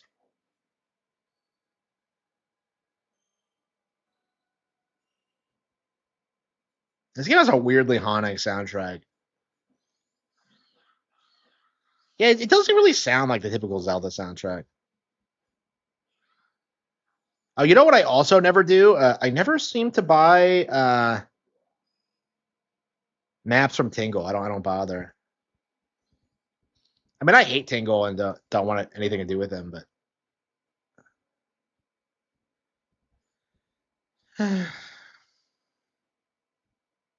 and what's our next game going to be?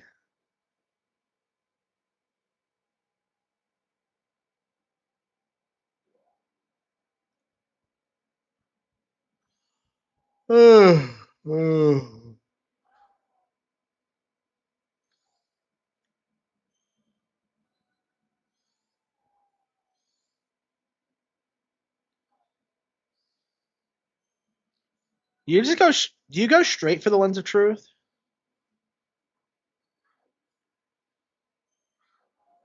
I know. Yeah, it does look like. Yeah, it does resemble one.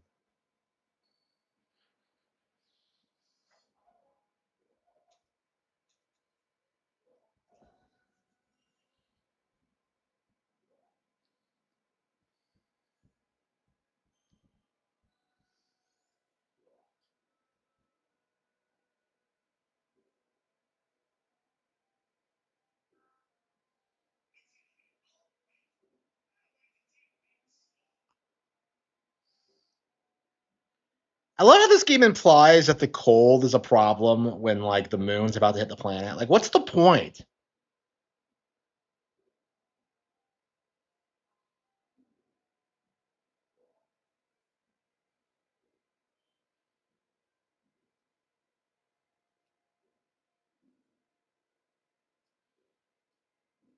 He doesn't do the whole like, would you like what I would you like to hear what I said again in this game?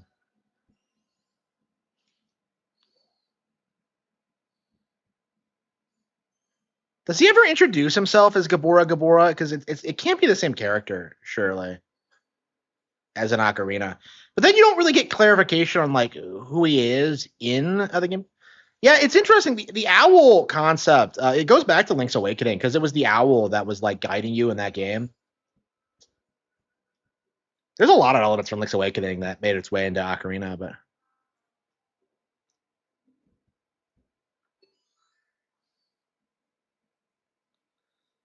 Yeah, the Lens of Truth had all this lore in like the.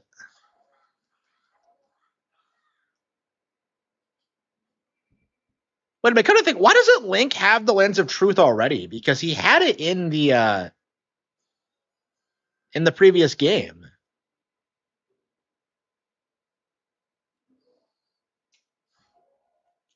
Yeah, so the Lens of Truth, weirdly enough, is it's way more useful in this game than it is in Ocarina, because there's a lot more illusions, and they're like you get it earlier on, basically.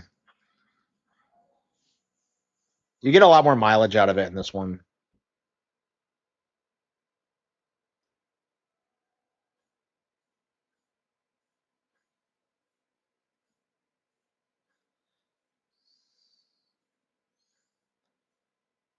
That's so clever how they set that up.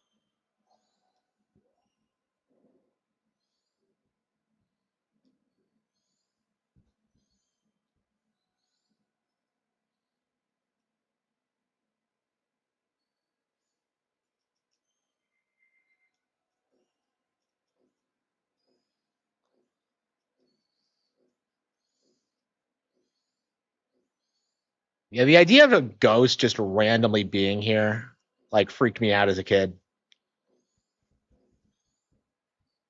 I remember I didn't like going near Snowhead because I thought he'd be like waiting for me. Uh,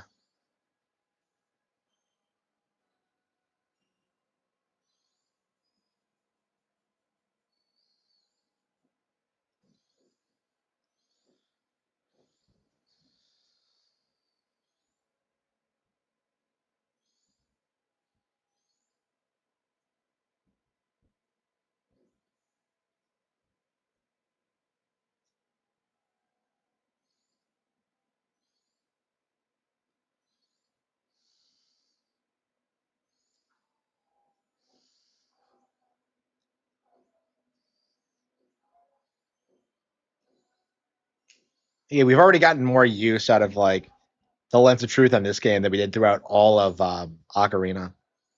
Do you even really use it again after like the Spirit Guide and in the desert?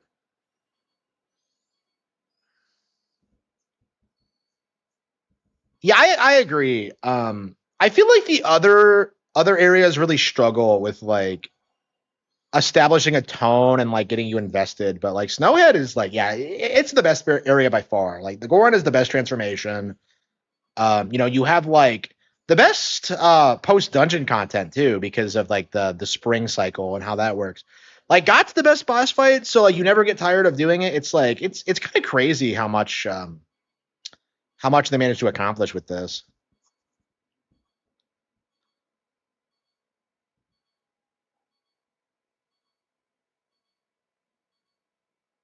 But yeah, I wish like the other areas were as good. I feel like Snowhead is the game is weirdly Clocktown centric. I feel like all the really interesting content is like relates to Clocktown or like the Kathy and Anju quest and like stuff like that. And it's like that's all great, but like the main game just isn't on the level of quality I like expect from Zelda. Honestly, like I kind of every time I come back to it, I kind of I really um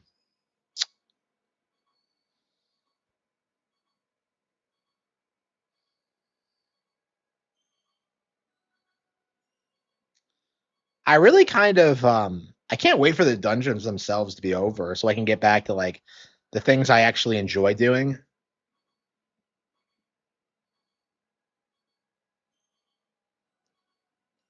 I mean, there's a reason this game is like such a classic, but at the same time,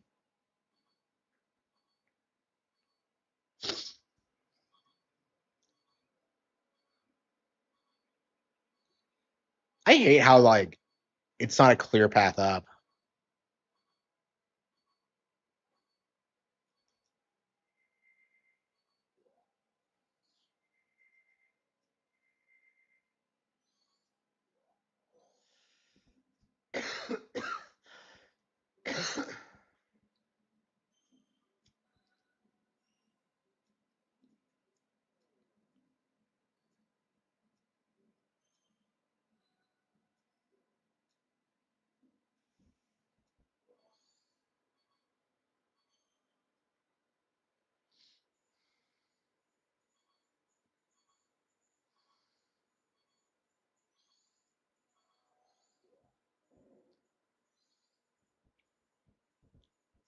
Yeah, so the owl like met with the ghost.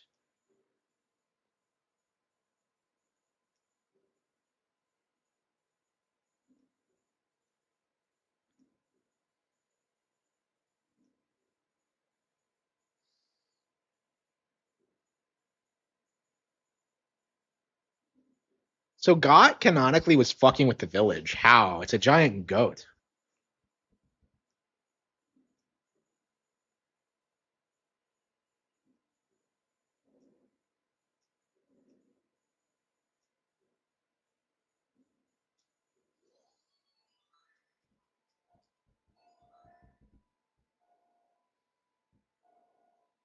Like it takes forever to get the Fierce Deity mask though. Like you're not getting the Fierce Deity mask unless you do like everything else in the game.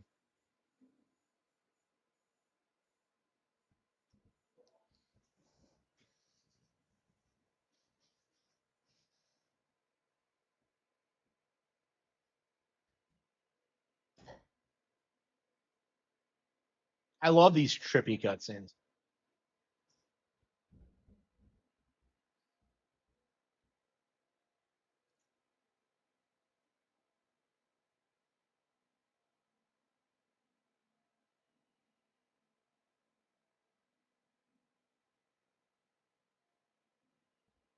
I wish Icona had a transformation too, but unfortunately it was not to be.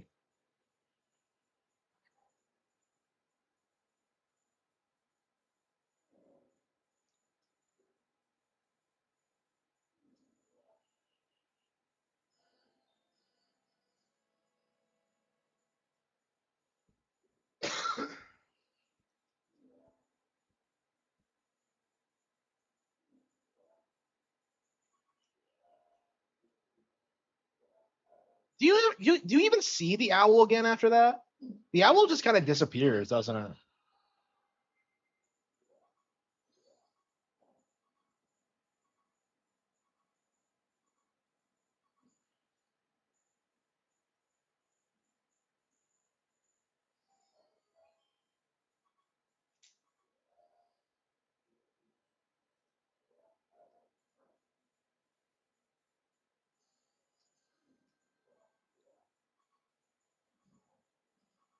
Yeah, Snowhead does not take that long to do, does it? You just have to get the Gorin Mask, learn the lullaby, and then go up.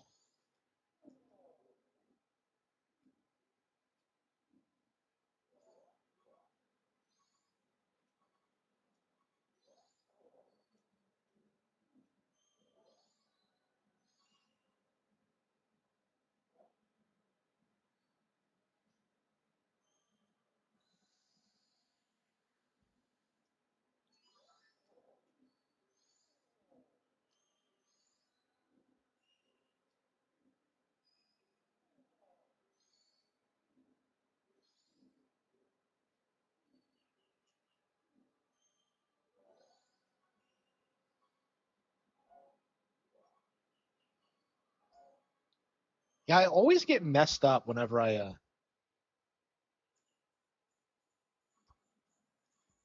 come up here. I don't understand what it is. Like,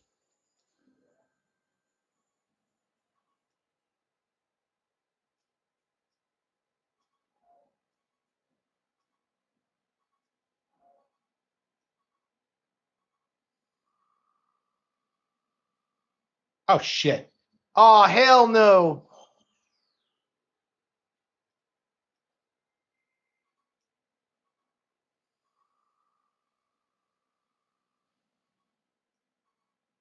Yeah, they nailed like Gorin rolling in this game. It's so satisfying. I don't understand where the spikes come from. But yeah, just the feel of it is just impeccable. It's so good.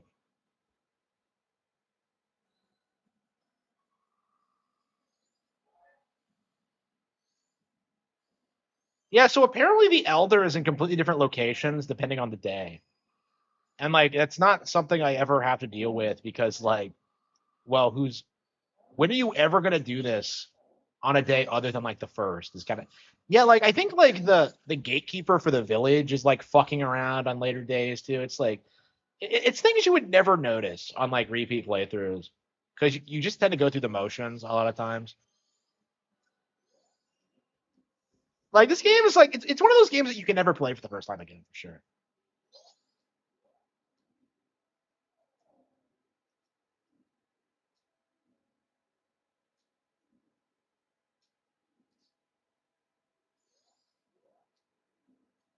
Oh, I forgot. Okay, you have to talk to the son first before he. Okay,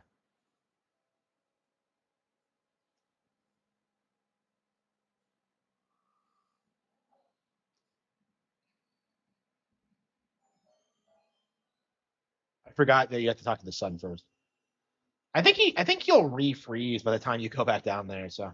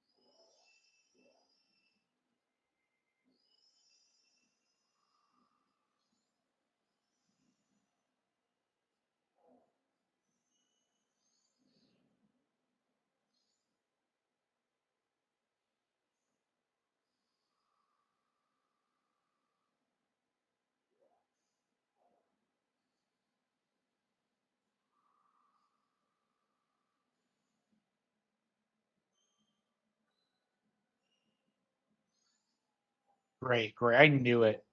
Yeah, he refreezes every time you. Ugh, damn it.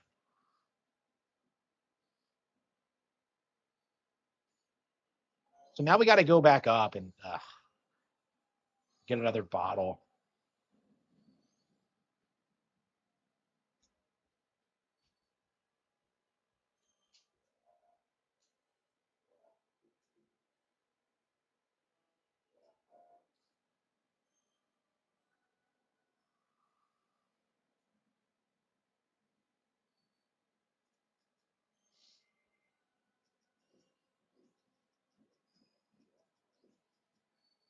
Yeah, I used to have this memorized, but like I think lately I've been screwing it up.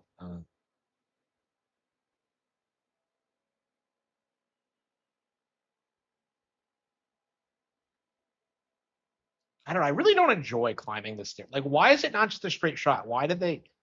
Whose idea was it to make it like a multiple paths? I don't get it.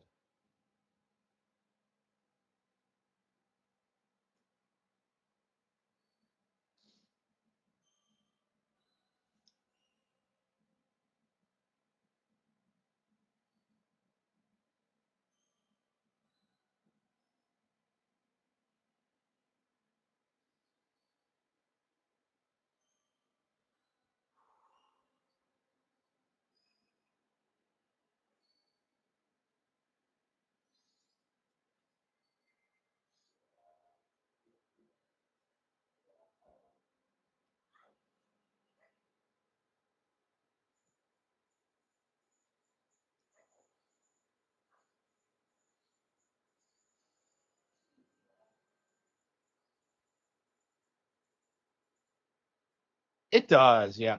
Yeah, so this game really excels at like certain things when it comes to like the atmosphere and the mood and stuff like that. It's really dark.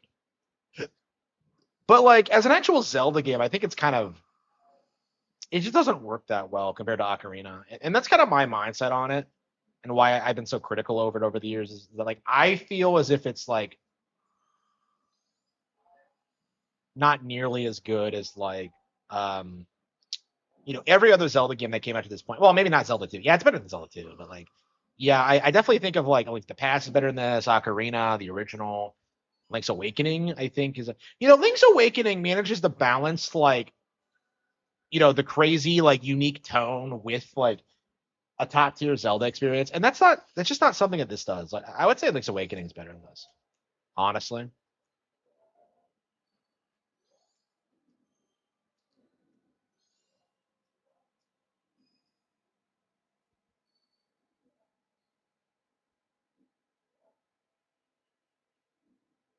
because I went to go talk to him.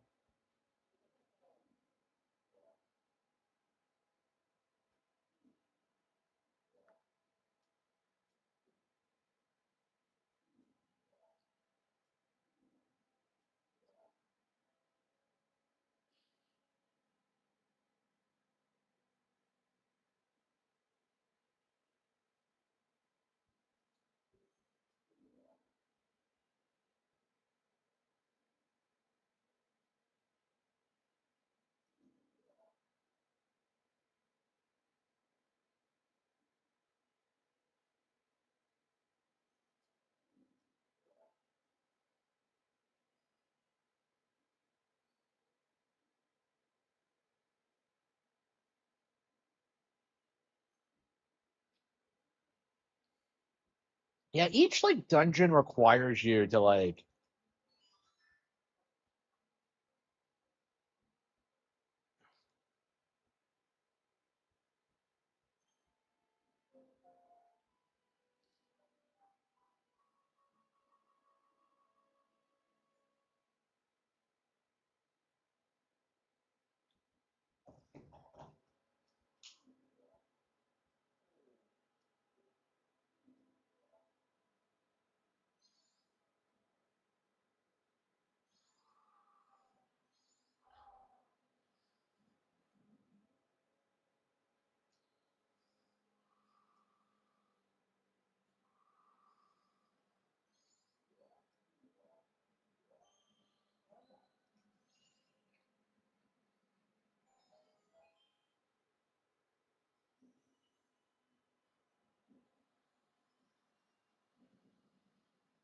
Yeah, I don't think we're gonna beat Snowhead today. I'm satisfied with just getting set up.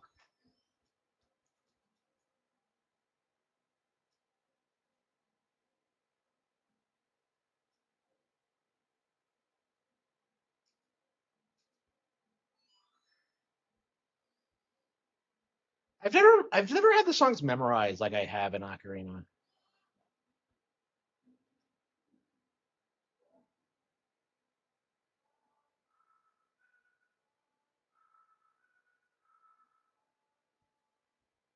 He forgot like two notes. I don't get it.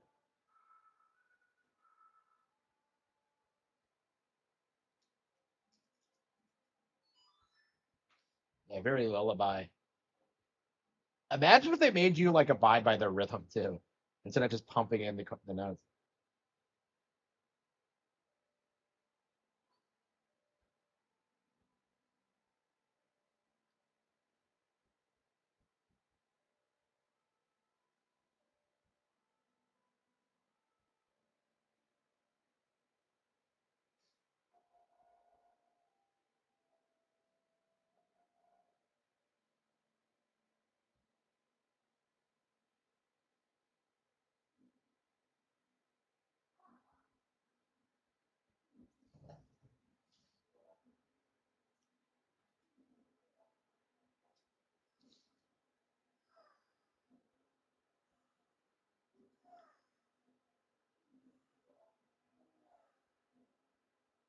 So you have the song of Awakening, and then you have the Goron's Lullaby, which is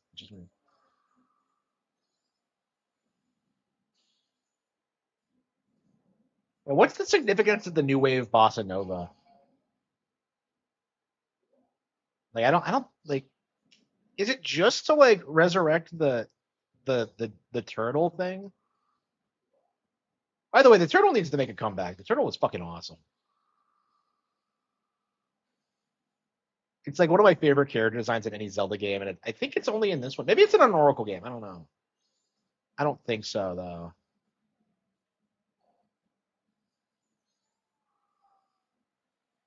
Okay.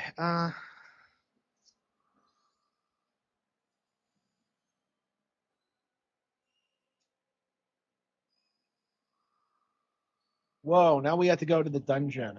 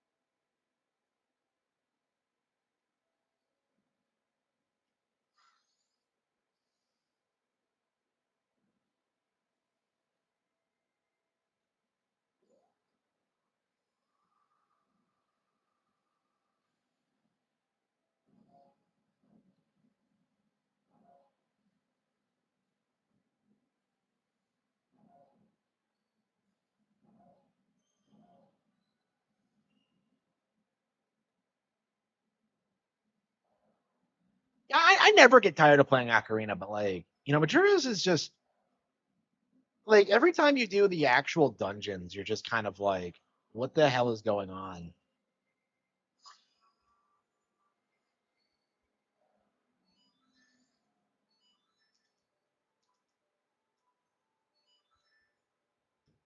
Oh, what am I doing? You're supposed to.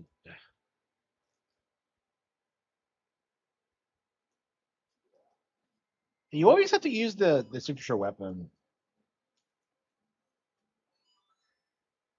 Is that true for all of them? Well, I guess in like the Elegy of Emptiness requires all four.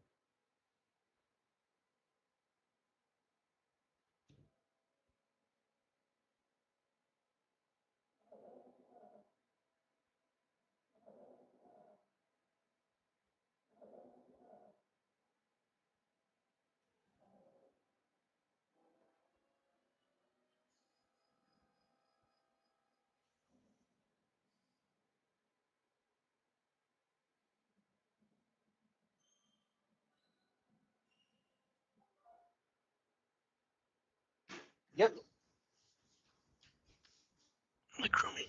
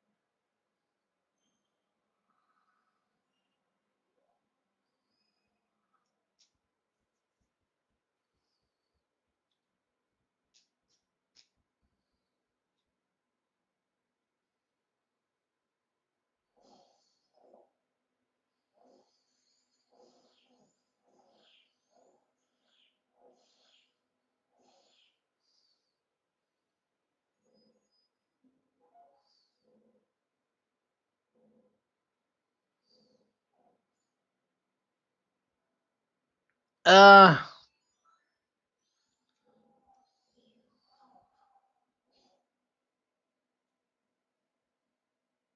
this dungeon isn't difficult or anything, but like I never really enjoy it, and like this is probably the best dungeon in the game too. So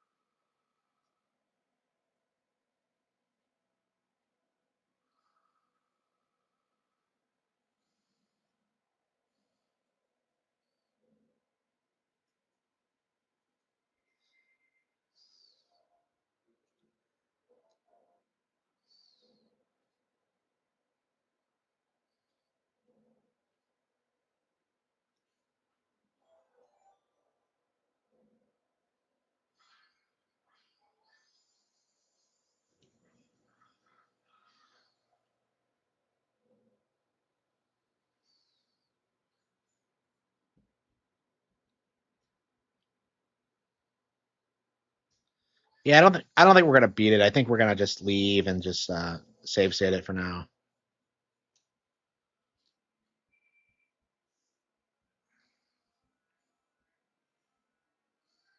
Not save state it.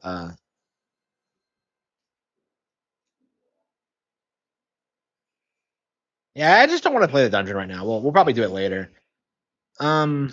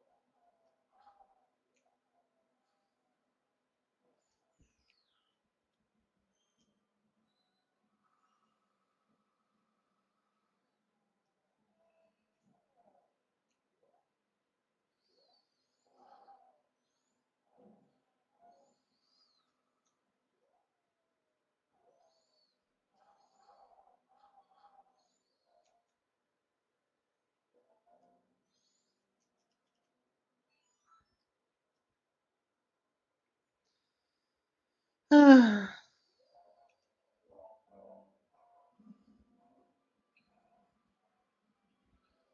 I love how it defaults to clock tag because there's really no reason why you would ever do anything else.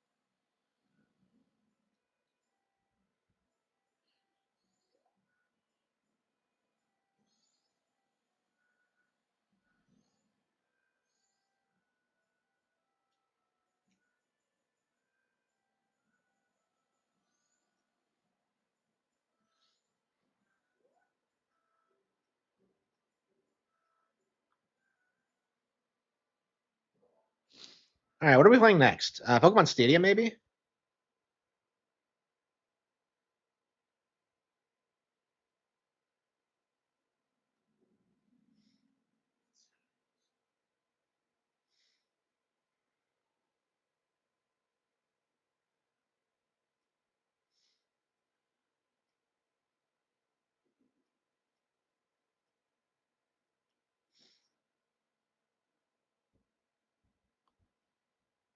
Okay.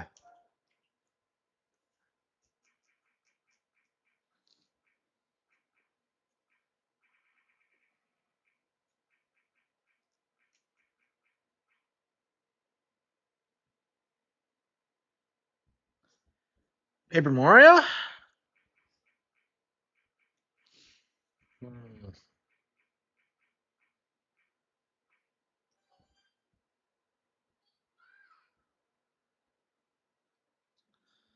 I don't know when I'm ever gonna finish this.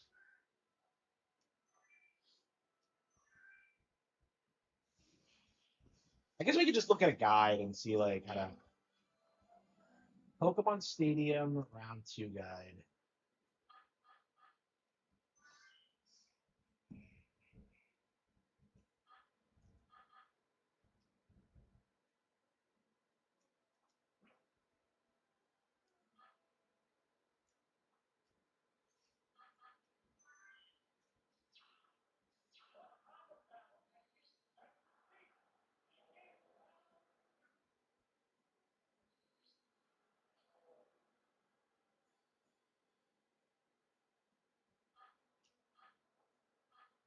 Yeah, we'll look at the guide when we lose. I mean, the game cheats so much anyway.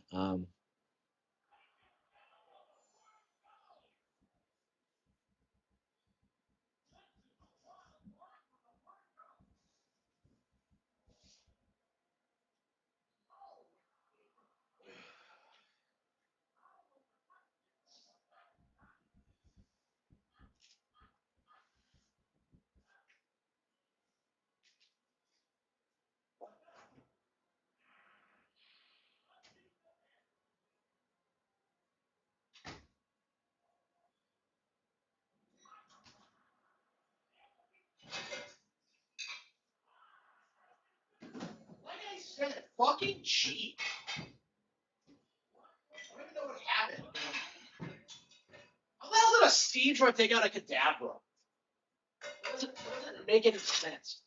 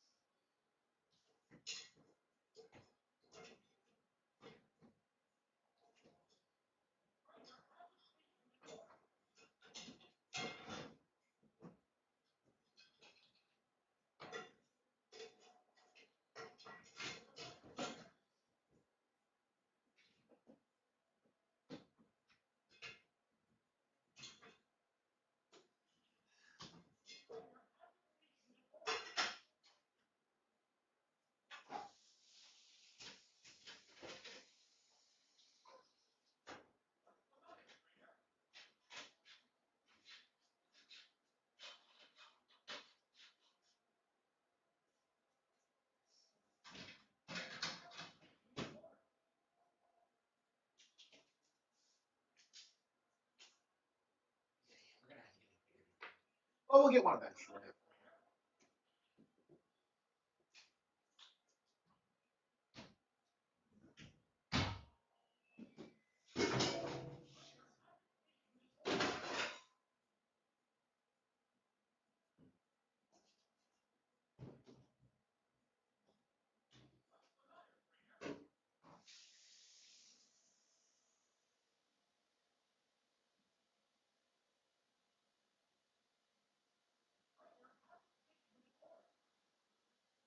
I love Rachel.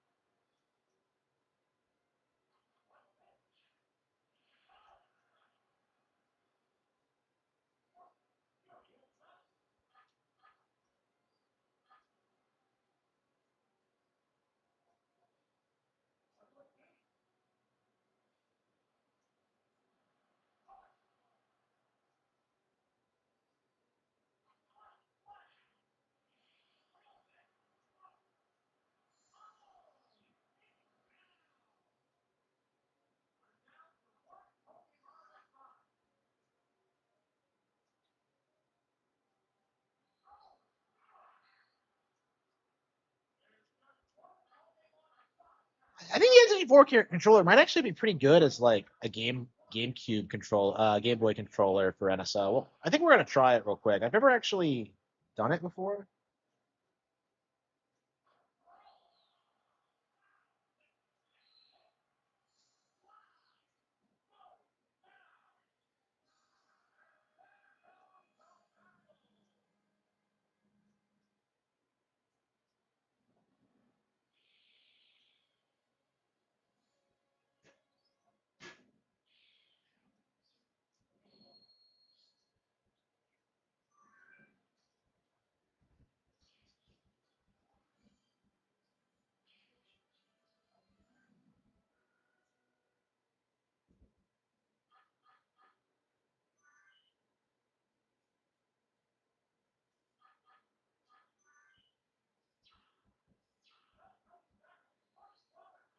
It's over for Nintendo.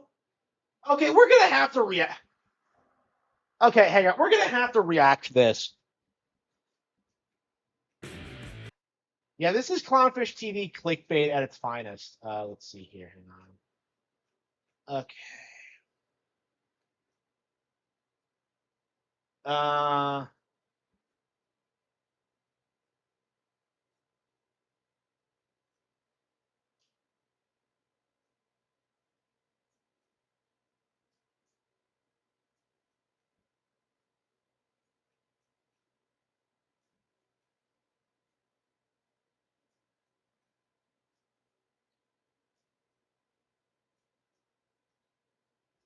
how do I get rid of my sidebar? Oh, there we go. Okay. Okay. Uh,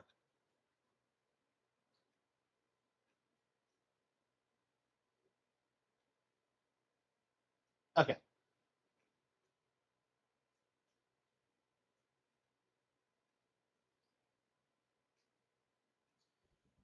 It's over for Nintendo, says Clownfish TV, the most delusional, out of touch grifters in the space.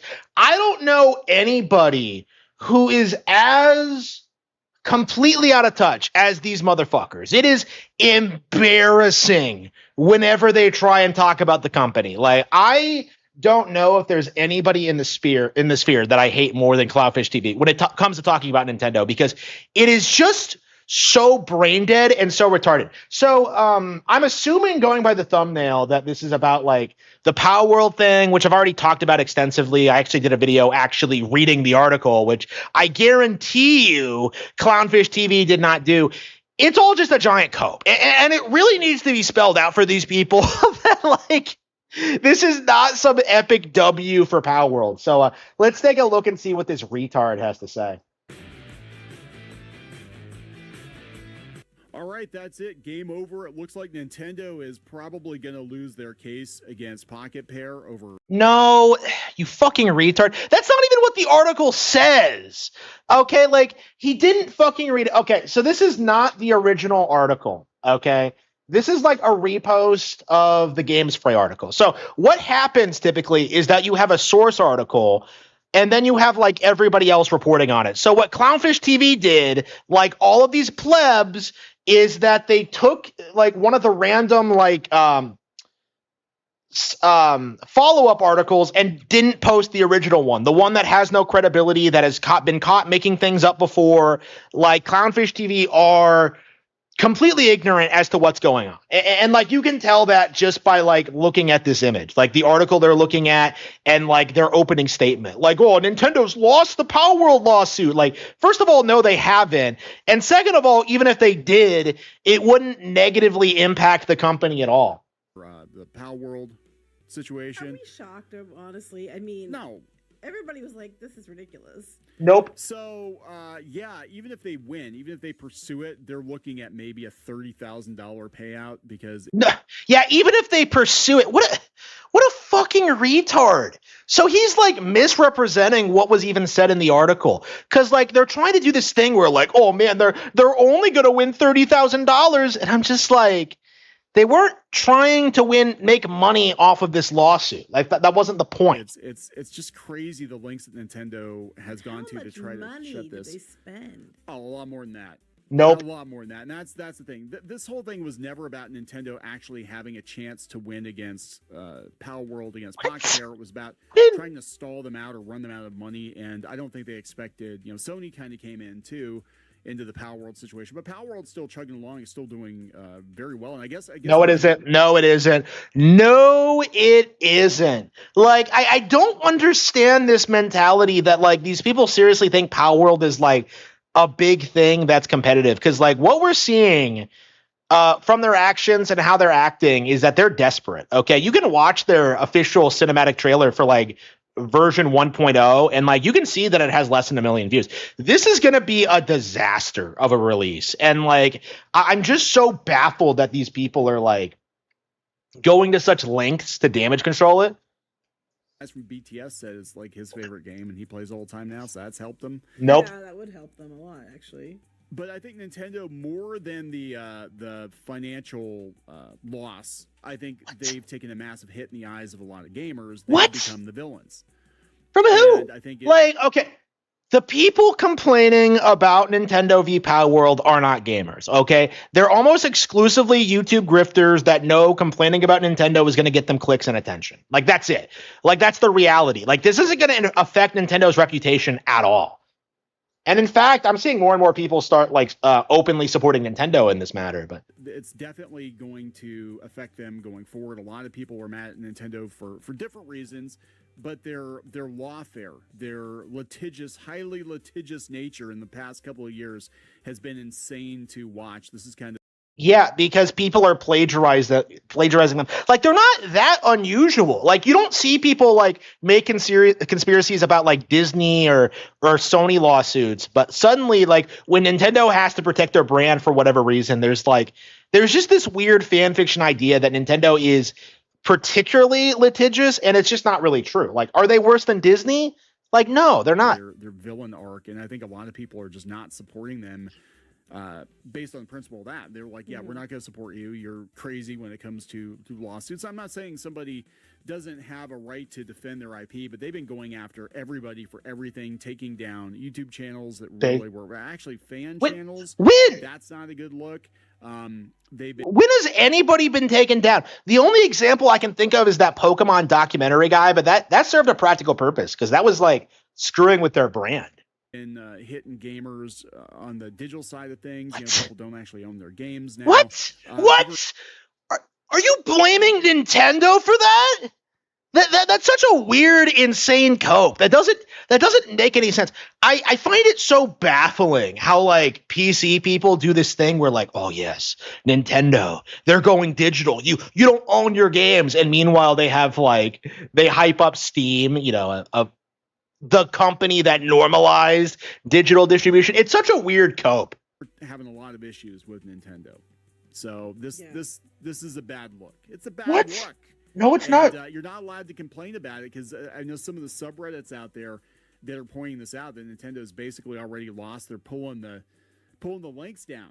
The moderators are pulling the links down because funny, but I'm not surprised. You can't talk shit about Nintendo on Reddit. You're not allowed to. What? You're not allowed to talk shit about Nintendo. I think what's actually happening is that people outside of the circle jerk are realizing just how fucked Power World is. And people are sick of like people like this who just spam these links and they're just like, Nintendo's bad. Look at this article. It says they're going to lose the lawsuit. And there's just no actual credibility to it at all. Because if you look at the actual Pokemon community and the actual Nintendo community, nobody gives a fuck about Power World, essentially. The only reason it comes up at all is during situations like this. When like Florian Muller publishes an article in GameSpray saying that Power World's going to win, and then these guys like circle jerk about it. You know, like that's it. Like Power World has no relevancy outside of the lawsuit. So, you know, good luck with that. I'm afraid Nintendo's going to sue them next. No, I think they're afraid of their peers because these people, like if you say anything negative about Nintendo at all, even if it's 100% truthful and you've got the figures and the facts to back it up, they just cannot cope. They're well, yeah, that's Reddit, summed up in one thing. What subreddit is even talking about? Like, Reddit has a variety of different sub communities of like I don't understand the idea that Reddit is removing pro Nintendo content is like laughable to me because I feel like Reddit's like the most anti-Nintendo community online right now, but it's such a circle jerk that nobody really cares about it. Cannot cope. So let's talk about this before we get into it any further. Please subscribe for more pop culture news, views, and rants, guys. You'll get a woohoo if you do. Woohoo. Go out to more.clownfishtv.com for more Clownfish TV. If you've been missing Geeky, she's got a whole episode to herself here, ripping YouTube a new one. So maybe she'll have to do a Nintendo one. I don't know if I'll do a Nintendo one, but we'll see. And also, if you want to listen to us, you can go out to Spotify, iTunes, iHeartRadio, wherever you listen to podcasts. So thank you very much. And Geeky's back. I told people you were helping your family this week. Yes. So there are some problems there, but thankfully it looks like everything's fine now, so we're good. Everything's fine. All right, so let's talk about this because you're not allowed to talk about it on Reddit. This is coming from IGN. Nintendo may only win $30,000 payout in Pokemon legal battle with Power World developer Pocket Pair, IP expert says. That is a headline. That is a mouthful. Yeah. That is a clickbait headline, you know. This litigation is no longer about anything serious in commercial terms. It never was. What? It was never. This was never about them winning. It was about them trying to bully a small publisher at the time. It still is a small publisher. Their game, basically. Well, and they kept getting bit in the butt too. The fact that they kept trying to like go back and patent things that they couldn't really patent. No. Like they prove that the patent. Whatever. That's a cope. That is a cope. And they've done some really sleazy things to try to shut them down. Does not help you. BAM needs to take a lesson. Learn a lesson here that by doing sleazy things and suing everyone does nothing but destroy your brand further. Yeah. Now, if How? you're legitimately protecting your IP, that's one thing. But this was basically, if Nintendo won this would have set a dangerous precedent. That if Nintendo decided, they're talking as if like the court decision has already been reached, but no, that's not happening until October, and we're probably not going to know the final result until November. So, like again, they're talking outside their ass, out of their ass. A certain kind of game or kind of genre of game, like if they said nobody else can create an action RPG because we made Zelda. Nobody can do it. Zelda's not a fucking action RPG, retard. Like, the problem was Power World ripped off very specific mechanics and ideas from Pokemon.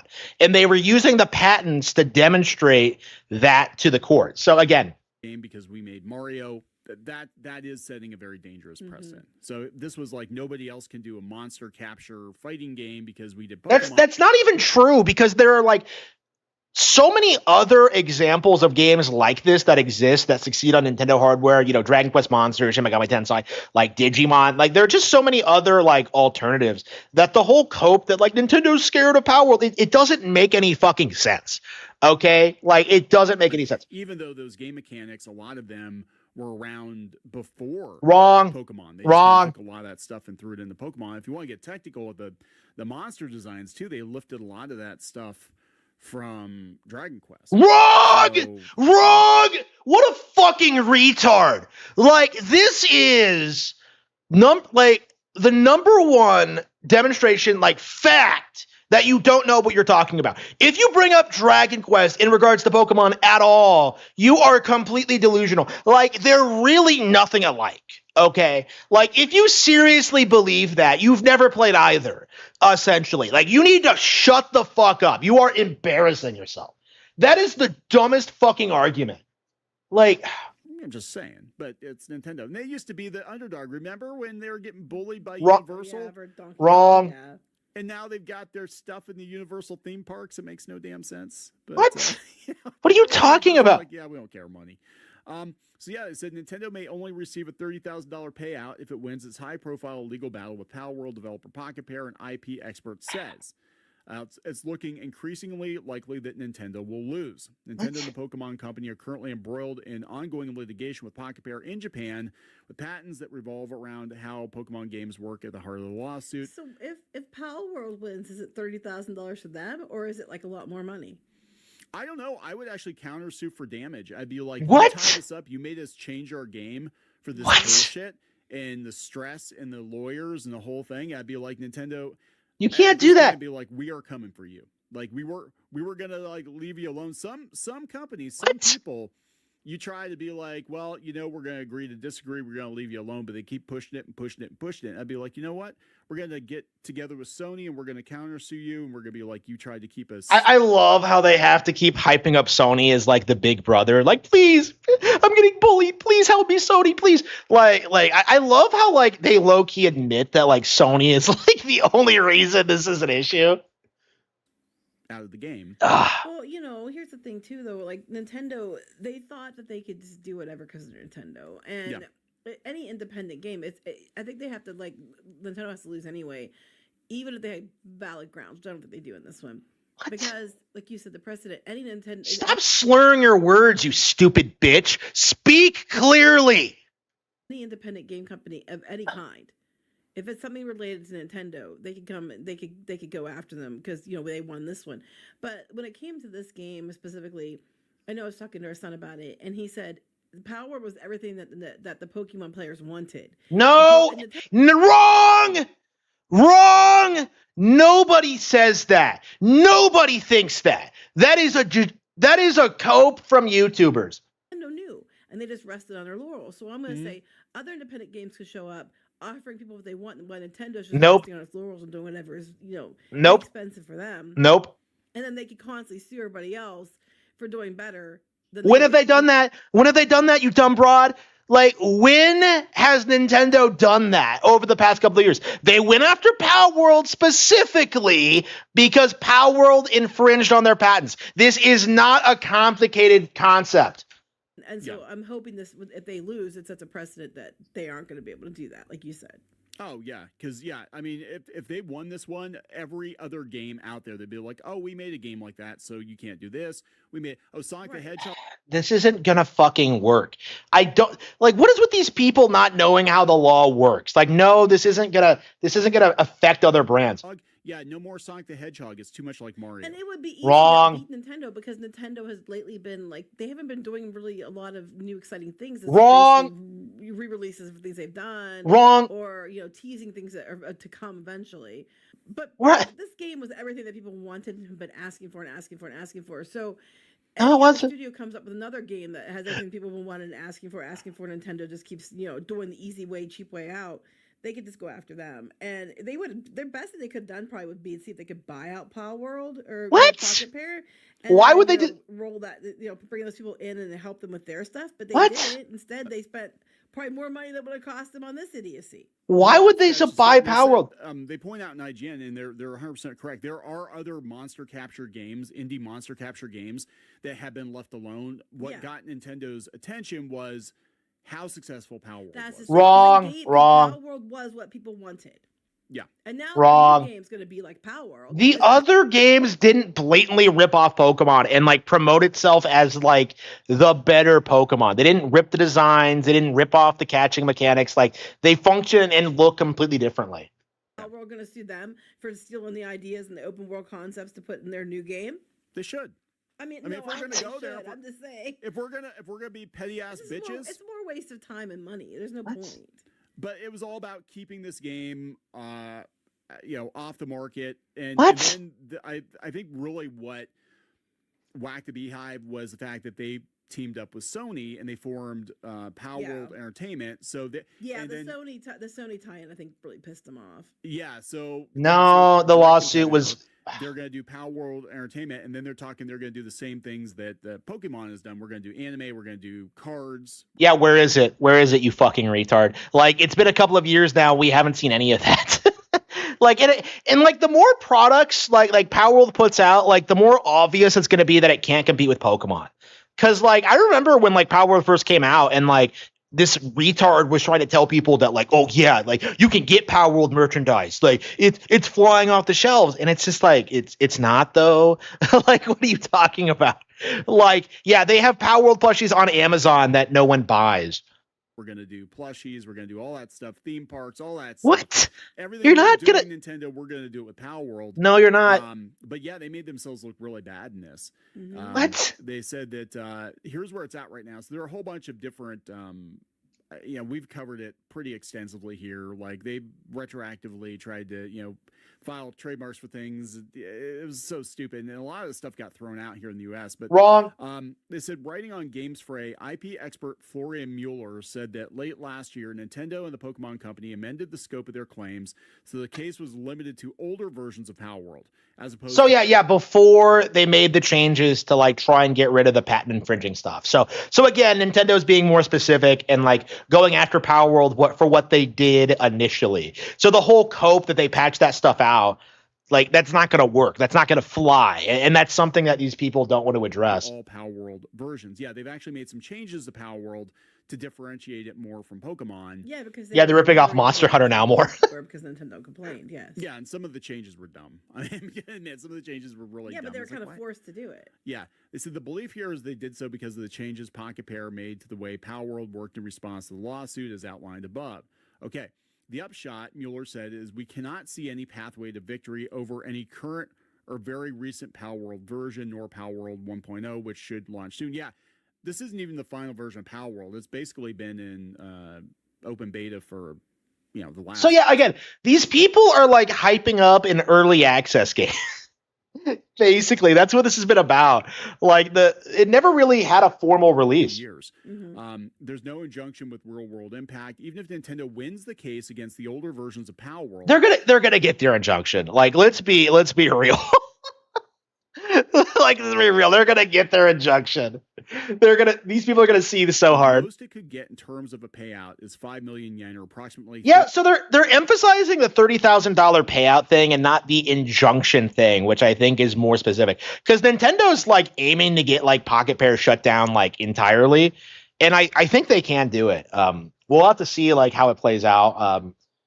But again, they don't need the injunction, I think, but like it'd be really good if they got it. $3,000. That's chump change for either party and just a rounding error compared to Nintendo's litigation I was expenses. going to say the expenses for both sides. Yeah.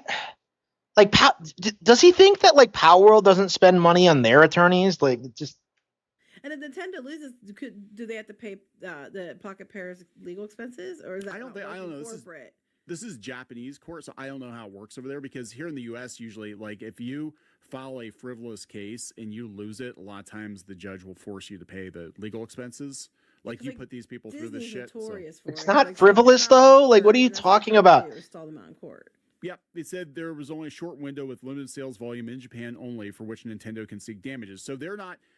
Apparently, they had to, because it is, again, a Japanese case, so they had to prove the damages were extensive in Japan, and it was a very limited window because almost immediately they made a lot of changes to the game. What a giant cope. So, like, they think, they genuinely believe this. They believe that because Power World's primary audience is in America, that, like, they're able to, like, not get damages. Nintendo's not able to get damages because of like how poorly the game sold in Japan. This isn't how this works. Okay, this is like retarded.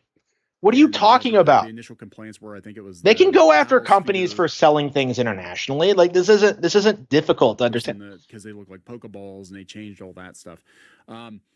Griffith. Okay. Nintendo brought divisional patent applications only after Power World's launch in January 2024, and Pocket Pair made changes to the way the game works that November. So, yeah, again, this was them trying to go back and be like, oh, we're going to file a patent or a trademark for this mechanic that you guys put in the game too, so you can't. And it's like, yeah, they can't be allowed to win because it's just gonna set too much of a precedent to her, and I think they know that. Like, I mean, in the courts, because it's gonna be nothing but a big shit show at that point. Because Nintendo's just gonna go after everyone who ever wronged them ever, or they think they did, or took any inspiration from them. Not, ignoring the fact that they took inspiration from other things. Like what? And that's exactly what's gonna happen. They said, even if we assume for the sake of argument that there was some infringement in 2024, it was a short period, the sales volume was limited, and Nintendo cannot recover damages on worldwide sales in Japan.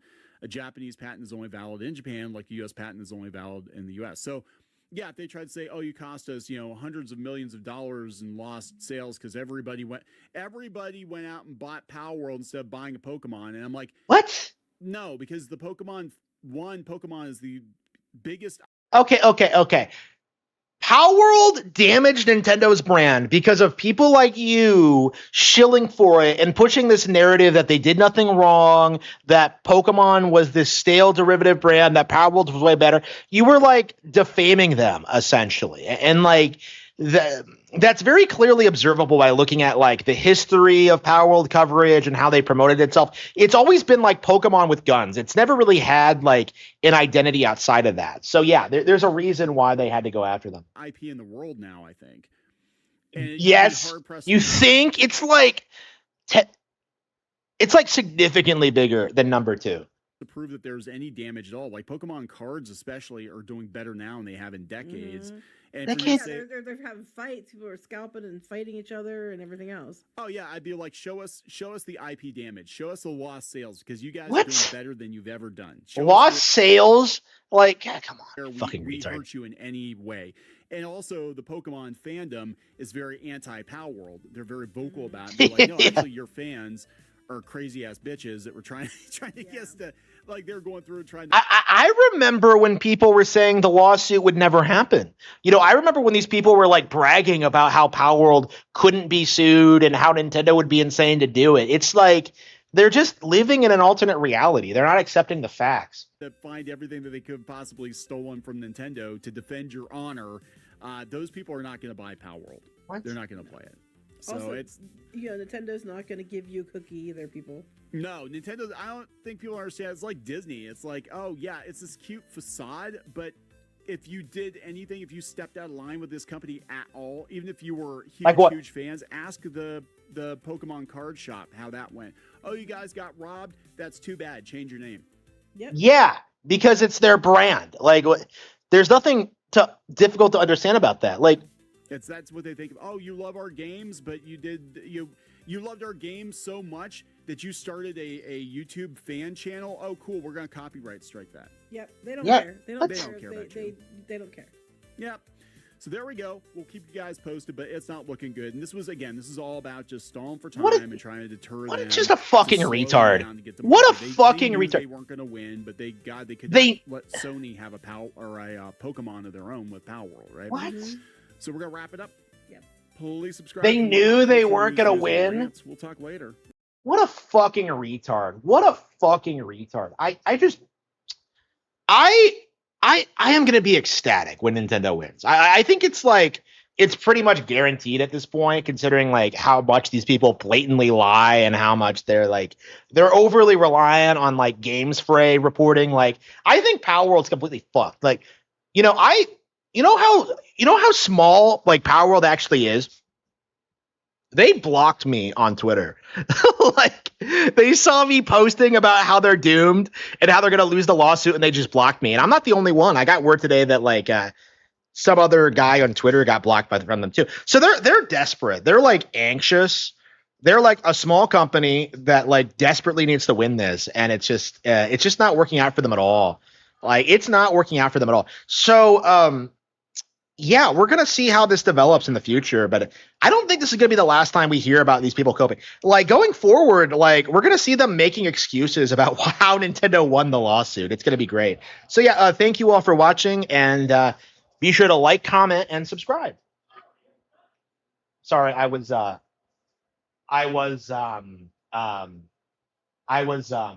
recording there. So, okay, let's get that uploaded.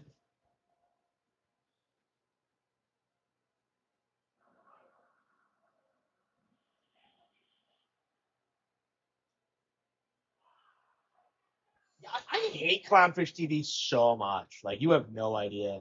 Like, it's not just about this, but like, in general, they're just absolutely the worst. I'm just so fed up with their nonsense.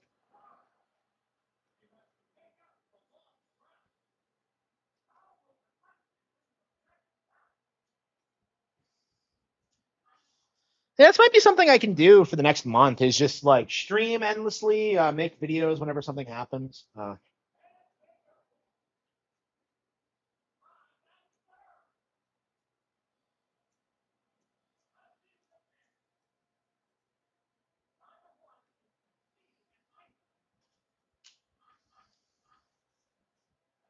Let's see.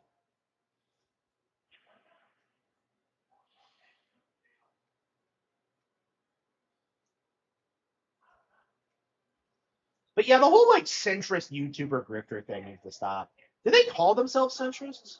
Because I thought they were more like conservative adjacent, but like that does make sense because they don't seem like conservatives.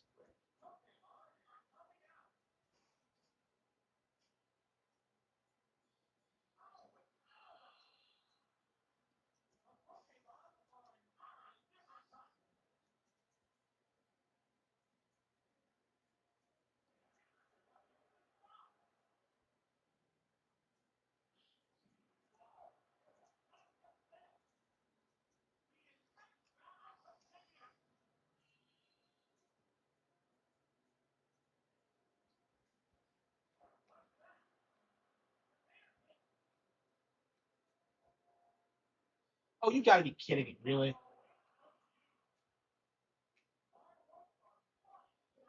We have recover.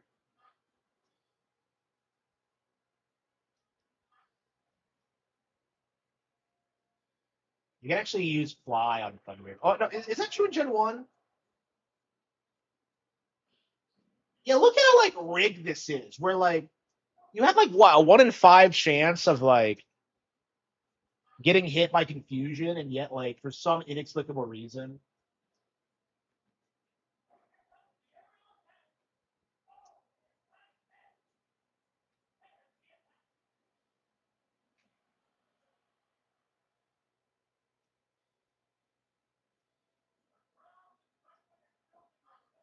Okay, uploaded.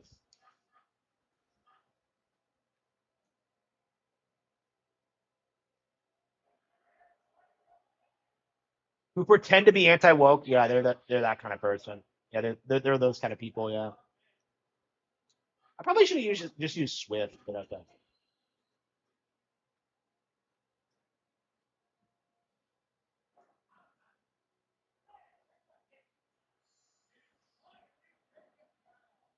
Hating Nintendo is the most Reddit take. Yeah, I kind of said the same. I kind of thought the same thing. Like they have a subreddit called "Fuck Nintendo." There, it's like you can't just say Reddit is like pro Nintendo. It's like they understand how like unpopular Reddit is right now, and they just kind of like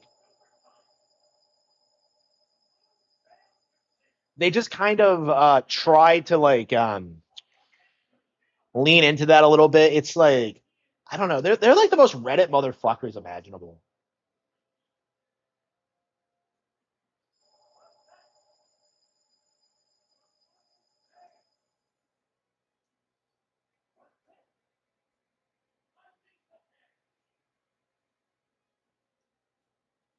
In round two.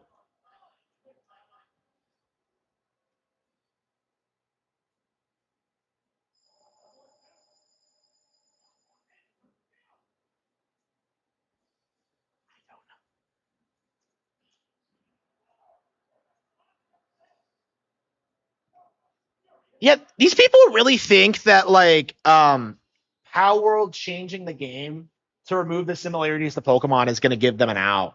Like they really are that retarded. I mean, that's seriously what Power World did. But like that's the thing that really confuses me about this is like how they seriously think that like Power World did nothing wrong. Mulan and Shrek. I know, right? Yeah, how many people do you see complaining about Mulan and Shrek? Like those are so bad. The one thing, yeah, I actually agree with RTU about that. I actually gave him props for that. Like pretty much all of them are grifters.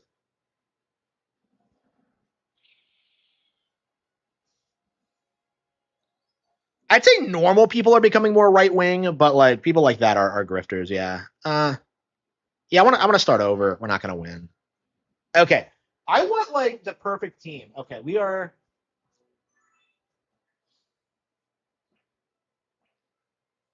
Okay, this is okay. The Poke Cup.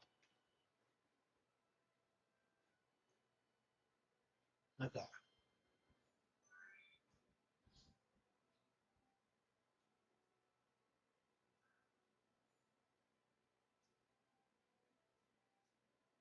Oh, is this from two? Oh, okay, okay, yeah, yeah, okay. Stadium Cup. Okay, Poke Cup. Yeah, I'm using a guide because I'm so sick of getting filtered. Okay, Ultra Ball.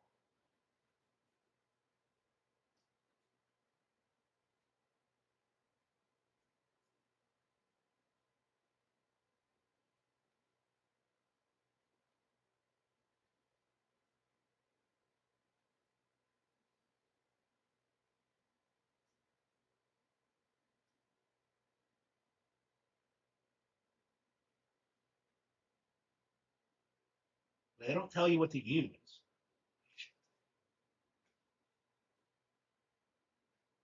Okay, guide. Let's see.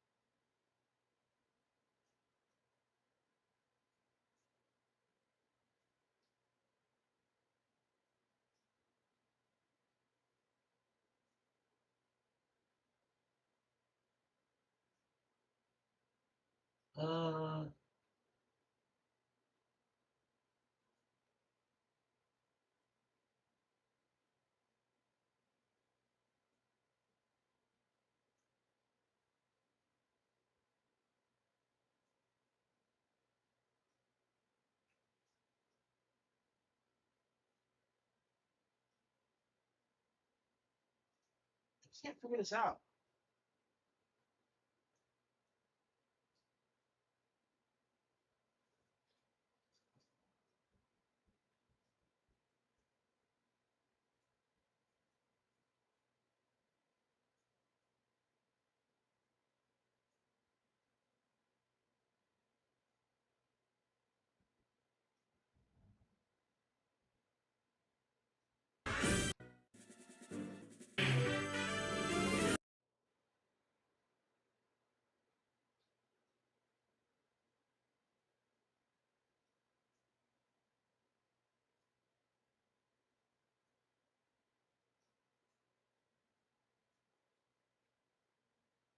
That's crazy. I don't get it. Asmongold, yep, absolutely. I mean, I'm glad people like are calling him out on that.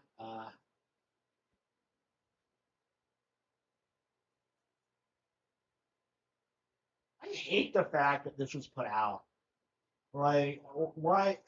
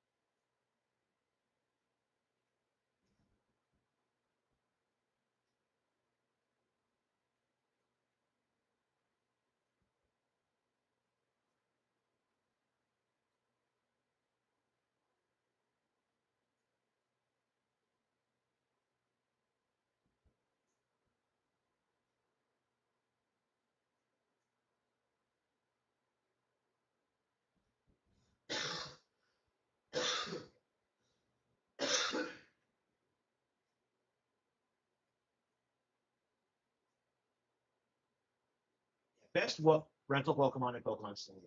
Okay.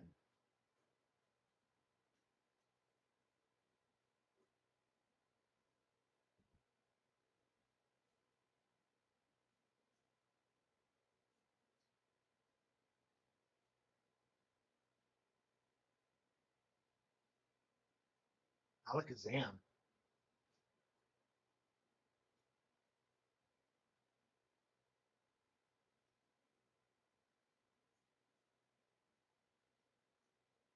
I don't know. Should I try using Alakazam? Okay.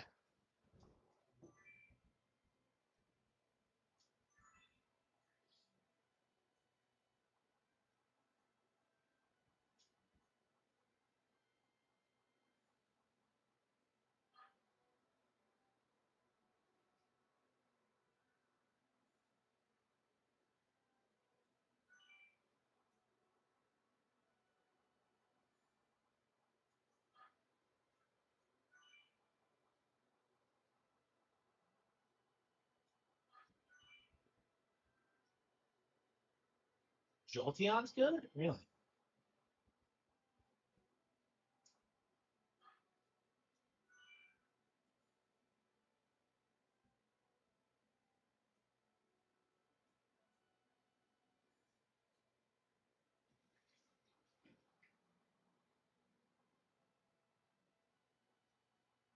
I don't know. This doesn't seem right, but yeah, we'll give it a shot. I mean, I haven't been having success with my strats, so we'll see.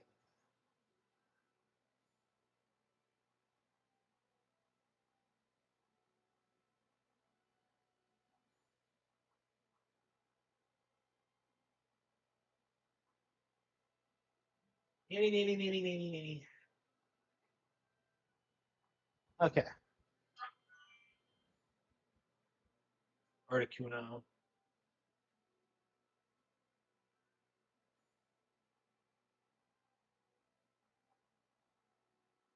Surprised they let you use the birds.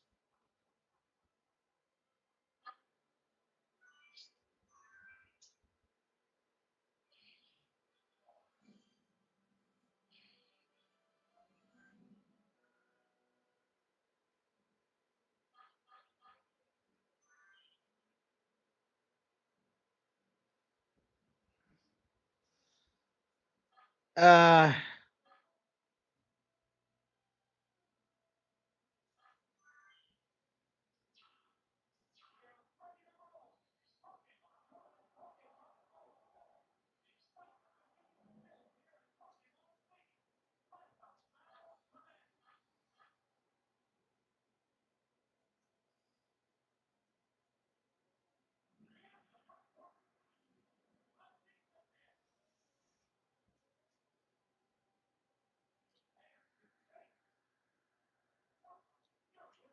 uh,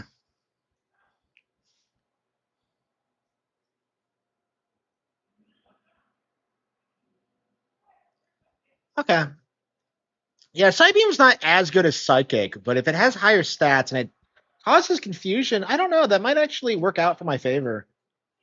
I mean, that's why I wasn't using it because like Kadabra was like one hit KOing a lot of characters in a lot of Pokemon in round one. So yeah, I think just maybe just having a higher special stat and like confusion might actually make it beneficial. So we'll see. I mean, I'm already kind of liking the way this is going, but Chansey.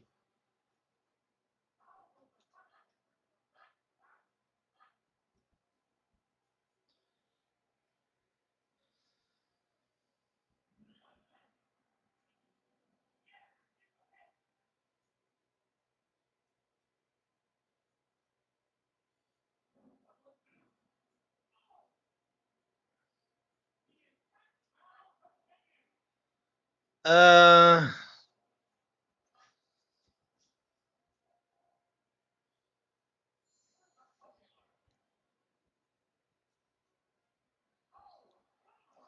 yeah, having a slightly different team is definitely refreshing. I was just abusing like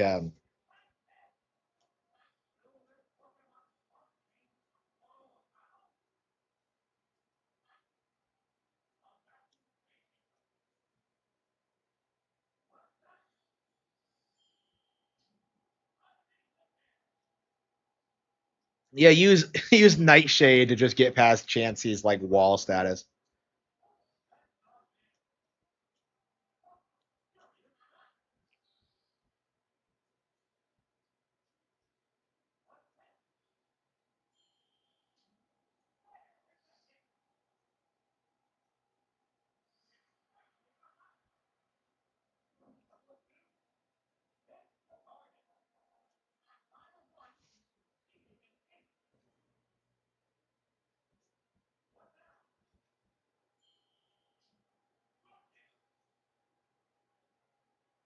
Yeah, ads are on.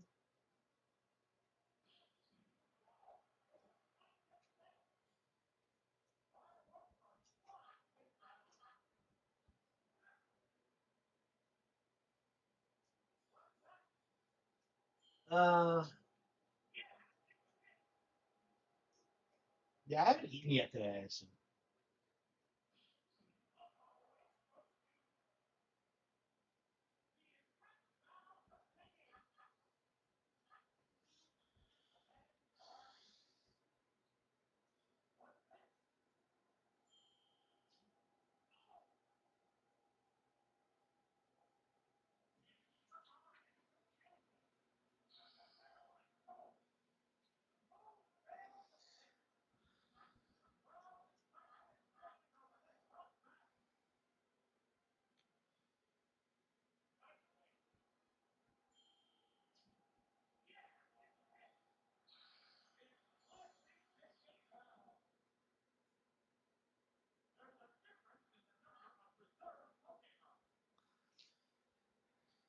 Uh,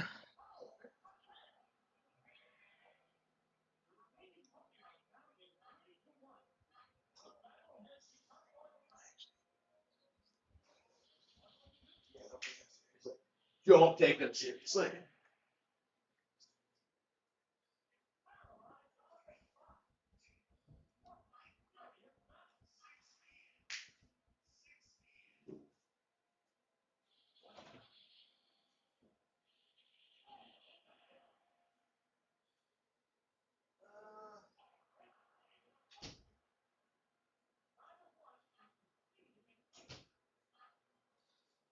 Yeah, I think I'm gonna have some food.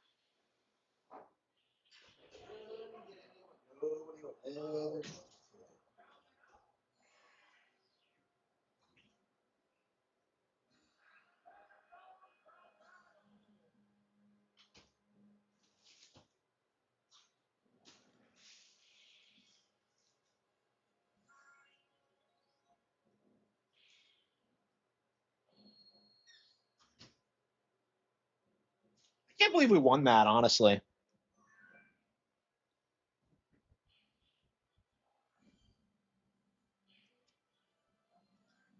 Okay. We are Alakazam, Gengar, Zapdos, Articuno.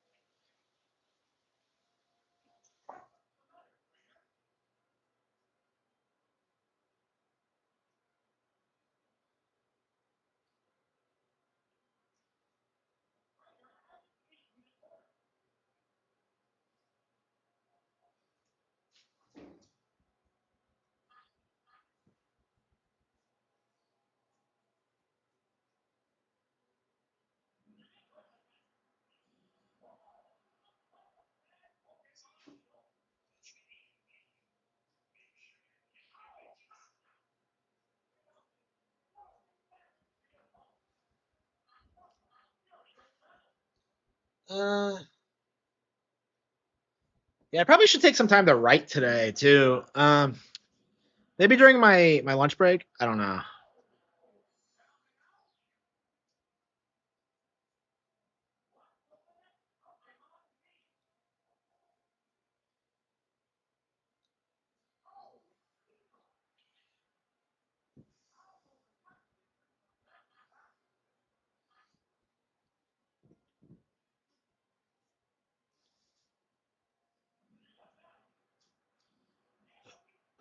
Critical hit. Alakazam is killing it.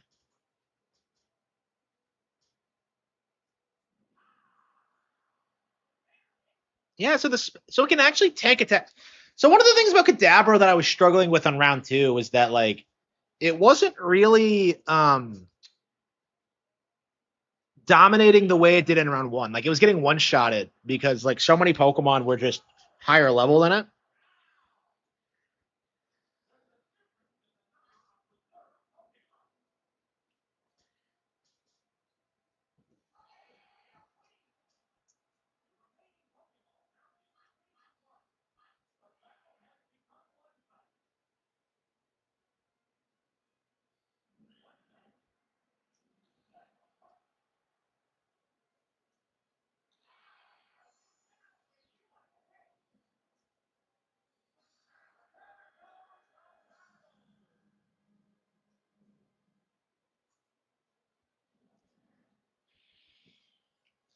Biker.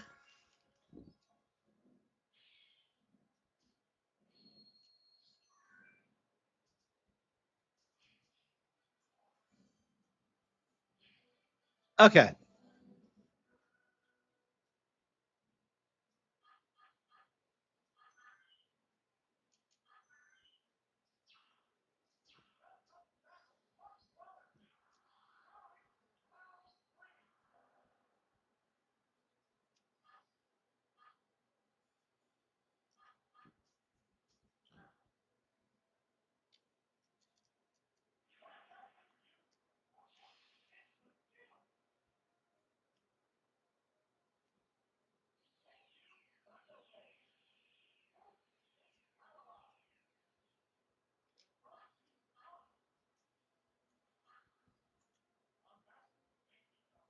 Yeah, I don't trust getting confused in this game.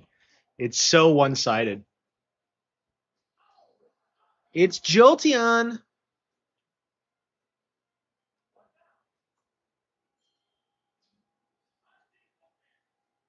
I love Jolteon's design.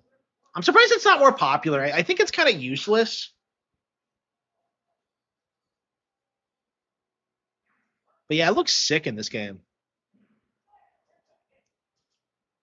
Yeah, I thought Bug might be good against Ghost, but no. Yeah, Pit Missile kind of sucks, doesn't it?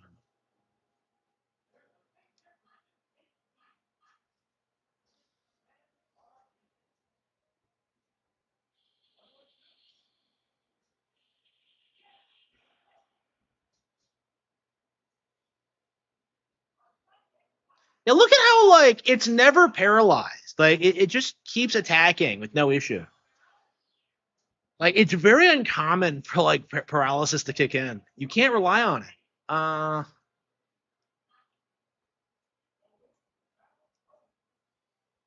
Yeah, his Gengar is probably better than my Gengar.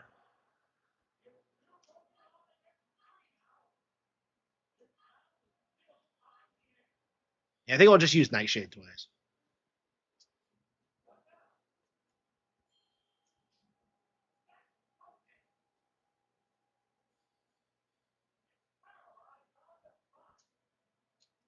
Okay, we got that. Beat it. All right.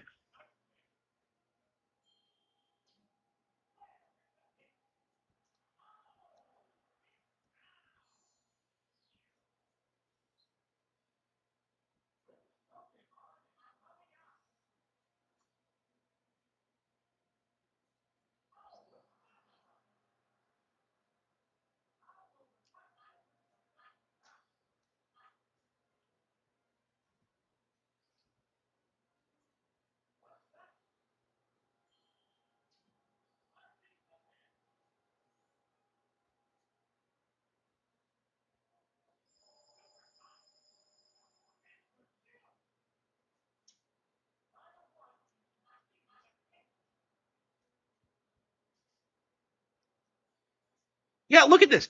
You get confused and you just get like you endlessly just hit yourself. Like every time. It's crazy.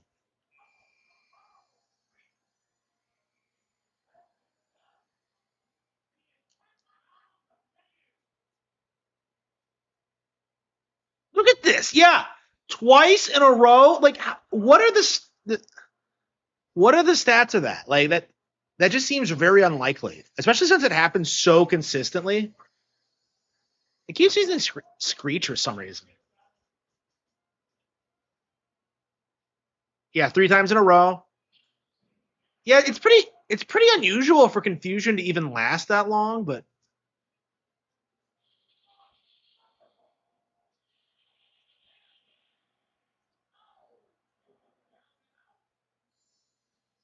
yeah, so I had to get hit 3 times in a row. Couldn't do a thing about it.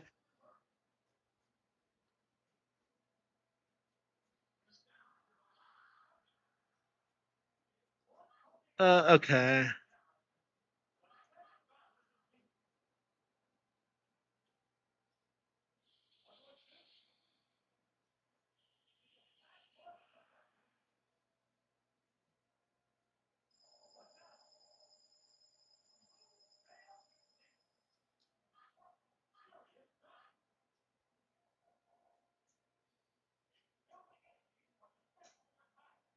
I love Sky Attack. It's like the coolest looking move in the game. I've never used it outside of Pokemon Stadium.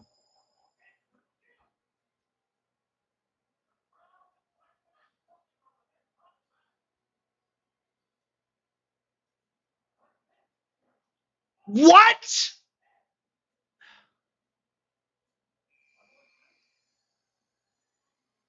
Like, you can't rely on Sky Attack if it's gonna like take 2 turns to charge and then miss. What sense does that make?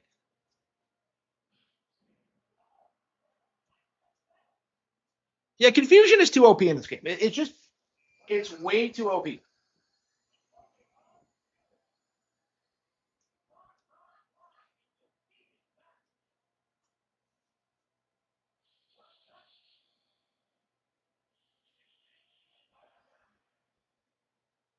It has Hyper Beam on it. Yeah, so I had no problem landing Hyper Beam,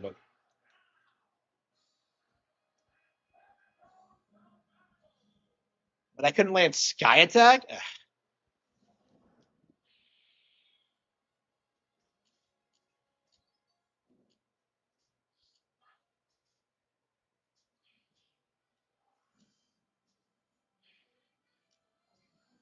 Uh,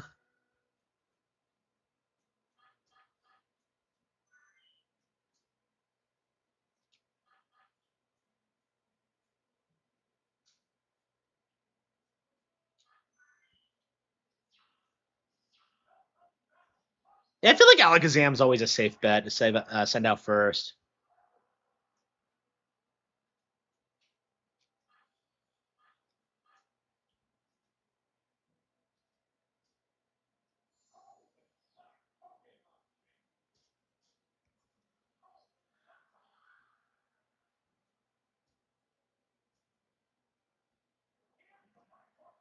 Yep, look at that. It's a critical hit and a paralyzed from that.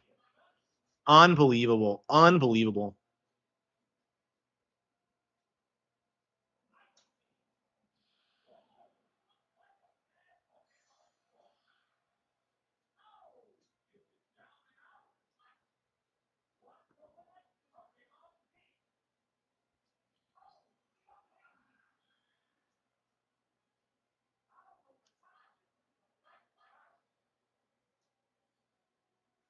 Energy's way smaller than you would think.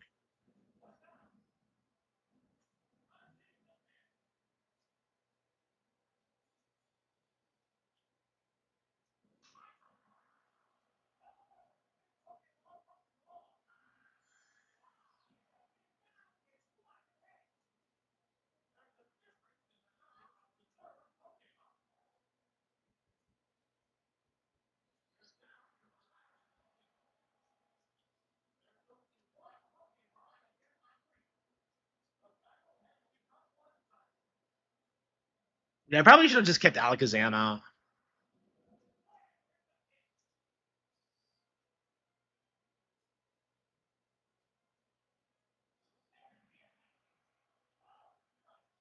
Yeah, like he just keeps getting.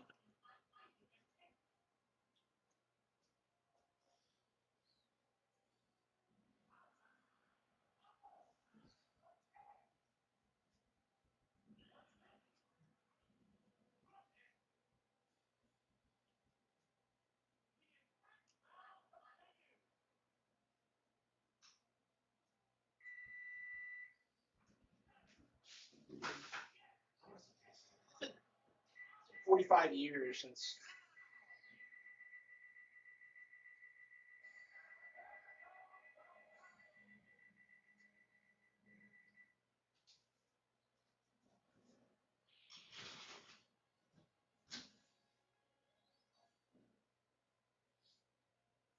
Okay.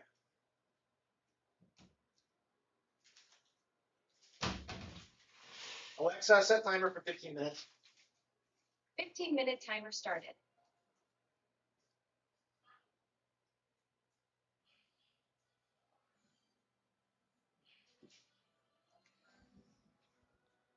All right.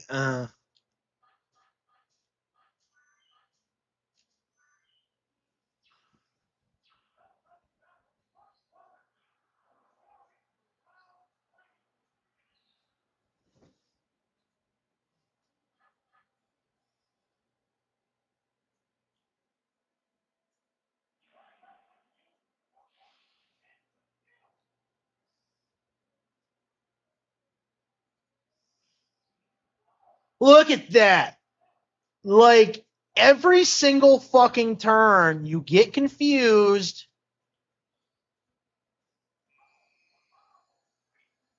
Okay.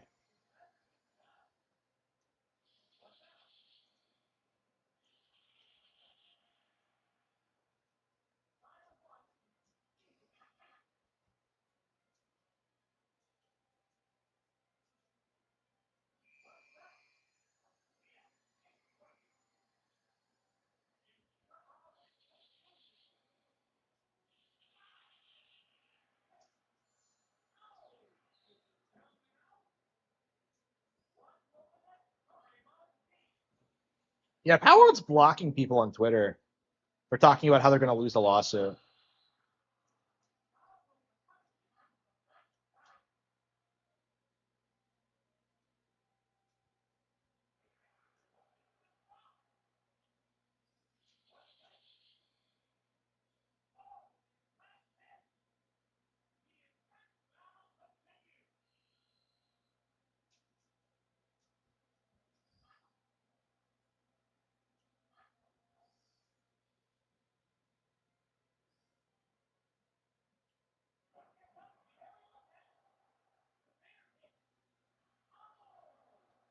Yep.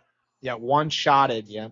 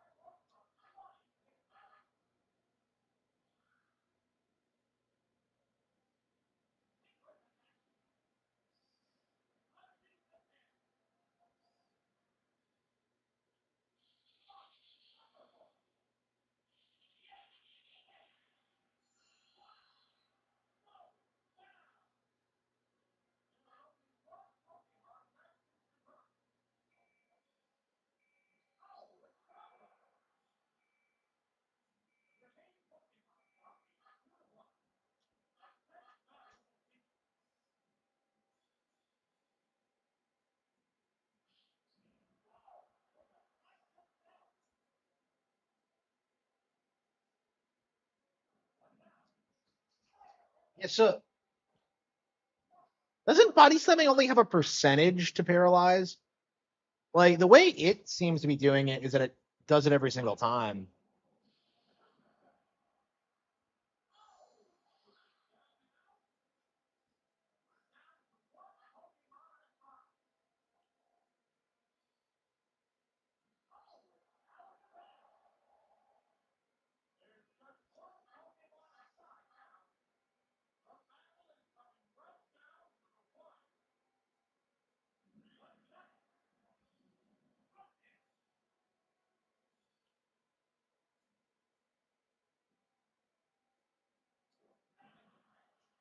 He already starts with body slam. Yeah, so it is a percentage, but like, it's consistently doing it.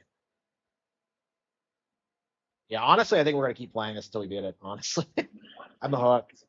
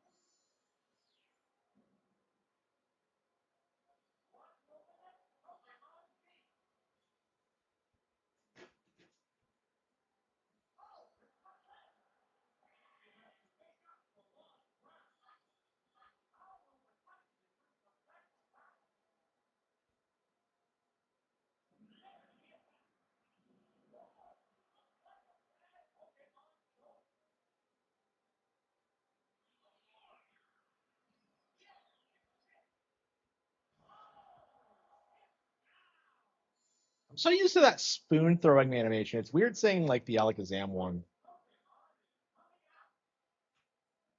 Yeah, I probably could have sent out Gengar and like gotten a perfect.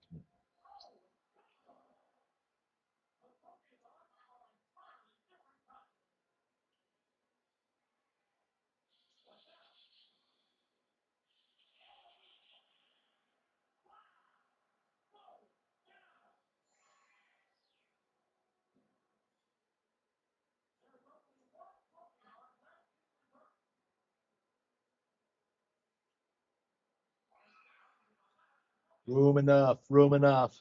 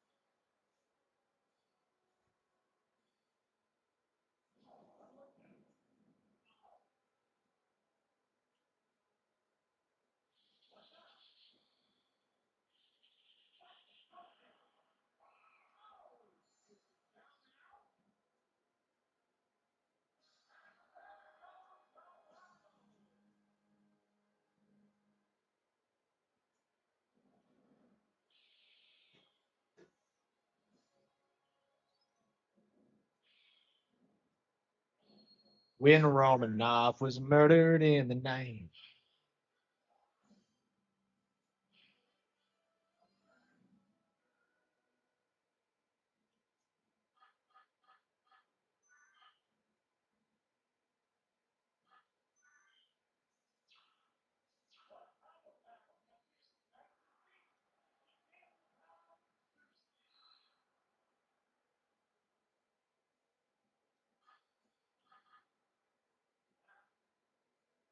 Man, I'm hungry. Shit.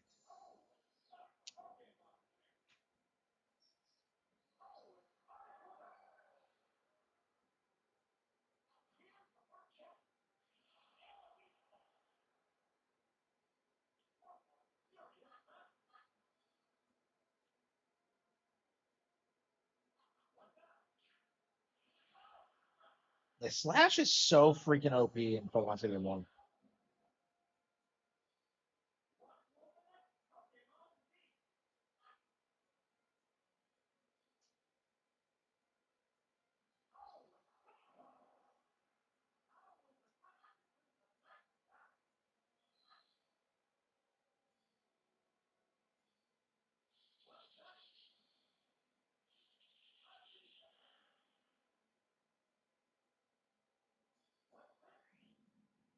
It's a fighting type move. How does that work?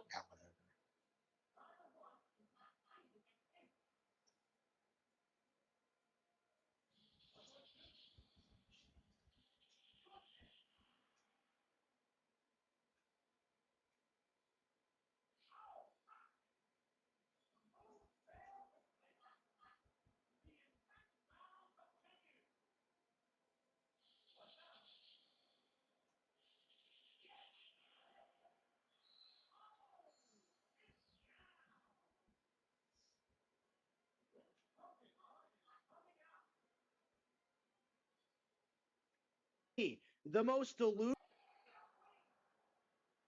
delusional, out of touch. Hey, what the hell is this? Okay.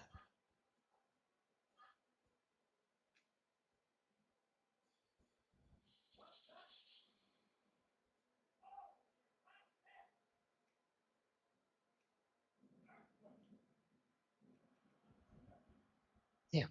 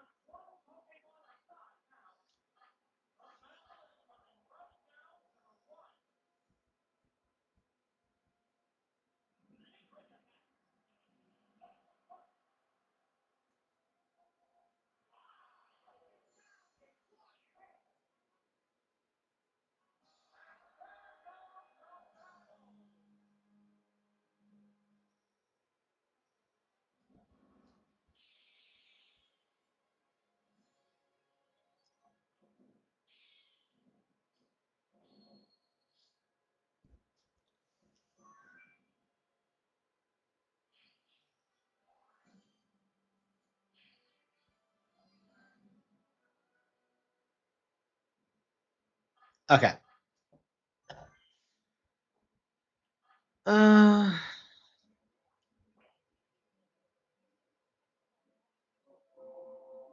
Alexa, stop. Okay, I'm gonna take a break and eat. So until then.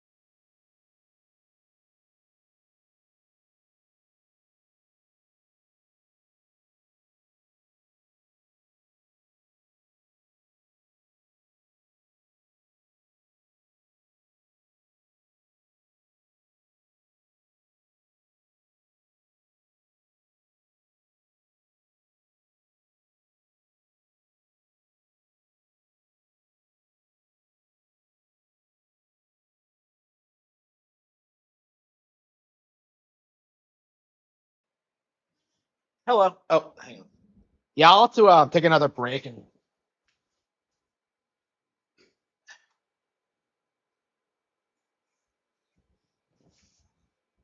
I'll have to take another break in 15 minutes because I got some.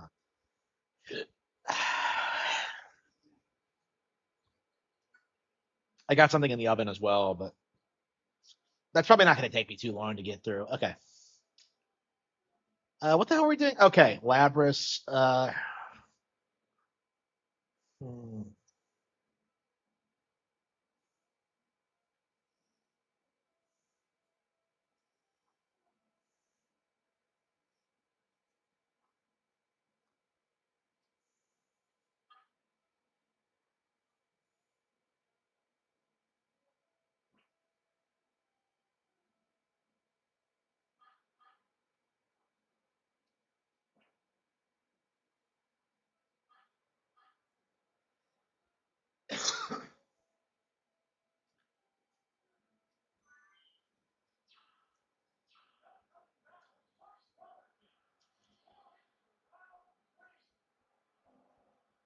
Ugh.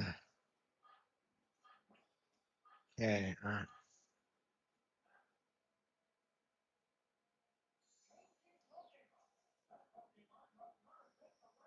Yeah, I'm really glad I chose to like just fire up a stream. Um,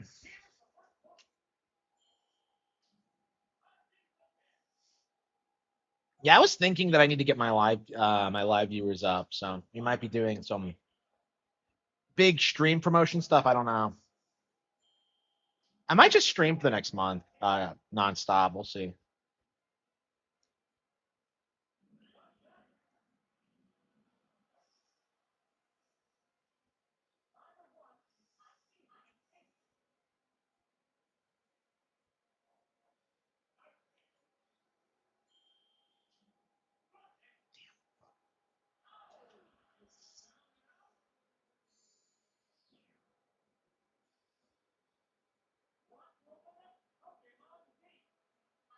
Maybe I should have just tried to take him with.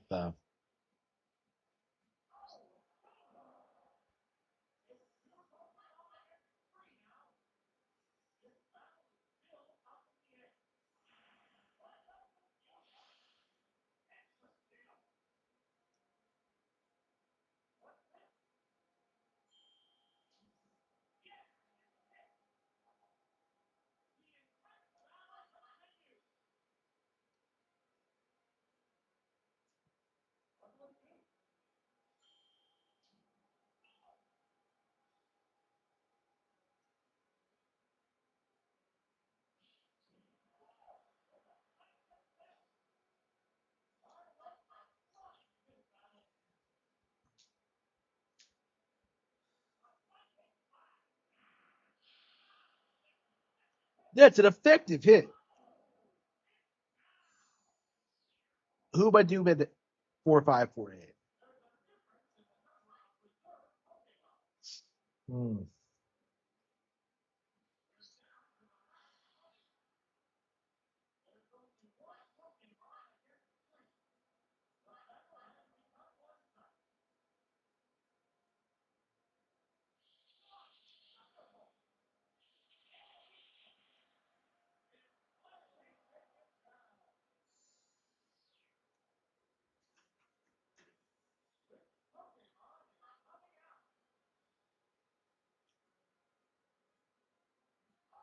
Nine tails. It's a weird pick. Oh, it probably knows like dig or something like that.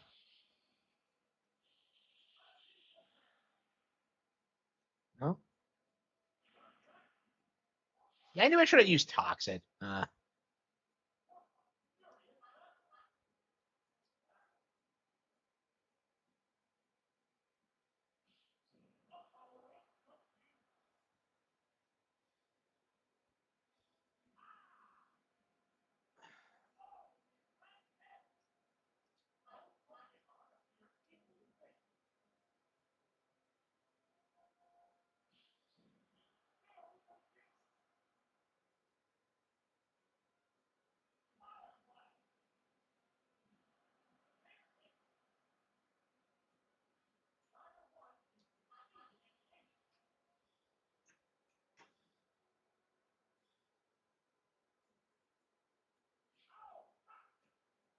no effect. Wait, what? Why? What's its typing? It's just a pure fire type, right? How did it have no effect?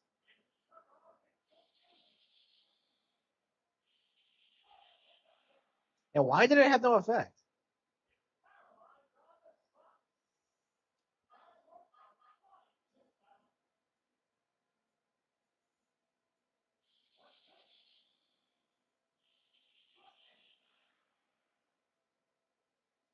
I lucked out there. Man, I love Ninetales' animation in this. The way it just sits there while it tails billows behind it. I mean, I love Ninetales. Yeah, I tried using quick attack and failed.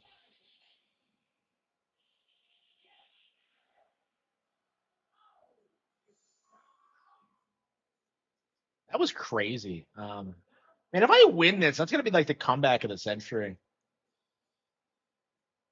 Aerodact. I don't know if I can one shot it or not. I don't think so.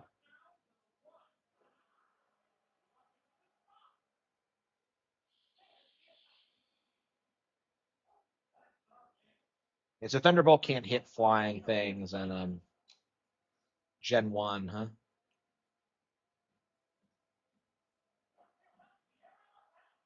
It wasn't even like a super effective hit. Like I think it could have took it if it wasn't like already at the end of its rope. Okay.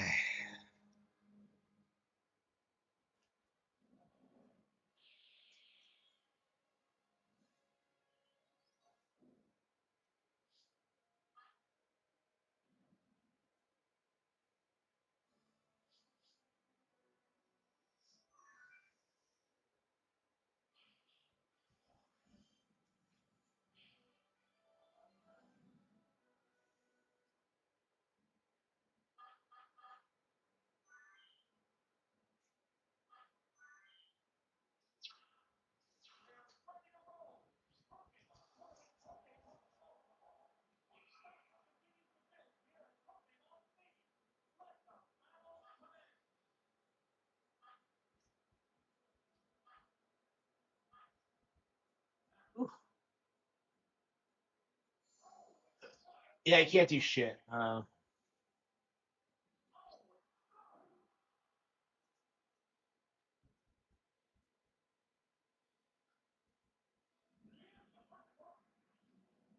what about the Western Weasels? Are they? What about the Western Weasels? Are they?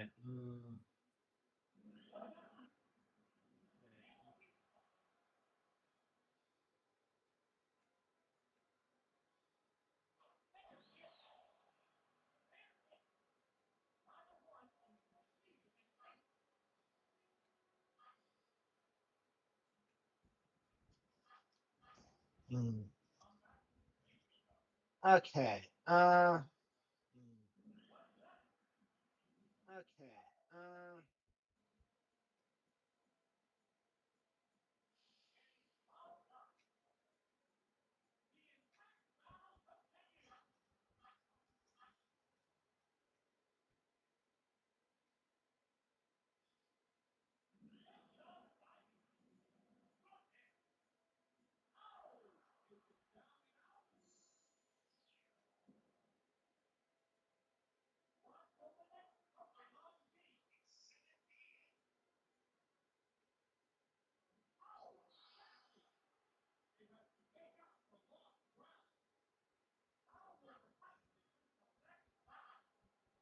Okay. Okay.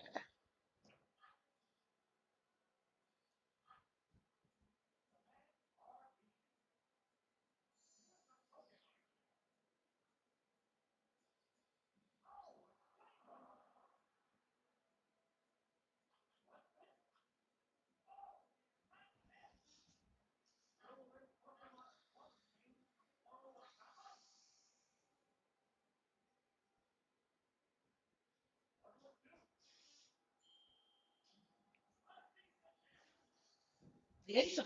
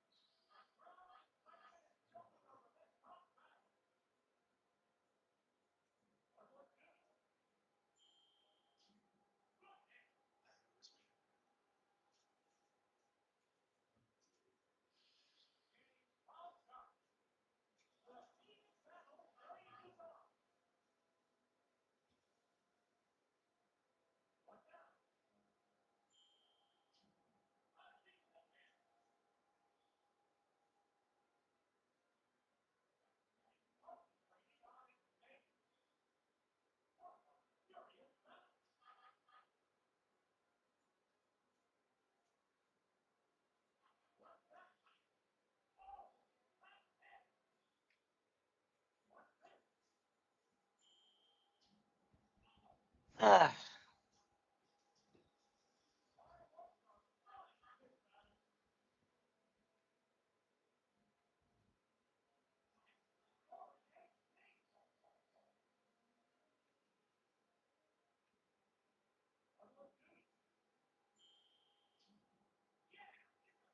Hey, what's with the way Twitter calculates views?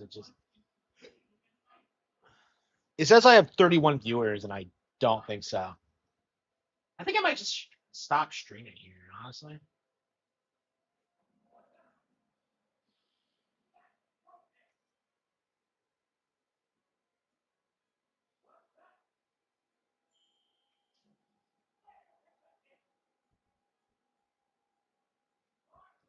Yeah, I think Twitter is like a useless platform for streaming.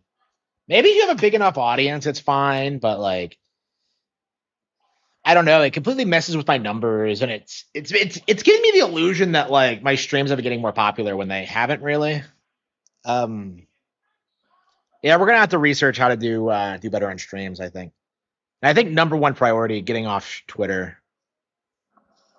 Yeah, I think Twitch and Kick is fine, but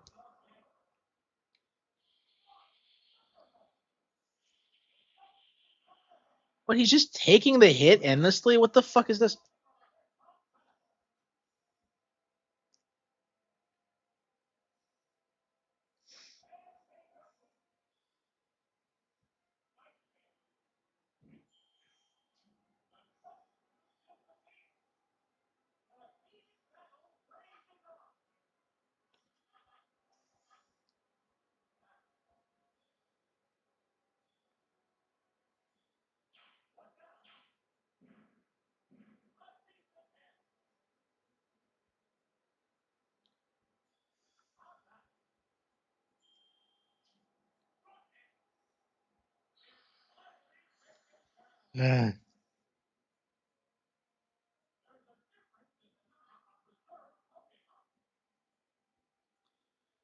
Okay,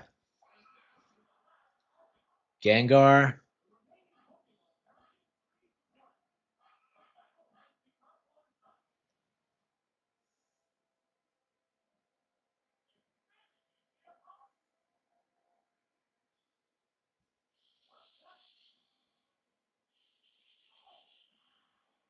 Yeah, what are we gonna play after this? Should we go back to DK64 and do some 100% stuff?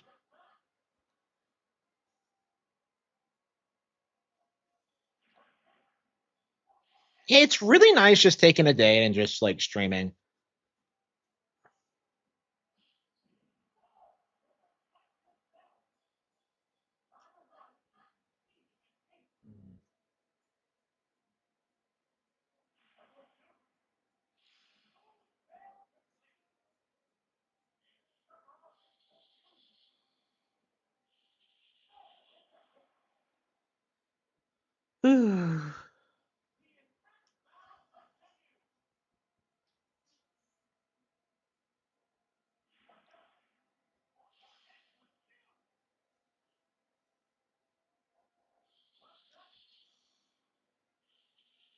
Got him.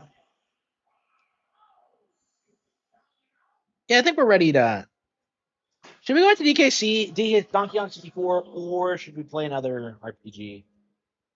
I think we are gonna go back to DK64. Like I said, I really want to like 100% it. So yeah, it's nice finally getting back into this game because I've been putting it off for a long time. It's been like the bane of my existence for years. So okay, okay.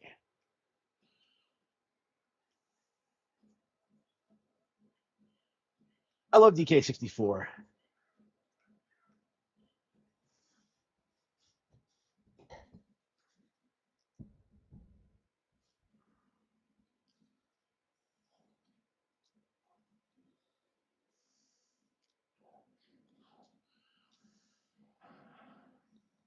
Okay, 173. Yeah, 20 hours to get to the final boss. So we could have beaten it already, but like, okay, DK Islands. Okay, Jungle Japes. Yeah, Jungle Gyps is clear. Angry Aztec is clear. Frantic Factory is clear. Okay. Gloomy Galleon is clear. Yeah, so I think the next one we have to do is Funky Forest. Okay. There's not even that much to do. Okay.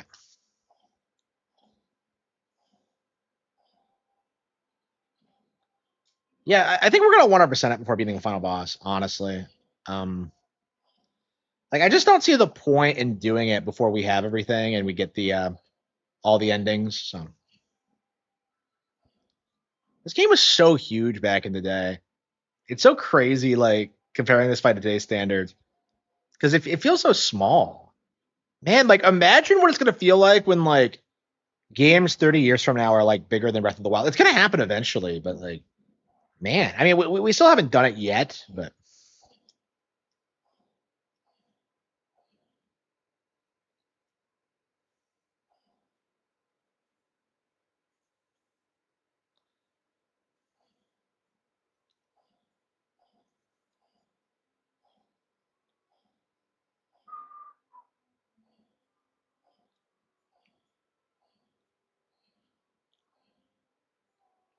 yeah, I like Funky Forest at night better than the daytime, but like I think if it didn't have the day night cycle, it wouldn't be as memorable. Yeah, I think this is the best world in the game by far. Like, and it's really not even close.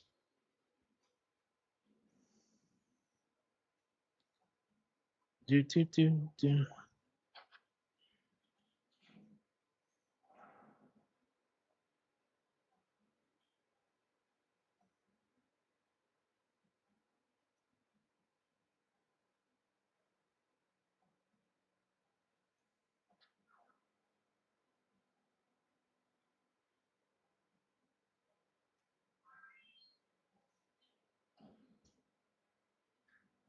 Oh, I'd never gotten that. Okay, because I didn't have the. Okay, wow. Okay, yeah, it's crazy how many things you just overlook sometimes. Okay, do we need to get all the banana medals too? Is there any reason to do that?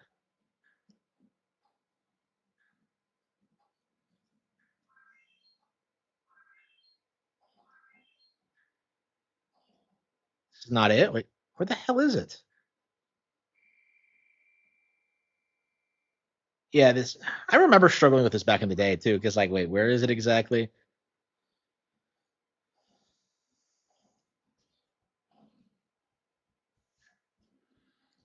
Okay, it's by the doorway. Okay.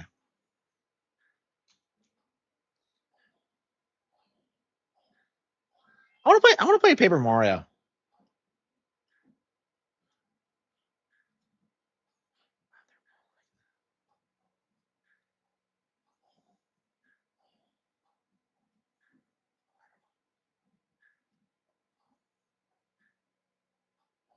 Wait, what?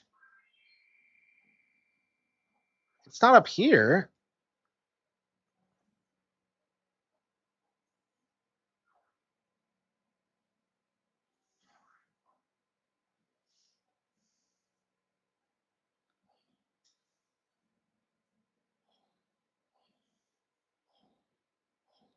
Where the hell is it? Oh, I see. Is this the one where you?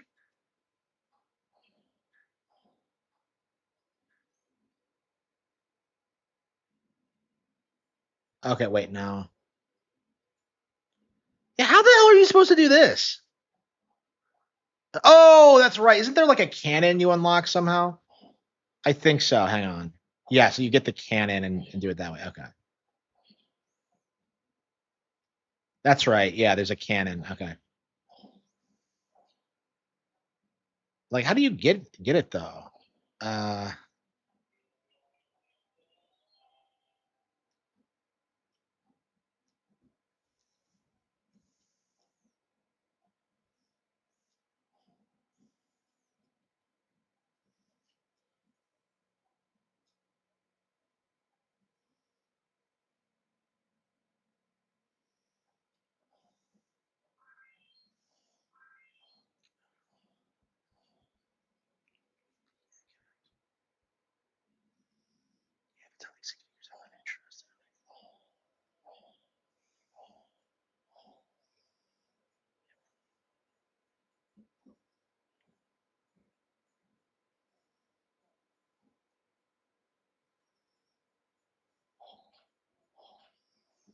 Yeah, what's my next game gonna be?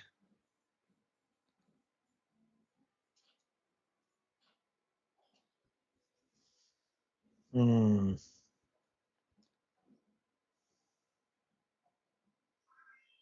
Yeah, so it's up here.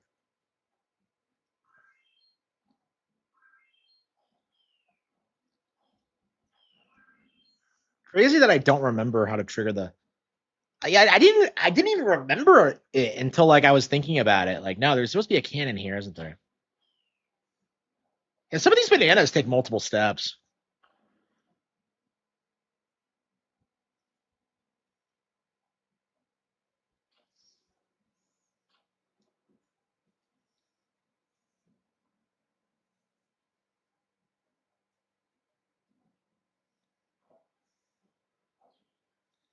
Yeah, it's a pretty spooky area. Yeah, way spookier than Creepy Castle, funnily enough.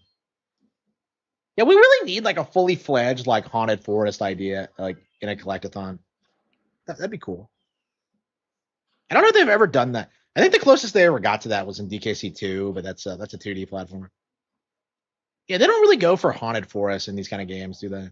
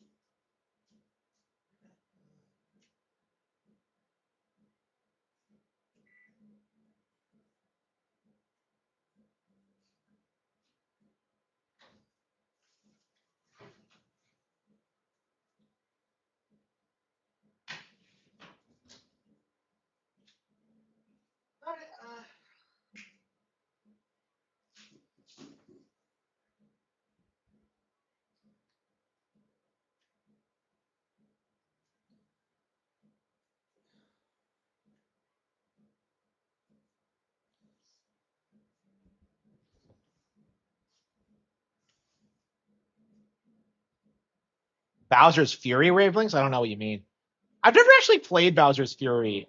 People keep bringing it up.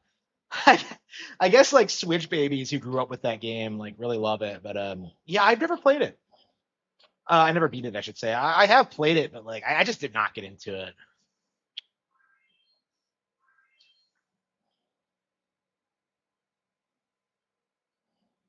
How do you trigger the cannon? I really like Gloomy Galleon. I think Gloomy Galleon's quite a bit better than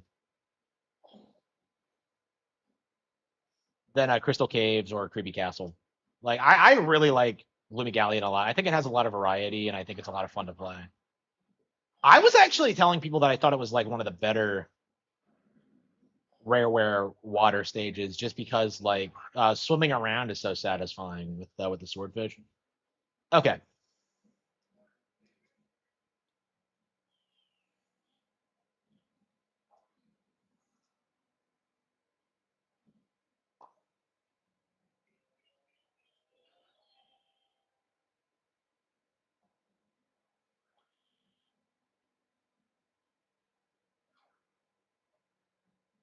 I think you have to push these in like a specific order, but I don't remember what the order is.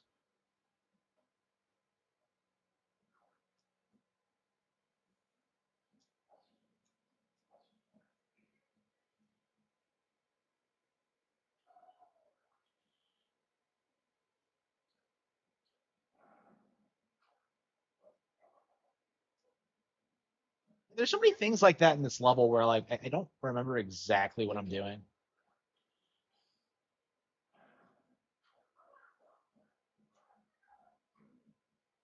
I agree. I agree.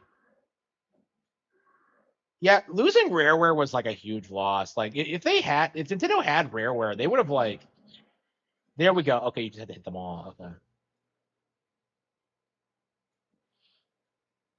Yeah, if Nintendo had Rareware, like Rareware would have been able to like produce high quality first person shooters and like they would have been able to like compete with Halo, even if they couldn't straight up beat them. So I'm very curious what that would have looked like.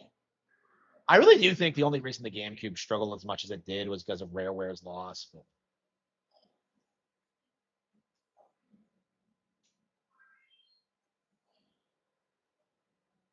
yeah, I definitely want to see 3D platformers make a comeback, but they definitely have to modernize. I feel like they've just a lot of them are just stuck with like 90s design principles, and they kind of need to get with the times. I mean, I think Bonanza is a really good example of what the genre should look like.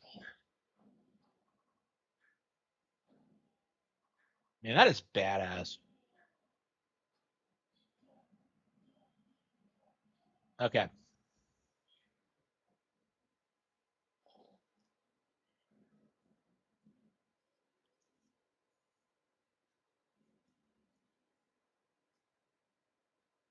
We actually do need to find the blueprint as well. So,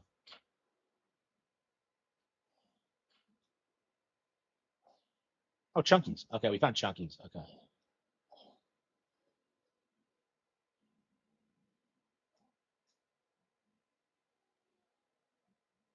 Oh man, the World Cup. Not really. I don't follow sports ball. I'm too busy playing games to ever be invested. Like I have so much to get caught up on.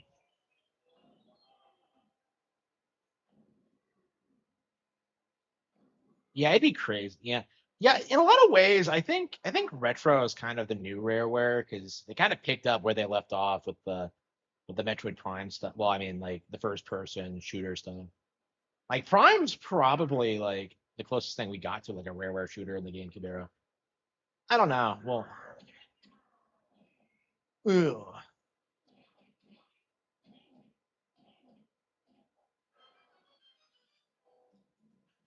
Yeah, we're getting blueprints for a weapon we already shut down.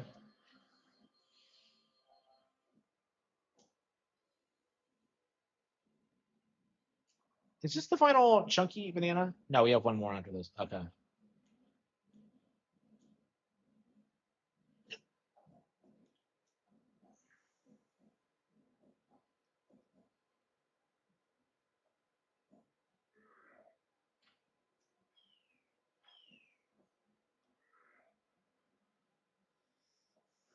Yeah, I love how everyone's bitching about like Ocarina of Time getting remade. Like I love how people try to say that like the cope initially was that Nintendo is out of ideas, and I'm just like, bro, did you not play Echoes of Wisdom? Like I don't think anybody has any basis in complaining about Nintendo running out of ideas. It like when they put out stuff like Echoes of Wisdom or Tears, even like Hyrule Warriors, it's just I don't know, it just doesn't make any sense. I mean, I was saying that they were due for a remake. I just wasn't sure if it was like going to be Ocarina or something else. I've been pushing for like the Oracle games to be remade, like since Link's Awakening came out. But Grezzo went ahead and made their own Zelda instead. So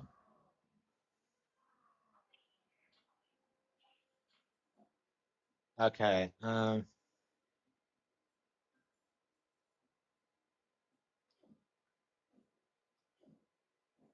maybe we should turn in the blueprint before we do anything else.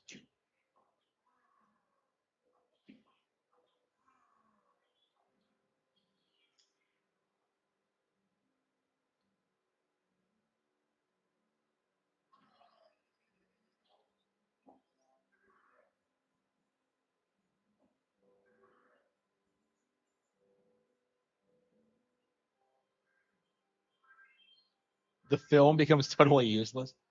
Yeah, there's all sorts of useless collectibles. Like coins are like that. Bananas are kind of like that. Like it's just like, what's the point?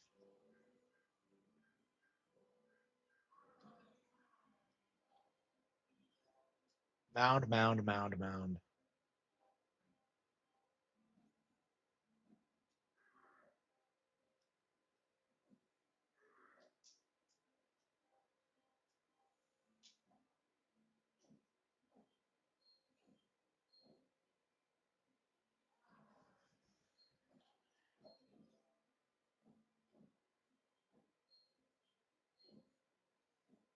It's an amazing game, but like,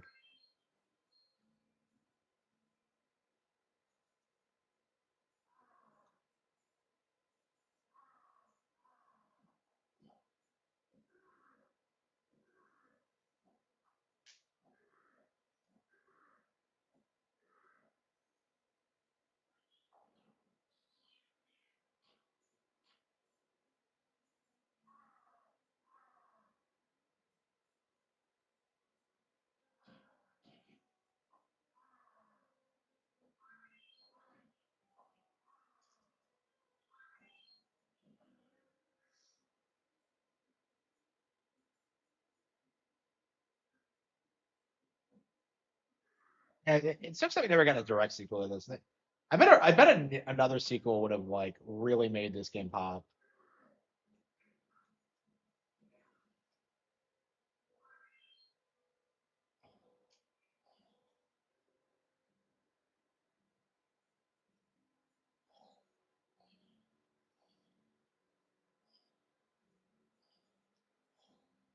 Man, like I still don't know my way around. I usually just warp.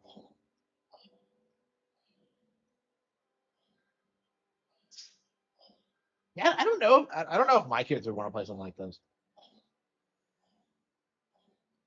I don't know how well end people get. I think F Zero X and like Star Fox 64 are going to be like endlessly popular. Like those are all time classics.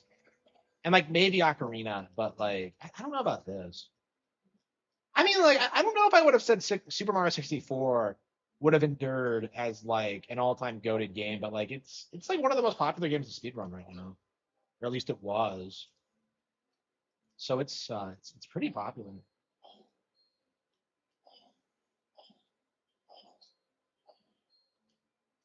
Yeah, there's something in here, but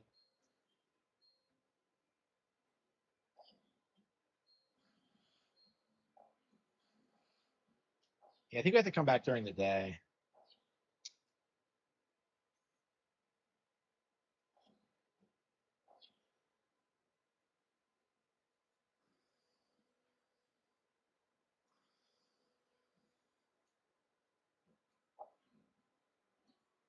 Yeah, if GTA 6 gets delayed again, imagine just like how much people are gonna see it because like everybody was like hedging all their bets that like GTA would be what would destroy Switch 2 this year, and it's just I don't know, it's just not working.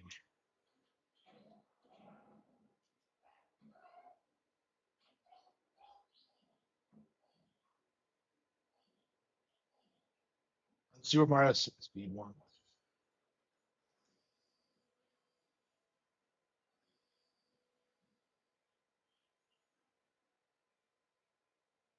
Yeah, I wish I got into speed running. I definitely was super into Super Metroid speed running back in the day, but like what was my best time? I keep wanting to say my best time is like 128, but like I think last time it was significantly more than that. Like, man, I keep spacing it. Wow.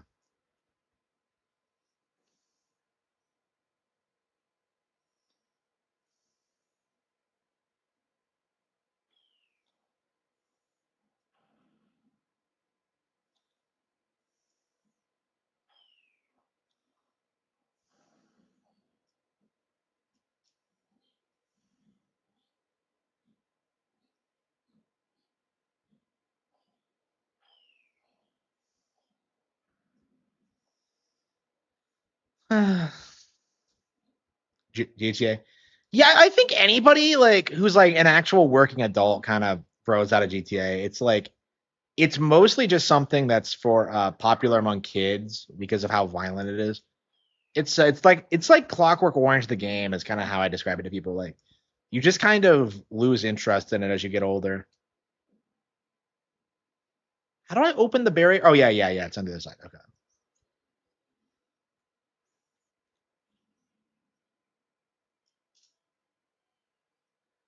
IQ.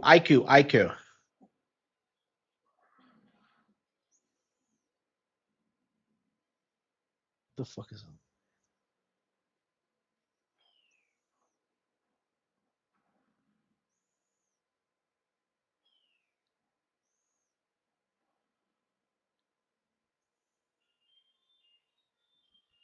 Yeah, I can't work anymore.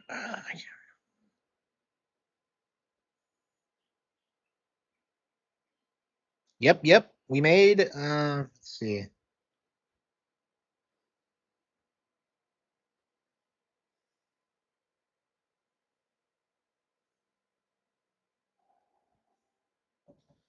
Okay, yeah, we're doing really really well. Okay, it took a while for them to process last night's the revenue from 2 days ago, and now they did the one today. So yeah, it seems like we're well on our way to this being my most successful month on YouTube ever. Thank you all for your support. Definitely appreciate it. I mean, like we're doing well on the video front, but we definitely need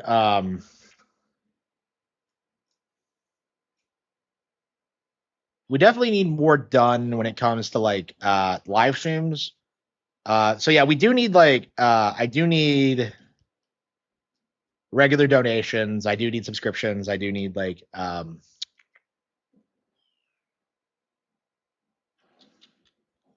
likes, comments, memberships, Patreons, book purchases, like anything you can do. I really appreciate it. Anything you are willing to do. How do I open this? Like,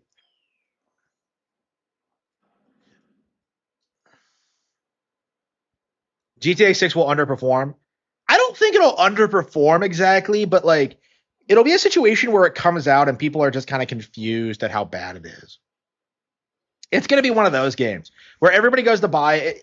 I think it could be the disappointment of the decade, honestly. Like, I think it could be like worse than Cyberpunk, truth be told. That requires standard play. They fumble hard. Yeah.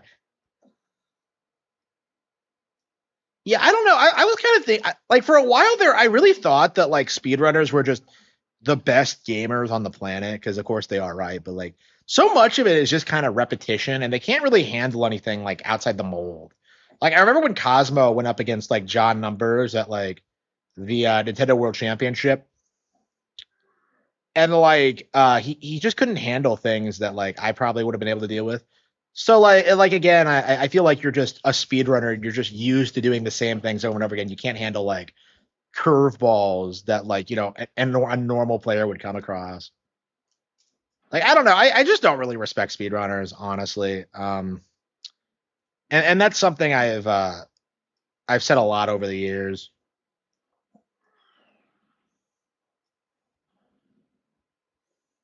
Literally didn't know how to wall jump. That is fucking crazy to me. Yeah, I forgot about that. I'm just like, wow. Yeah, I completely forgot about that. I just pulled that out. Like, yeah. That's just a really good example. But like,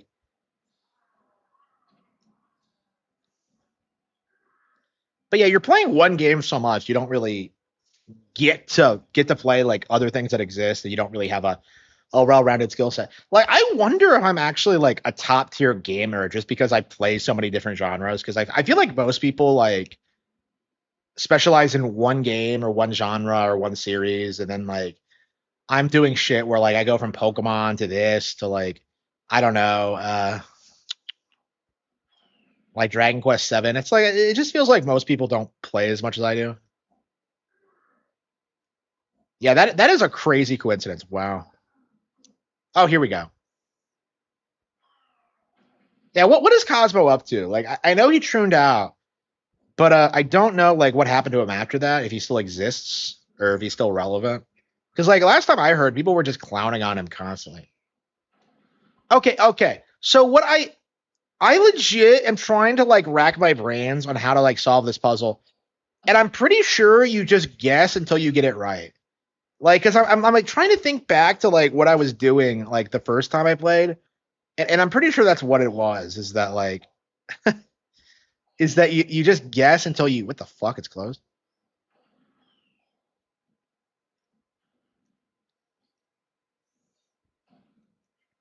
Then DSP, yeah, for sure. Yeah, I was actually like, I actually wanted to like get to like master level in Street Fighter 6 so I could like play DSP and like beat him, but like I don't know if he's gonna play again. I'm sure he's gonna play again at some point. But Okay.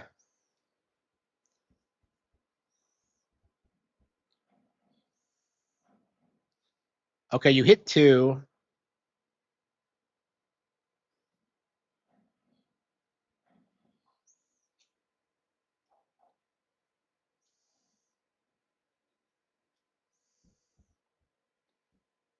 Back to Cosmo instead of Narcissa. Really? I wasn't aware of that. I mean, I don't follow this guy. So. A while back, it was pretty common for like speedrunners to be troons. I don't know if that's still true. Shit.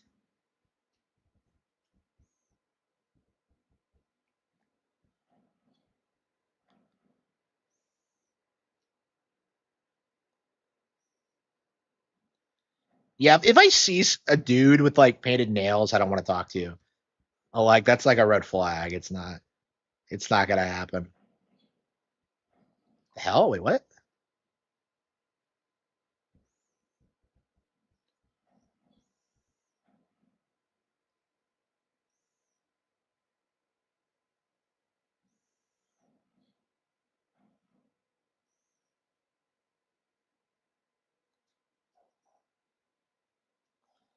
Yeah, what is this supposed to be, really?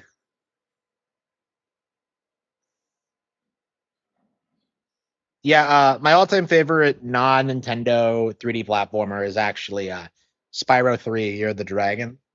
I love that game. I've played it like dozens of times.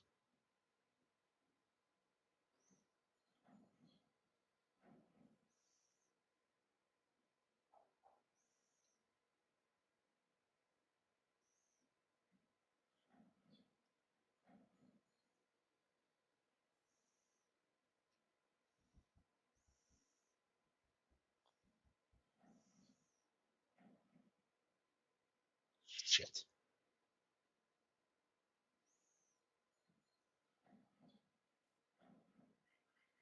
I don't like. Yeah, I've always done this trial and error every time. It's always been trial and error. I've never figured out how this is supposed to work.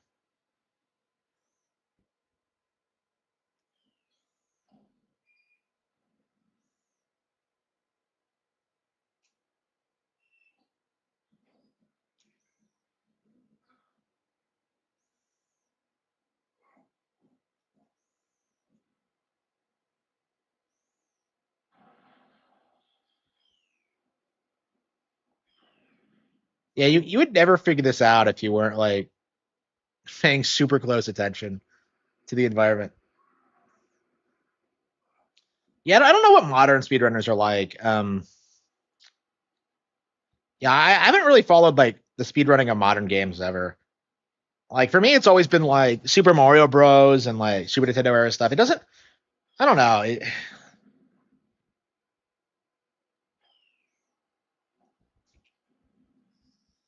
Yeah, we need a third barrel. Where is it?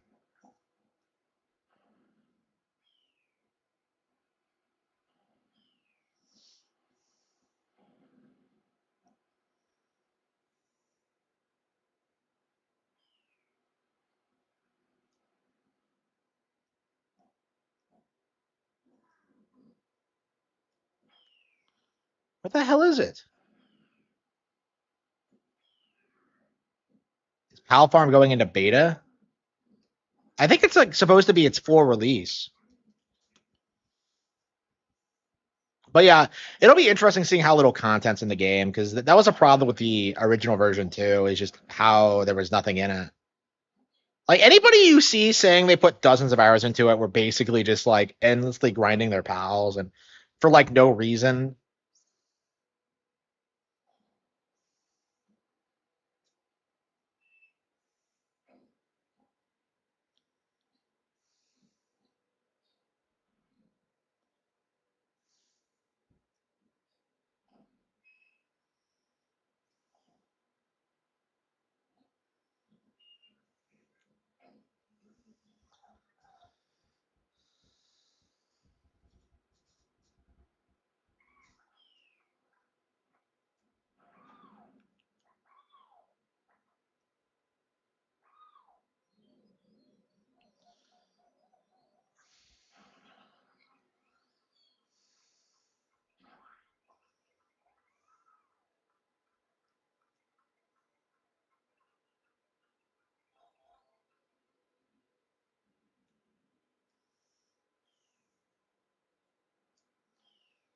Yeah, I think we have to come back to here during the day or something. Okay.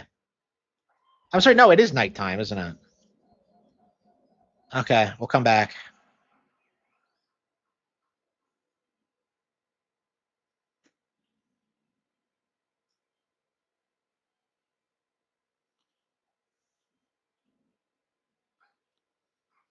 Yeah, weird how you can't collect bananas as other characters.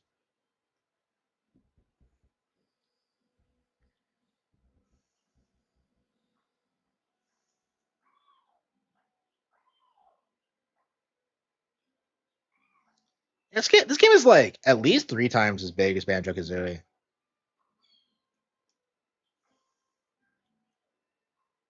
I don't know. Did Rareware not like working on this game? Because they bitch about working on Banjo Tooie all the time, but I've never heard them bitch about this one.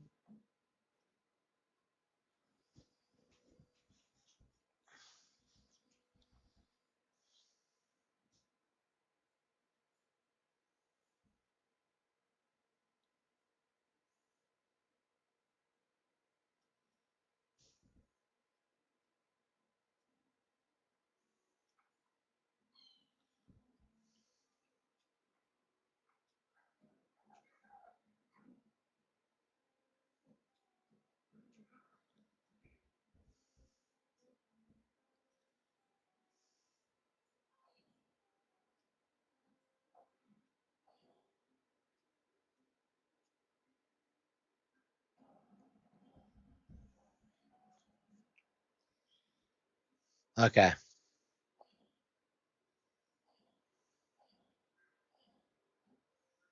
Yeah, why did I have to change the time of day just for that?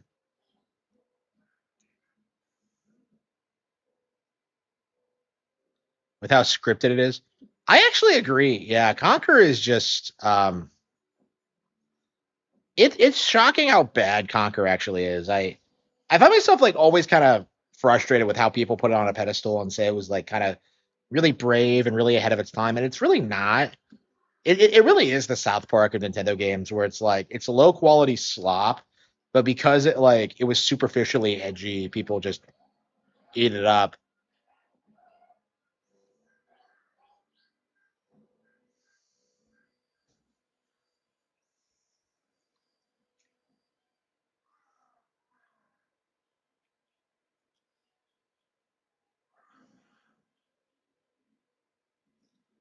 Okay, you can just walk out with the barrel and just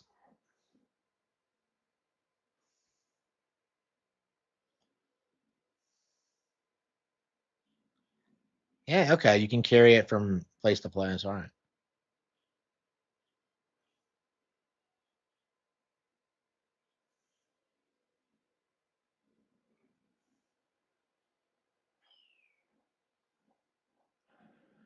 God damn, it's not on.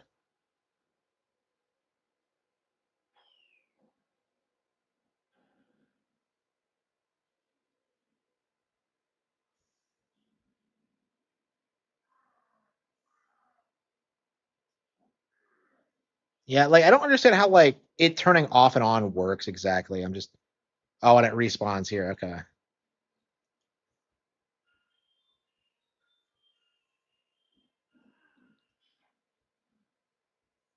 Yeah, why does it turn off? Like it should just keep like going. I don't know why it turns off like that.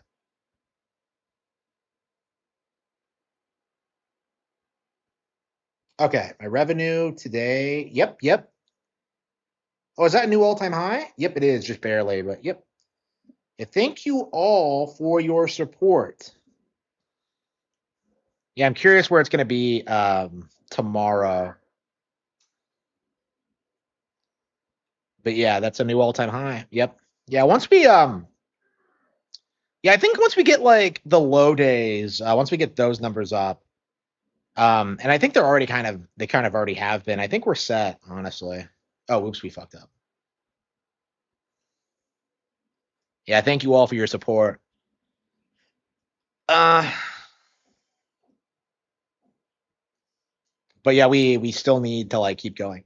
Like I want like if I'm gonna produce higher quality videos, yeah, we're gonna have to get donations.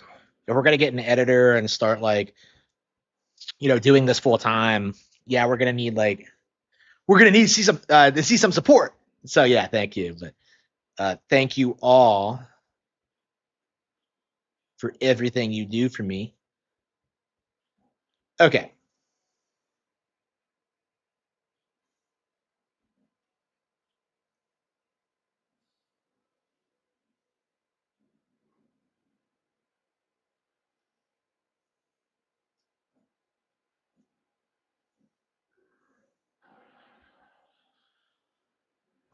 Oh wait, what? Oh, do you not have to carry it? Can you just like? Okay. Yeah, I think we're good with Chunky. We just got to turn in the Snide HQ thing, and I think that's all. The Chunky.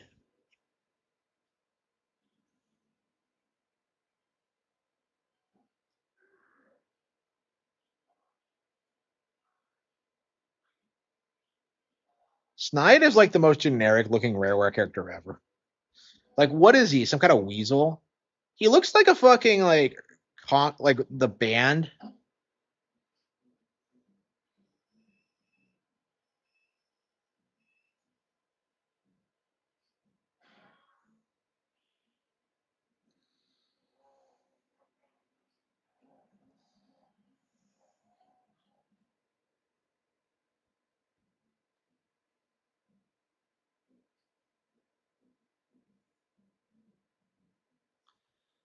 Okay, yeah, we got all the chunks. Okay, we got all the chunky blueprints. It's kind of crazy. As a kid, I never thought I would collect them all, but okay. Okay, Donkey Kong needs to look for the splat, and then Diddy has an actual banana. I think it's on the mushroom, if I remember correctly. Uh,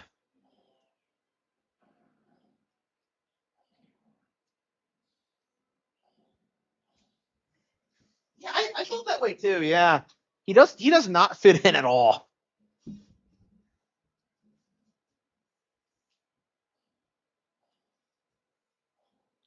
Yeah, I was always confused by his presence.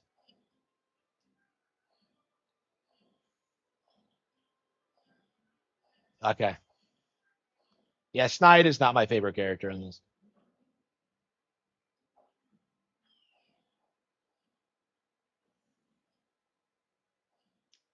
And it's weird that he's so essential to the plot because he's the only reason the super weapon doesn't like fire immediately.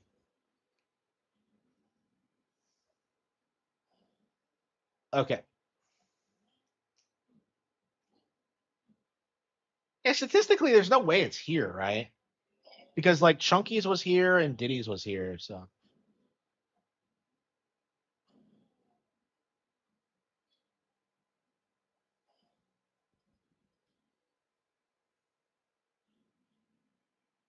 oh, could it be up here maybe? Yeah, I bet the Diddy one's up here.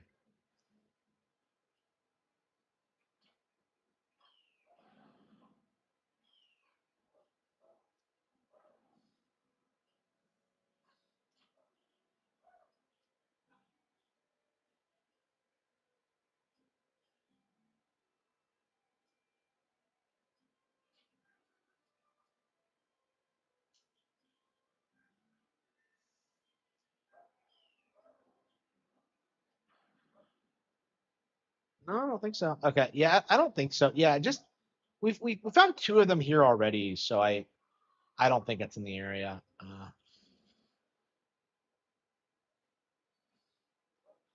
Oh, actually, we're gonna need these for Crystal Caves. Nah, I think we have plenty now. Yeah, I think when we got those banana fairies, we were fueled. So yeah, you need a lot of these for Crystal Caves.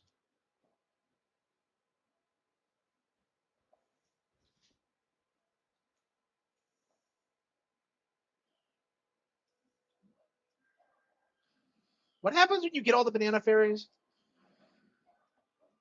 Have we gotten them all? Now we're missing one in Crystal Caves and Creepy Castle. Okay. Yeah, most of them we've gotten. Okay. Yeah, in Crystal Caves and Creepy Castle. Okay, we'll do those next. Yeah, we're missing a battle crown on DK Isle too. I don't know where that could be.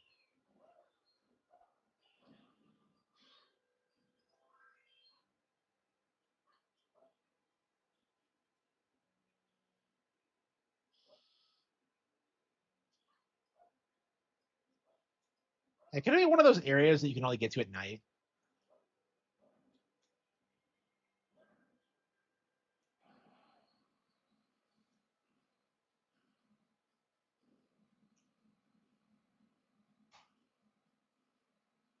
There we go.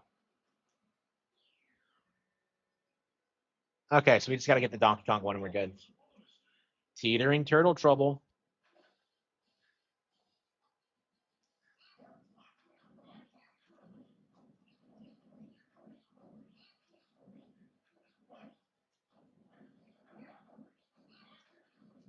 How do they come up with this shit? This is so goofy.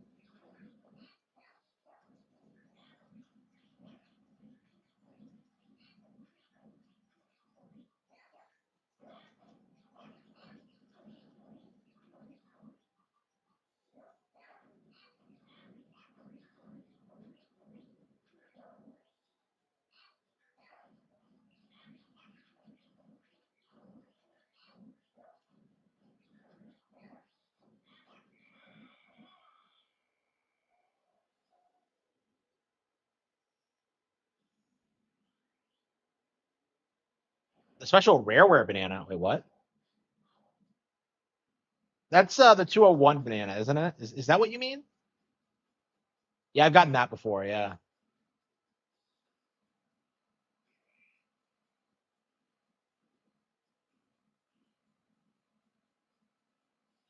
How many of these bastards are in this, like...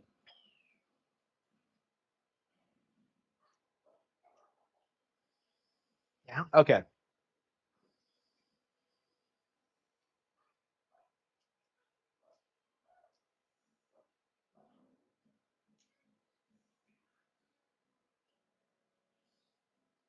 Casey, okay. What are we gonna do? Racing. Dun, dun, dun, dun, dun, bum, bum, bum, bum, bum, bum.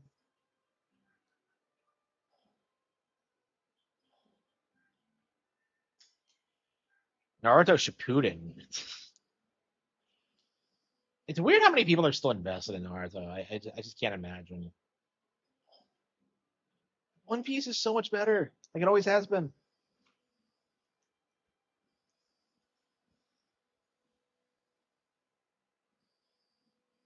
Nanny.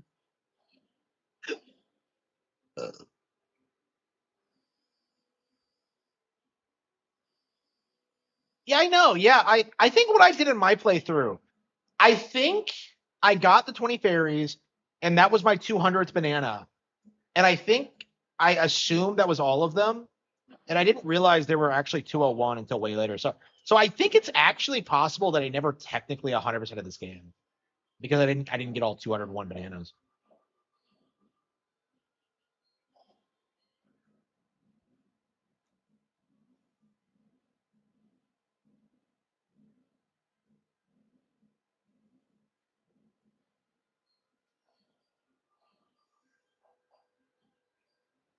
Wait, where's number 5?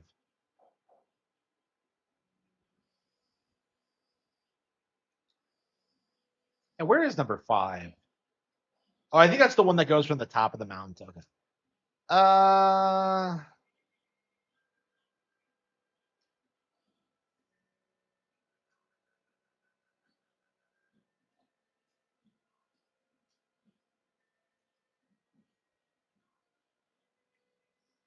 I just love the image of this clock. How like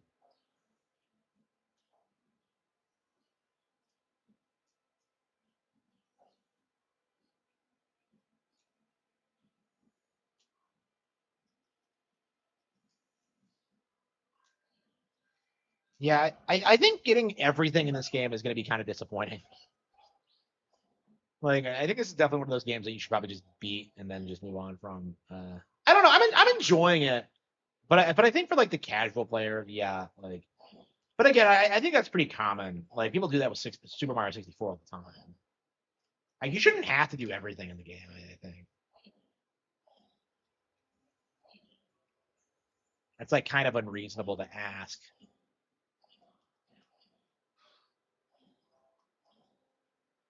I should get some help. Why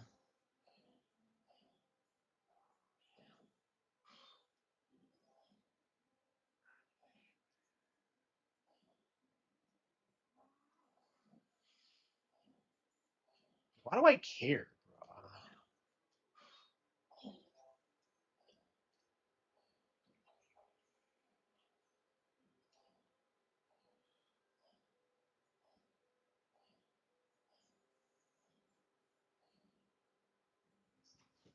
Okay, yep.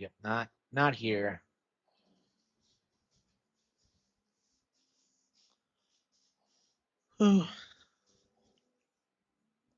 After this banana, we'll be moving on.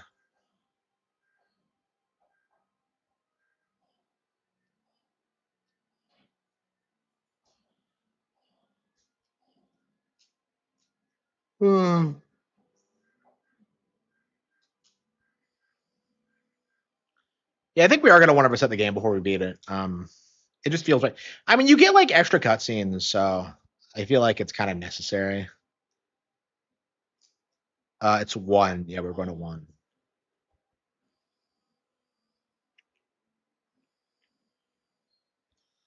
Okay. I'd like to get this blueprint before we stop and play something else.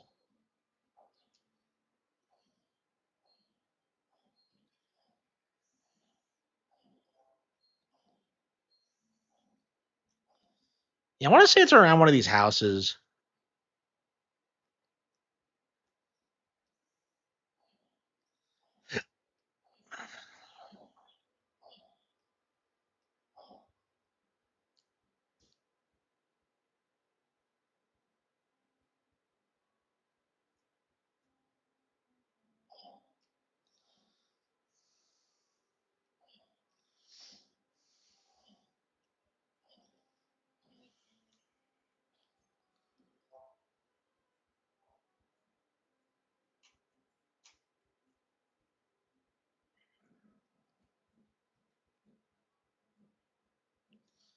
Yep, found it. That's about what I expected.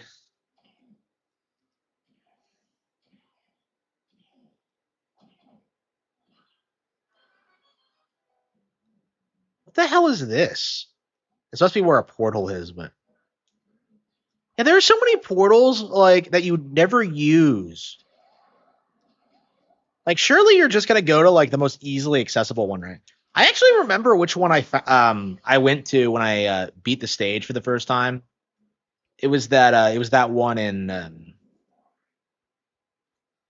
Oh, hang on, we never got the banana in here, did we? Yeah, we got the banana fairy, but not the actual.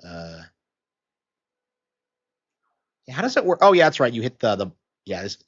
This is fucking insane. Okay.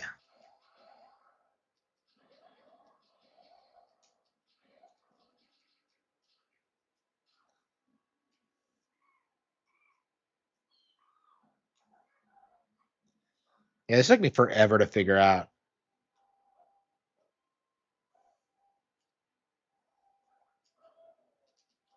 This is the most boring looking hub world, by the way.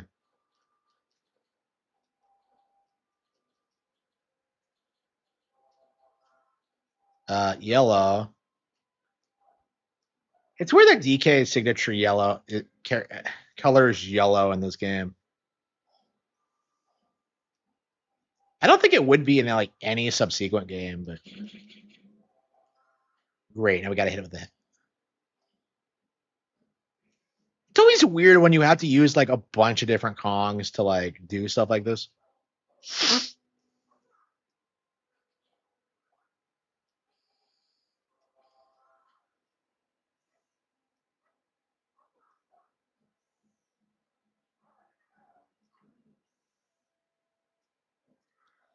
Tiny Kong.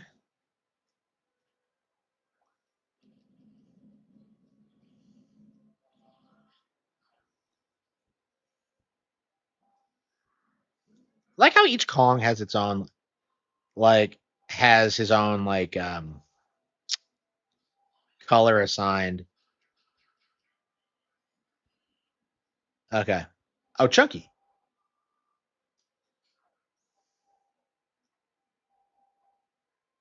You don't even get the chunky pad until later.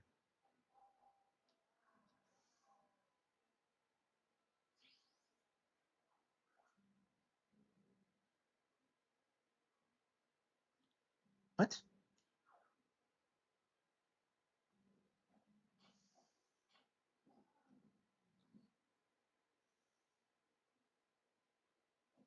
Oh wow, okay. So that's where that is. Okay. Forest fracas. What the hell is a fraca? Well, I believe this is the last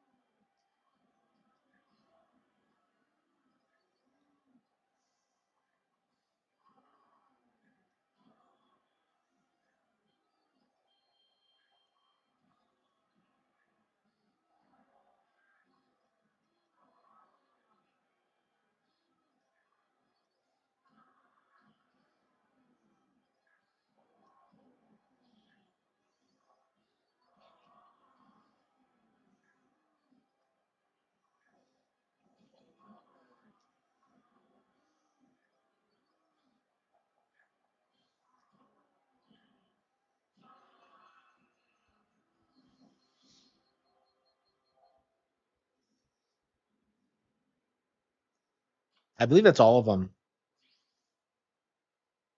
Is there no actual banana in here? There has to be, yeah, because there's what else are you supposed to do?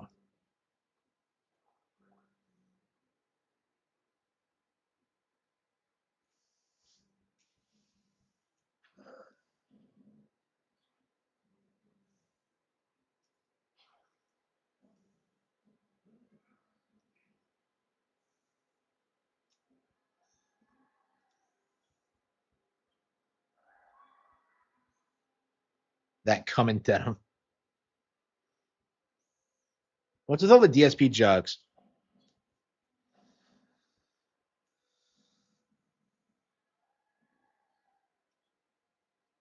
Oh wow. Okay, so she tells you the code. Wow. Okay, so that's how you're supposed to figure it out. I have never actually used Wrinkly's hints in my life. I've never paid attention to them, and they're actually pretty helpful.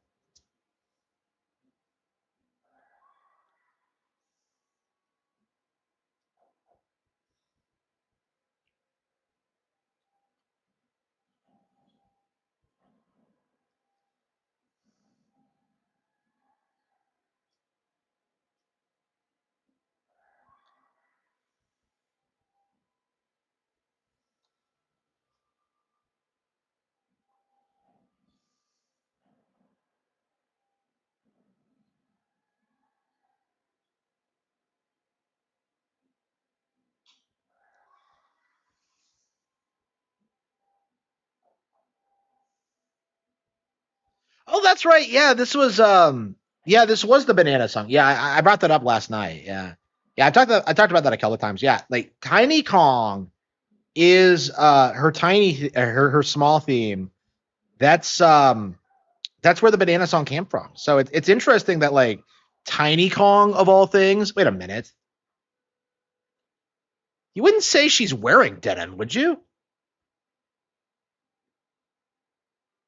Ugh. Yeah, I've never thought about that. Ugh. Okay. Okay.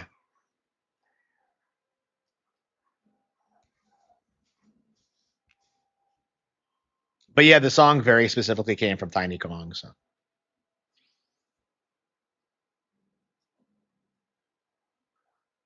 yeah, what else can we do here?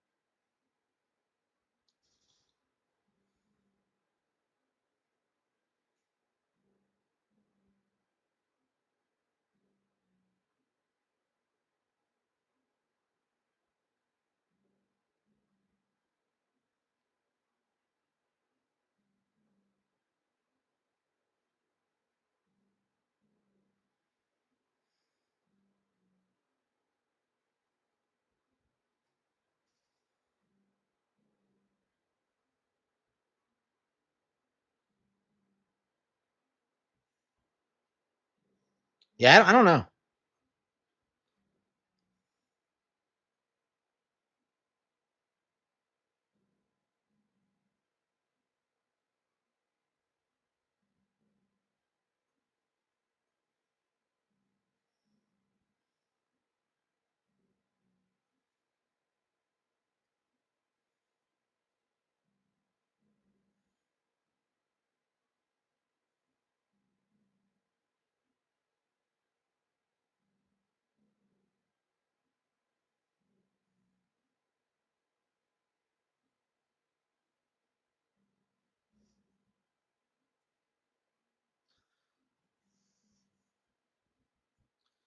Did they ever explain? Okay. Should we look this up? Maybe there is no banana in here. No, I'm certain there is. Hmm.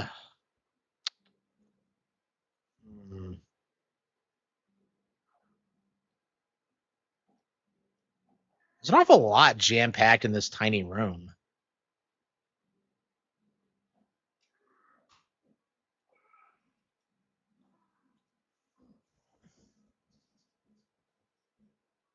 I don't know. Should we look up a guide? I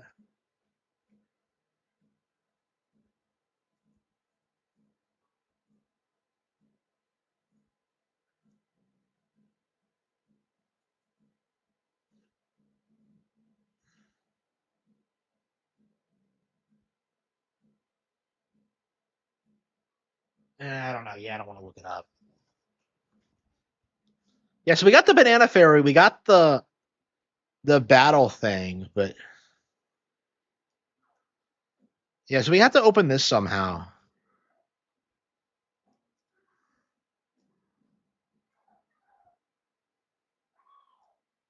Yeah, I'm not sure. I don't know. They probably just like Tiny has such. They probably just introduced Tiny Kong to justify like the tiny power. I don't know. She really is just a replacement for Dixie in this.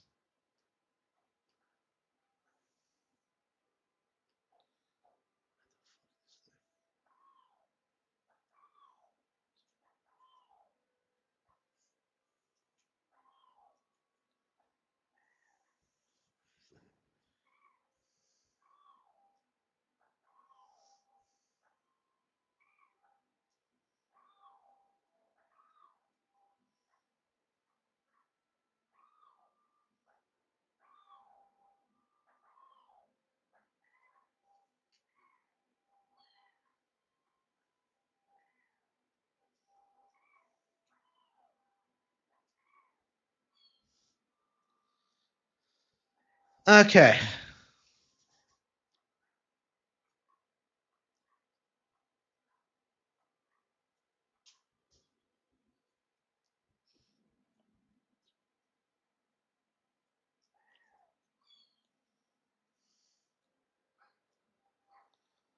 Yeah, am I sure there's one in there? I'm sure there is. I'm sure there is. Oh, hang on. Wait. No, there's nothing on the roof.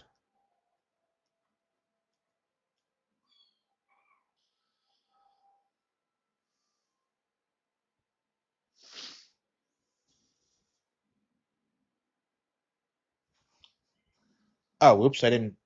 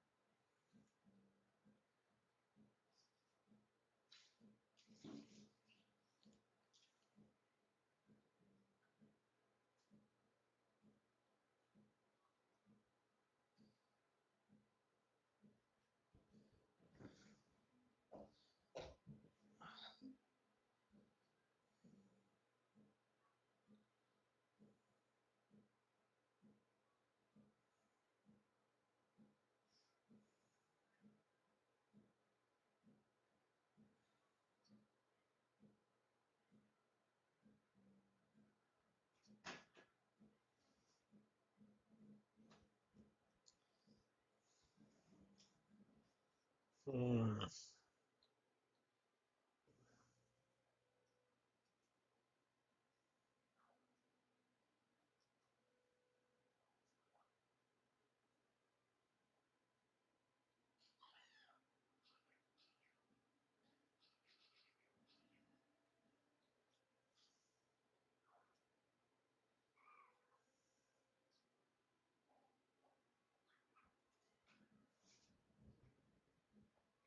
has to be something.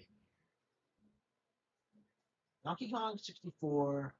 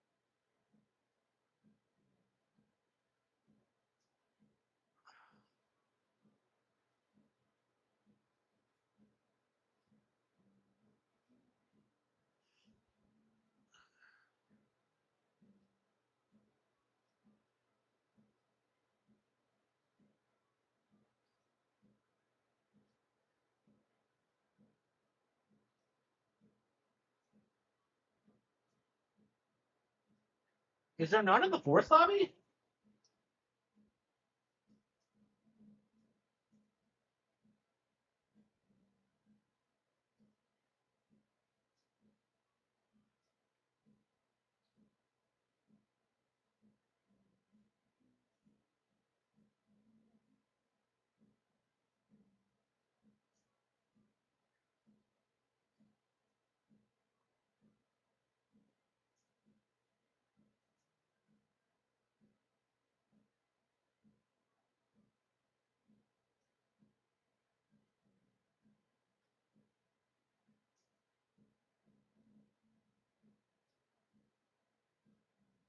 Wait, what?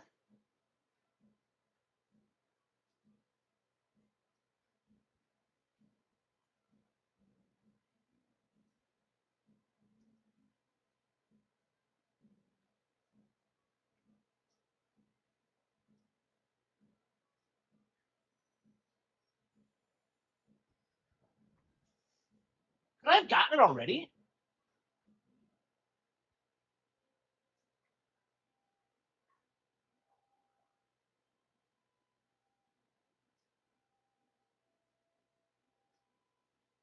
Could I have gotten it already?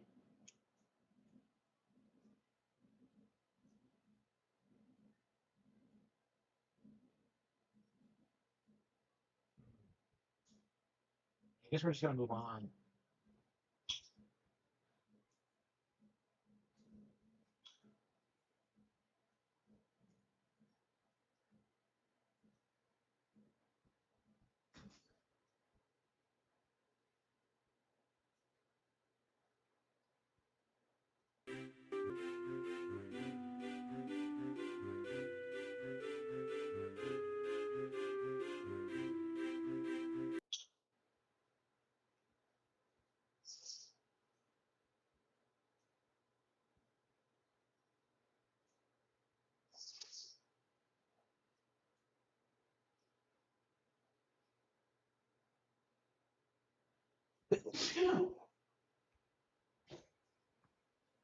Okay, why isn't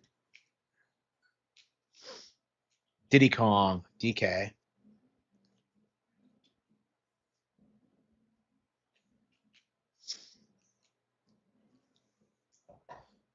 Yeah, maybe I got it already. I don't know.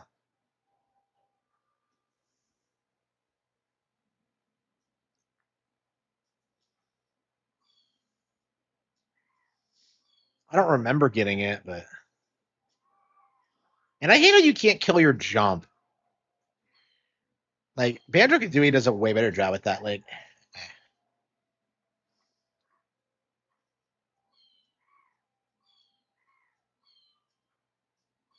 I am a fan of Nintendo. I really like playing. I like the motion controls on the. Okay. The PS3 was outsold by the. Okay. Okay. We've been streaming for 7 hours straight. This is the longest stream I've done in forever.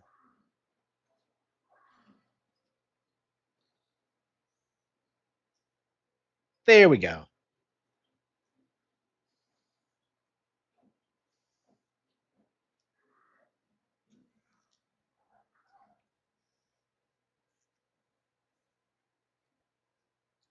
What's our next game going to be?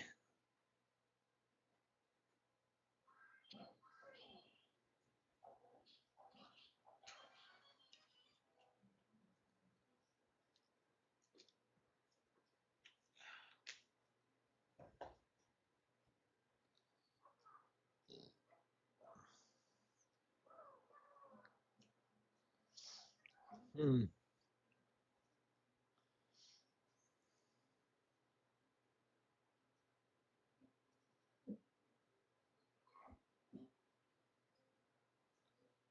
Dude.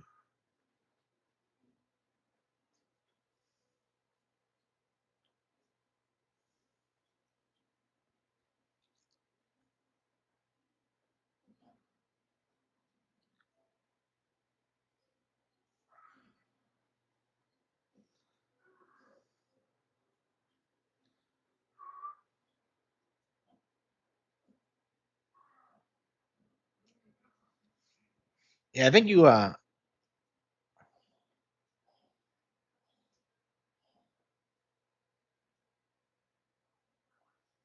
think you become invincible and just walk across it.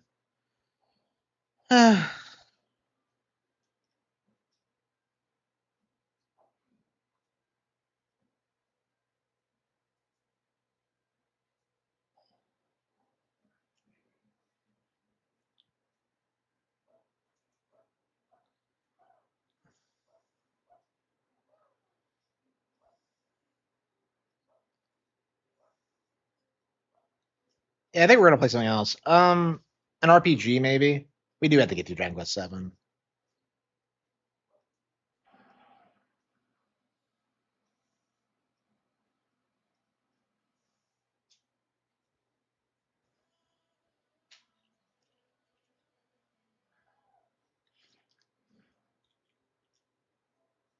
Oh wow, okay. So there are 2 bananas in here? All right, well it's 5. Okay, we got most of the bananas with most of the characters. Uh I'm surprised there's 2 bananas in here. That's very unusual.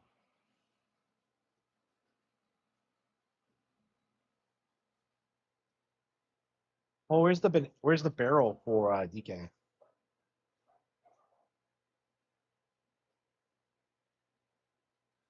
Ah, it's probably in here.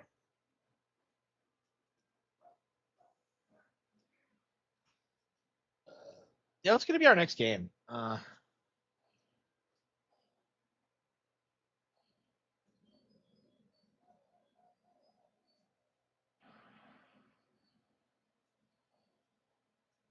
we have like 20 more to go.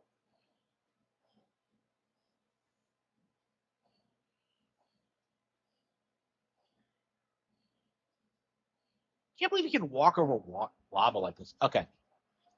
Yeah, I think we have one more chunky one. Okay. Okay.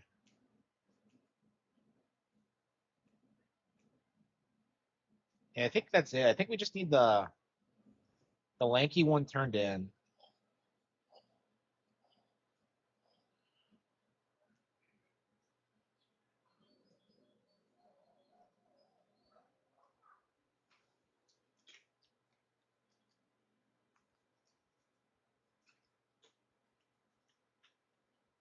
Yeah, there's a handful more in Crystal Caves, and Creepy Castle. So that'll probably take another day, but I think we're pretty much done with it. Yeah, I might start drafting the retrospective, honestly. Um, hmm. Yeah, I haven't worked on the book yet today. Maybe I should take a half an hour break and just do that, and then come right back to it. I don't know.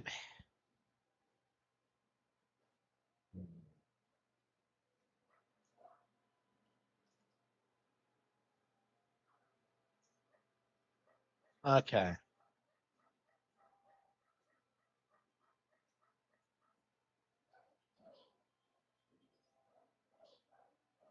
Yeah, I think I'm gonna take a break and like get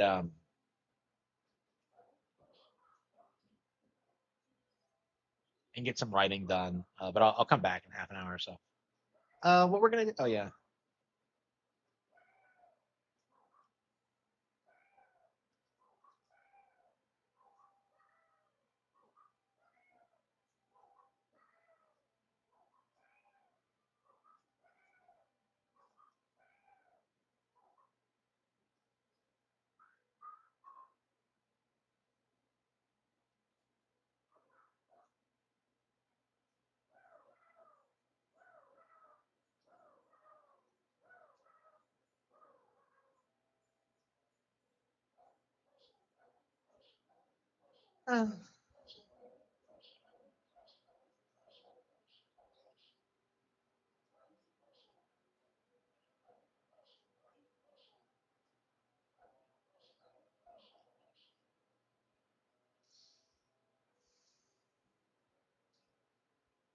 I've always loved how the island is like able to just move around like this. I just thought that was so cool.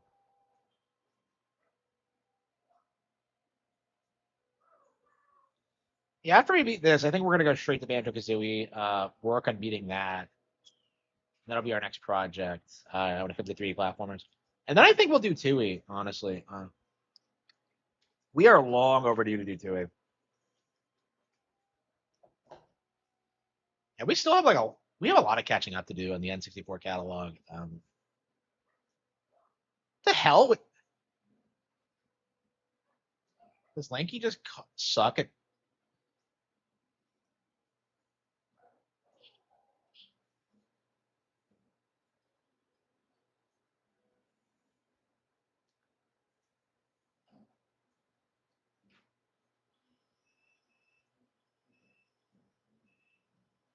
Why is he still saying that even though we've already taken out the weapon from the longer?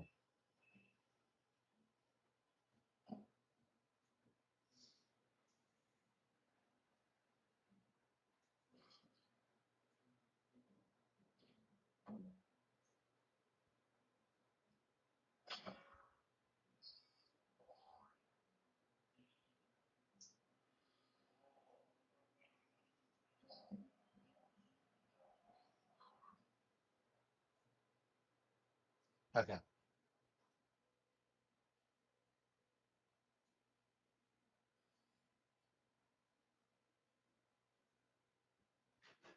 Okay. Okay, so Lanky's done on DK Island. Okay. We're only missing Chunky. So either it's in the forest lobby or it's somewhere else, and I can't really think of where else it could be.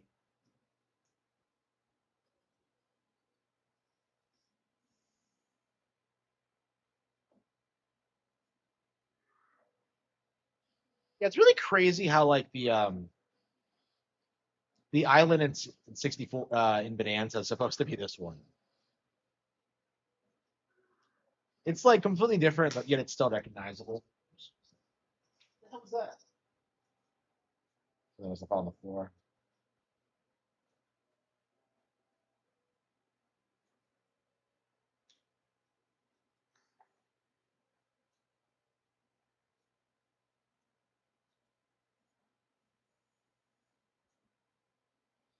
Yeah, what's my next game gonna be, huh?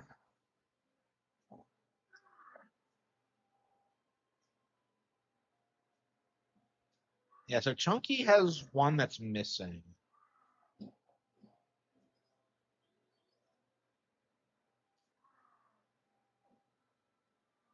I don't know. Could it be in like a lobby somewhere? Maybe it's in Creepy Castle or Crystal Caves. Yeah, because Crystal Caves at 2. I guess it's possible that like yeah, and a Crusher. So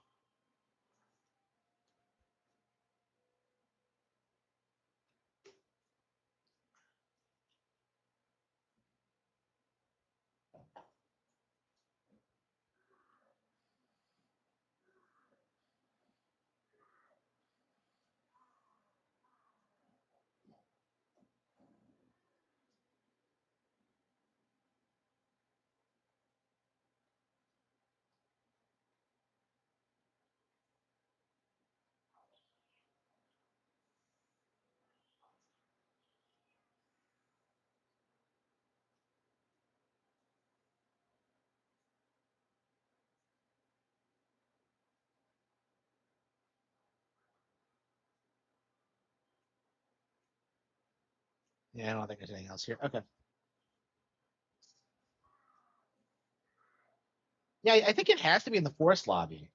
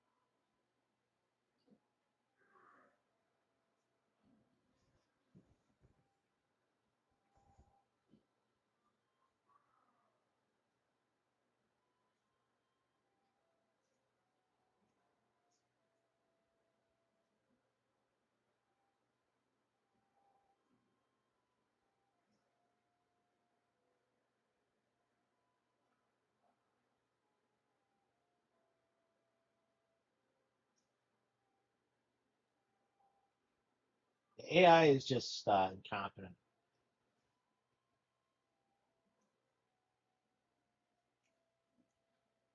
Yeah, I noticed AI tends to get things confused when it comes to video games. It's giving you like the wrong instructions.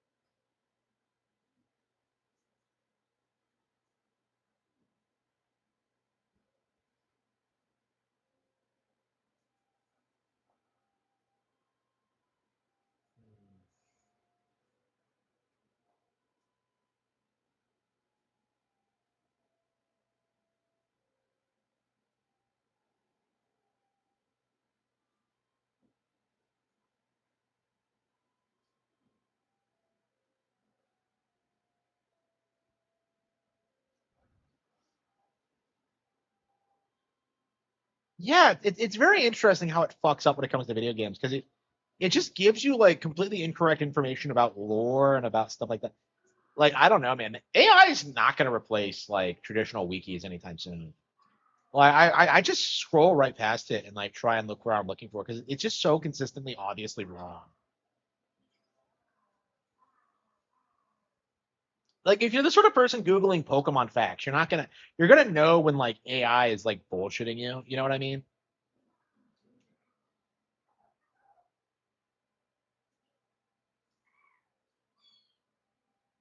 Yeah, I think I must have gotten the one in the forest hub, honestly. I don't remember getting it, but yeah, maybe it was just kind of a blur. I mean, I've been talking a lot, so maybe I just wasn't paying attention. I tended to like get them as soon as I got to a new location, but yeah, I think I got the forest lobby and then just stopped playing, if I remember correctly. So. So that might be why.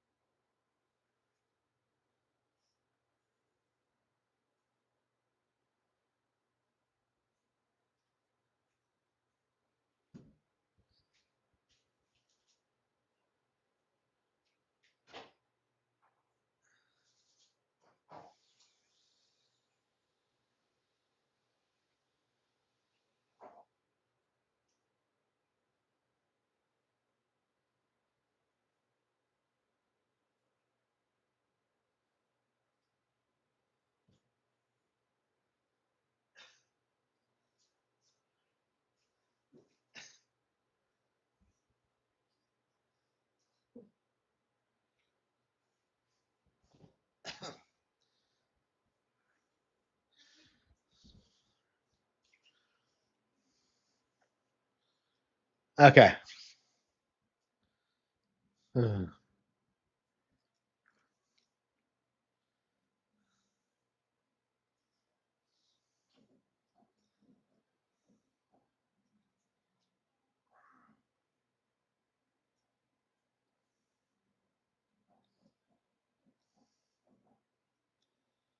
I sure I did everything here?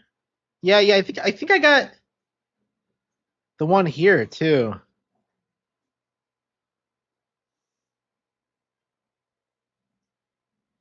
Uh-huh. Hmm.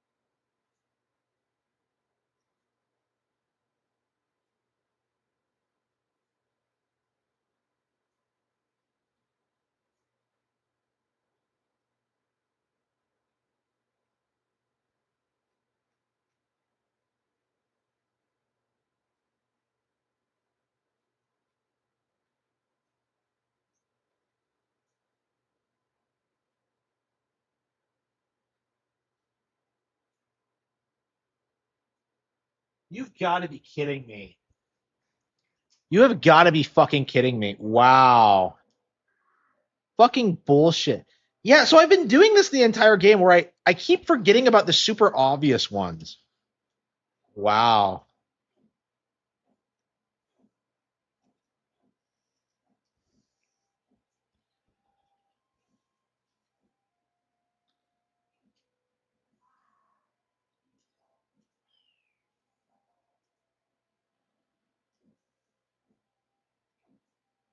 Wow.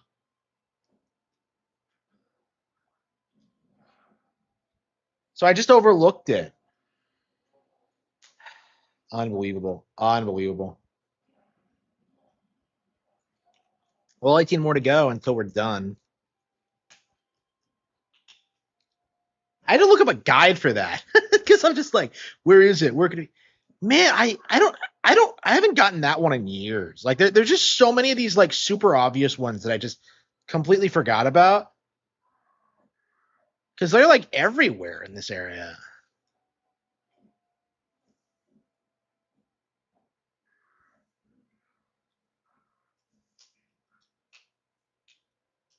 Yeah, I think we're ready to play something else. Well, we got everything in DK Isle. So we have 18 more to go total. We also have the banana fairies, but I think we'll find those as we round up the last of the bananas.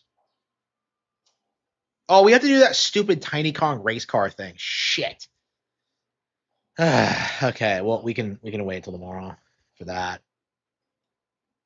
I should have rage quit that. I had no idea what I was doing with that one.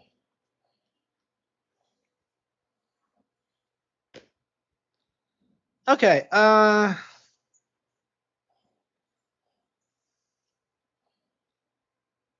okay. Yeah, Crystal Caves 5 out of 5, 2 out of 5, 4 out of 5. Well, everybody except Diddy is like killed it. Yeah, I think it's the creepy castle where we haven't done shit. Yeah, Hideout Hound doesn't have anything. Okay.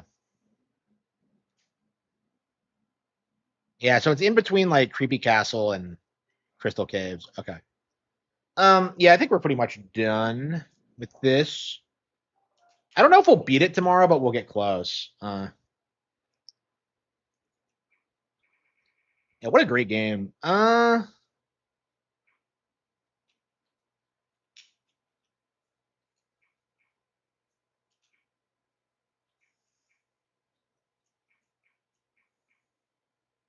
Yeah, honestly, I think we're gonna stick with DK64 for now.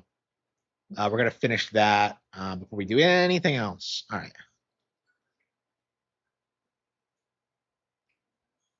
Yeah, would you believe I woke up today like thinking I wanted to stream because I wanted to play DK Challenge? Wow, that's great. I already did it. Okay. Super Mario Land 2. Yeah, there's so many Game Boy games we got to play. So fucking many.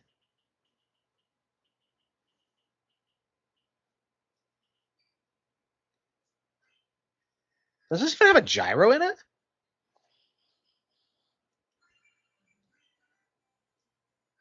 I'm not even sure.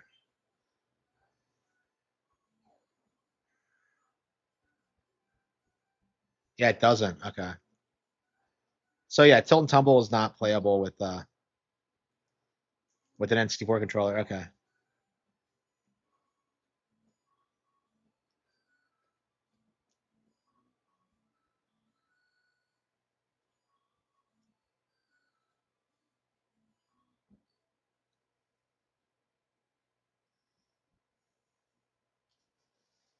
I guess you can't play with this after all. Yeah, because there's no ZL on it. Okay, well, whatever.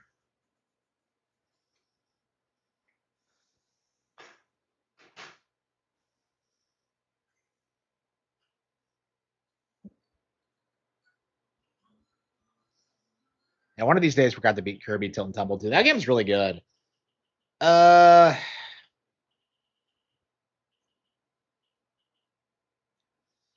okay. Um, Dreamland 2, Zelda. Oh, the Pokemon TCG. We never beat that. Oh, we got to the end and we just rage quit because we got beat so badly. All right. Yeah, there's actually quite a lot of games I need to get through.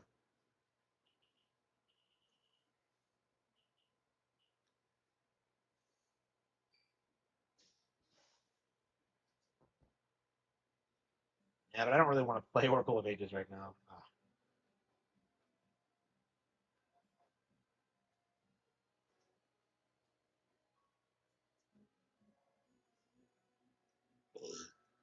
Yeah, I got like halfway through it and then just stopped. This is like one of the last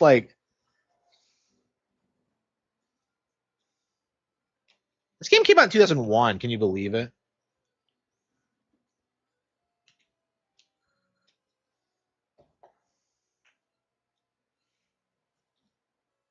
We never beat it, right?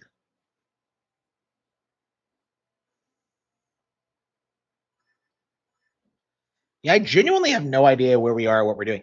Oracle of Ages is just a nightmare of a game to play. It's so brutal.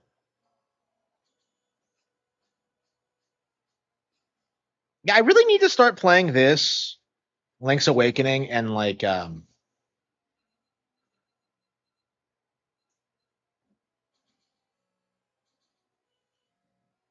tell me that's all I had to do.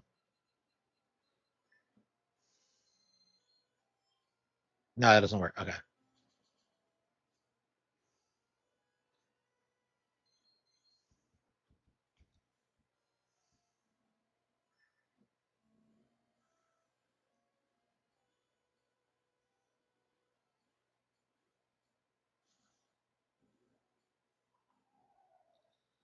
Hail Hydra.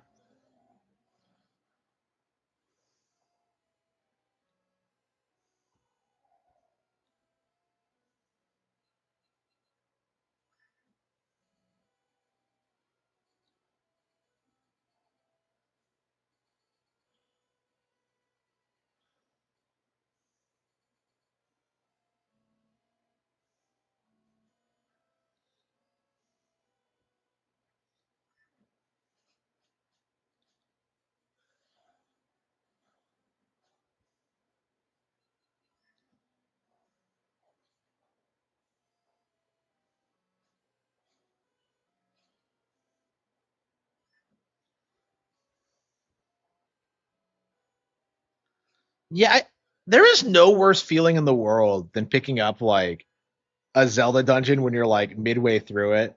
Like I never do this. I don't typically like dropping Zelda games when I'm in the middle of a playthrough because like they're so hard to pick up again.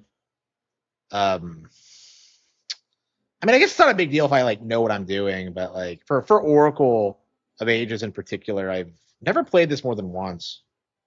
And it's a shame because it's a great game, but like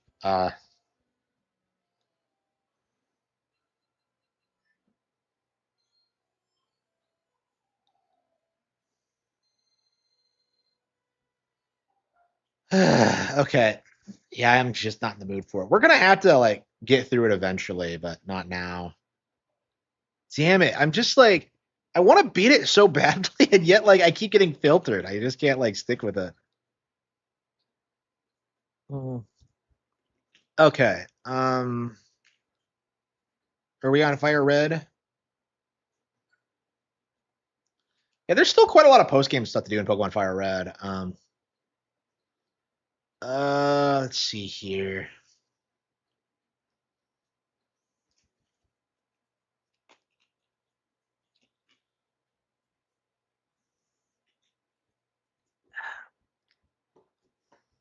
Look at all these RPGs I won't have time to play. Okay.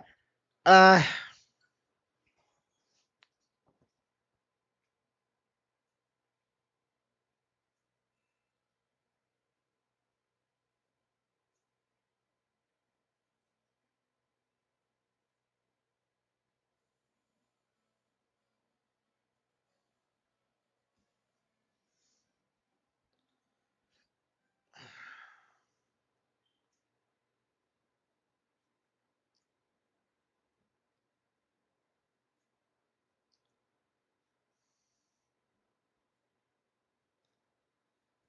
okay.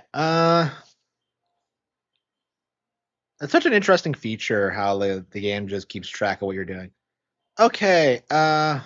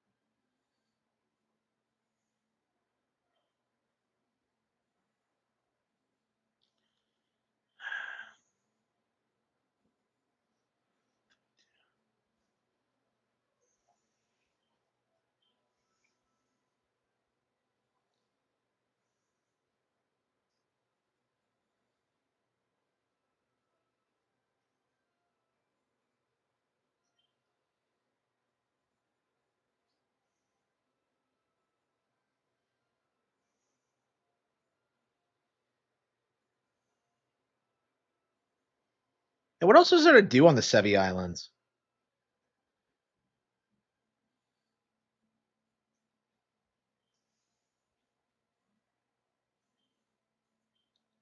It's interesting that there is so much post game content, but like uh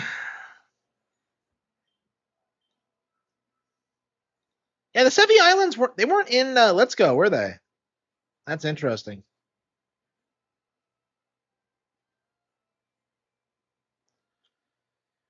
Ooh.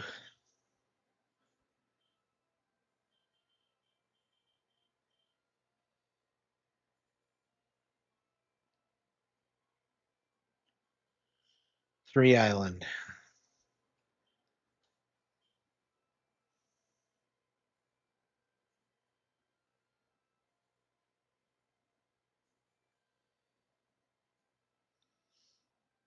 I don't know what I want.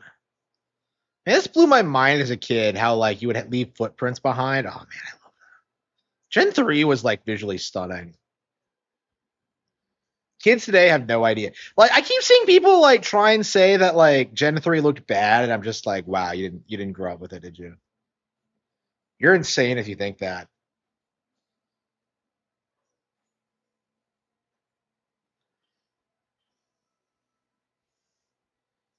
Uh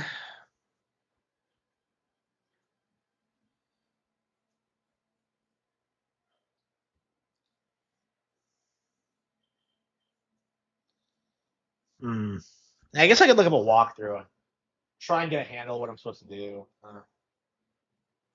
Fire Red walk. Yeah, because I got the Ruby and Sapphire. I linked up the Hoenn. I guess you can trade now. Okay.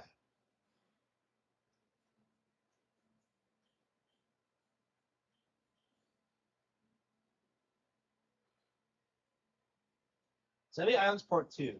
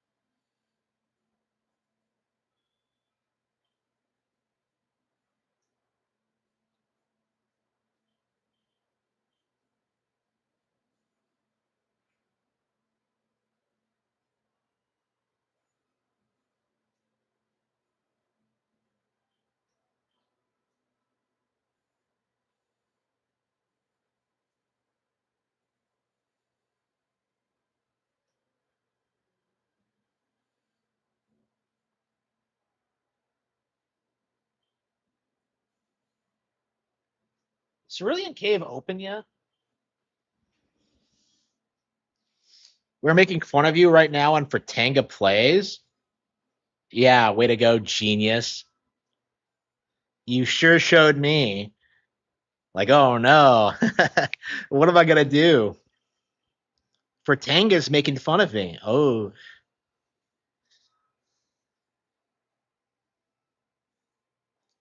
Okay.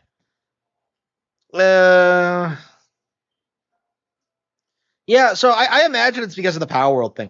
Like, am I the only person that's like straight up coming out and saying that Power World's gonna lose the lawsuit? Because it does kind of feel that way at this point. I don't know any other YouTuber who's doing that, because I think everyone else is all on board with the grift, and you guys are gonna be very disappointed. Let me say that. I mean, like, you guys are just delusional in general. Like, the idea that Power World was ever going to beat Pokemon is just laughably stupid. But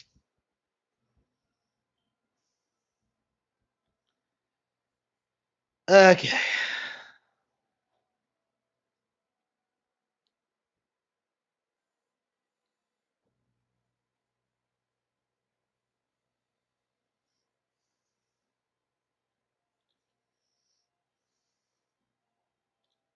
Saffron City. Oh,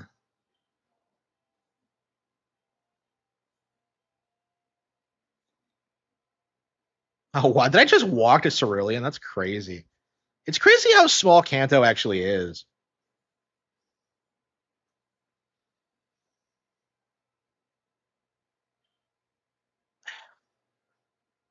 Power World won. Yeah, they didn't win shit.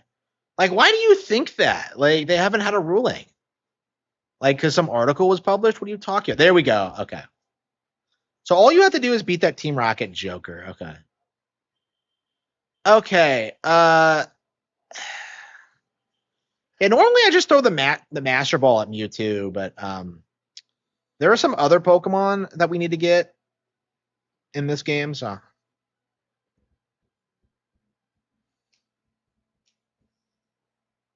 why is Mewtwo living outside Cerulean specifically? That always kind of confused me.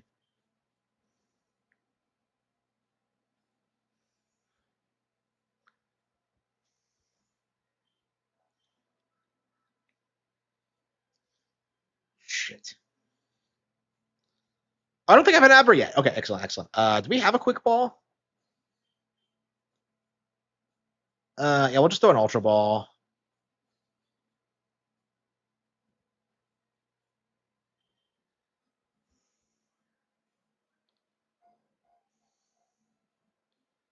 shit. Yeah, Abra's pretty rough, and it is a pretty low catch rate. There's always a handful of playthroughs. I either get it right away, or I really struggle. Oh, that guy's gone.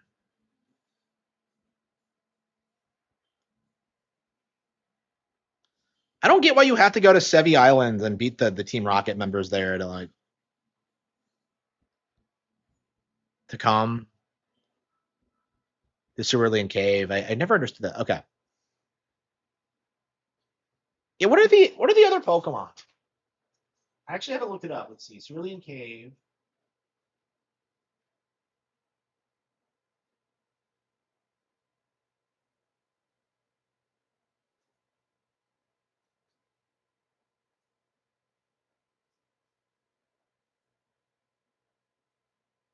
Okay, so there's Entei, Raikou, and Suicune. So it's strong against your type advantage, so it's gonna be Raikou. Okay. Yeah, we gotta use a Master Ball for that.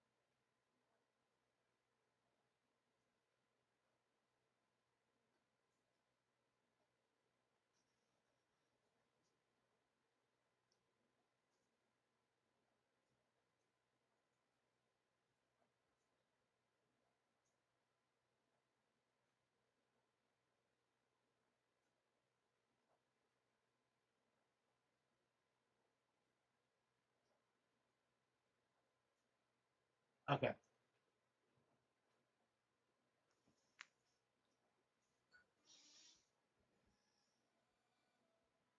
Yeah, there's quite a lot to catch.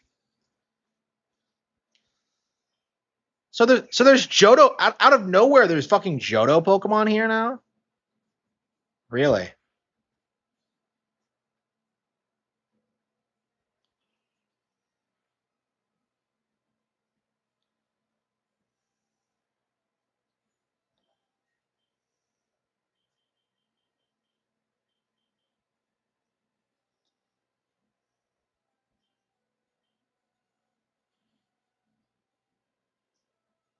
And we can try to catch it. Why not?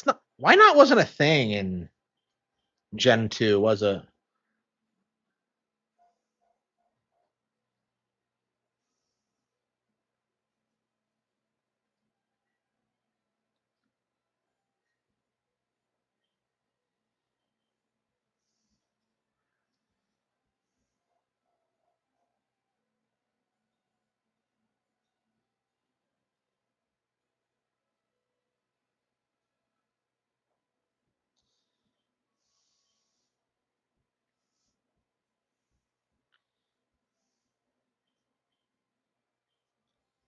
It's crazy how Wobbuffet's such an iconic Pokemon because of the anime.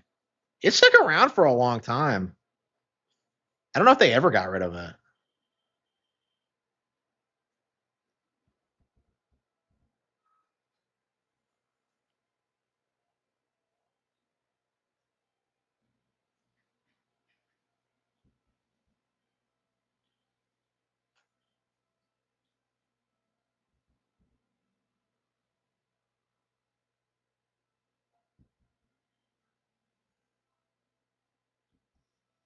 Okay.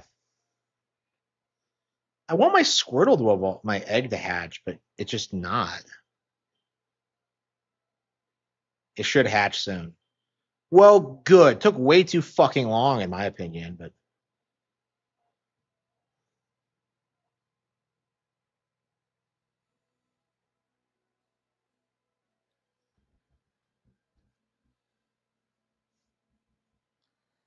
I don't know.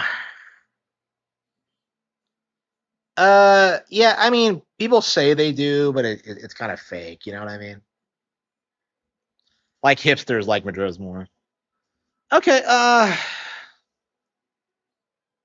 yeah, there's still plenty of things to do in Fire Red, but I'm not super fired up about it. Maybe we'll pick it up again in the future and just like catch Reiko or whatever. Uh,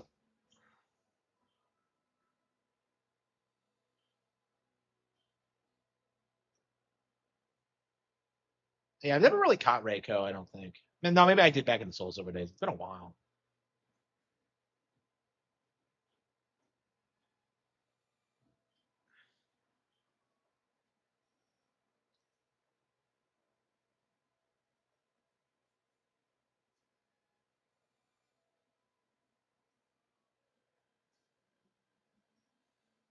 Yeah, it's kind of crazy how like how aged this game feels. Like, yeah, comparing this to like Gen 10 is gonna be crazy.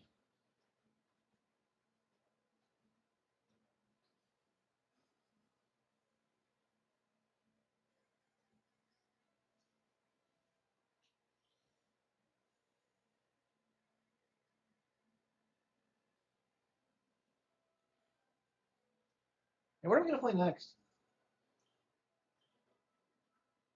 Dragon Quest 7 Reimagined. Ah, come on.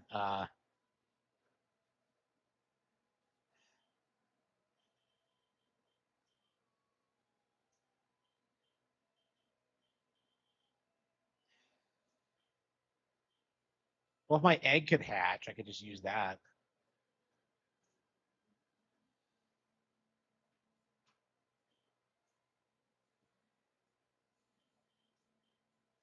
And getting a Deoxys is gonna be crazy.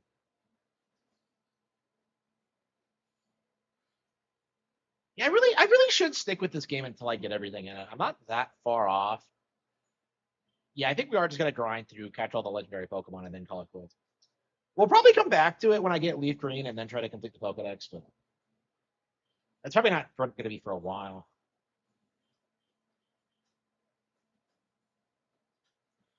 Yeah, I love the game, but I really need to start playing like ZA more. I'd like to play Champions more. I've not played Champions in a while. Like, I was really into it when it came out. It's probably one of the best games to come out this year. So.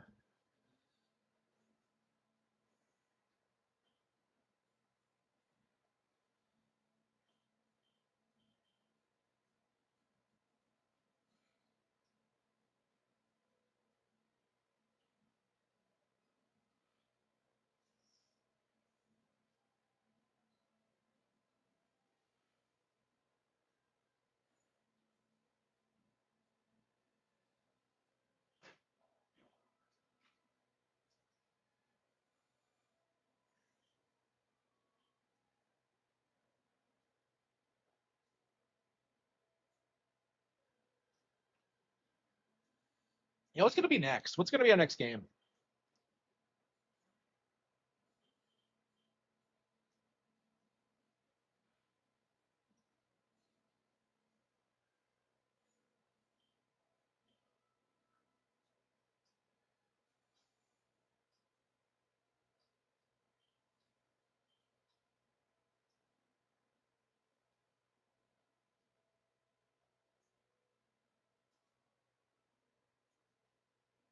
Walking around hoping my Squirtle hatches.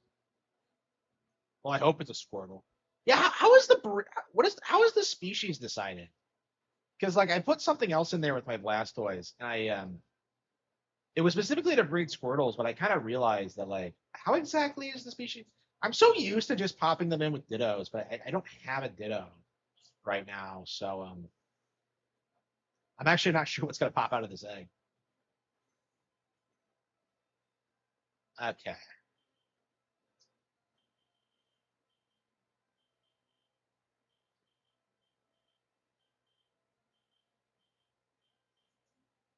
We can actually use good Pokemon now.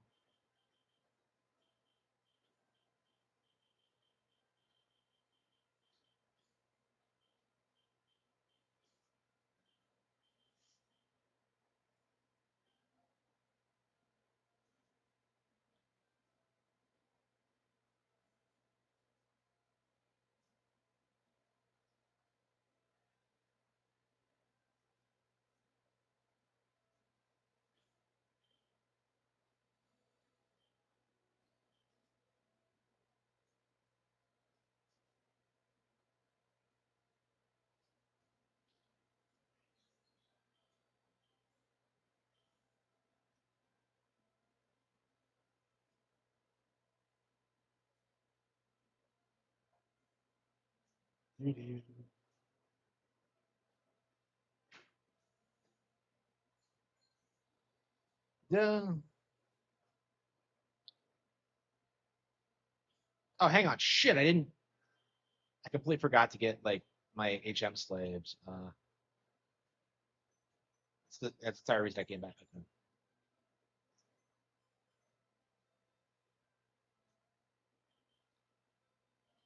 Uh,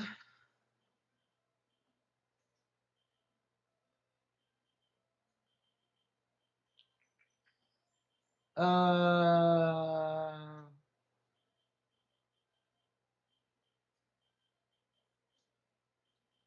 it's Baki. There it is.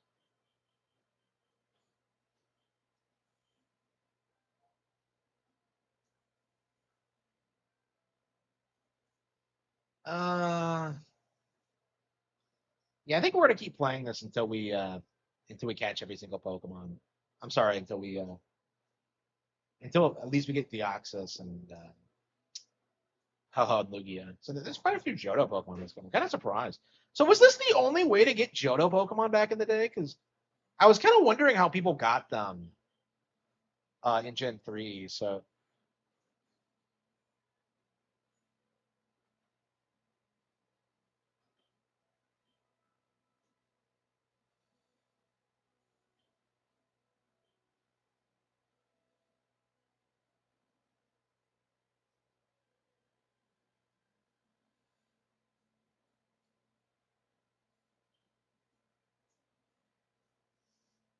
yeah, I'm not just thinking.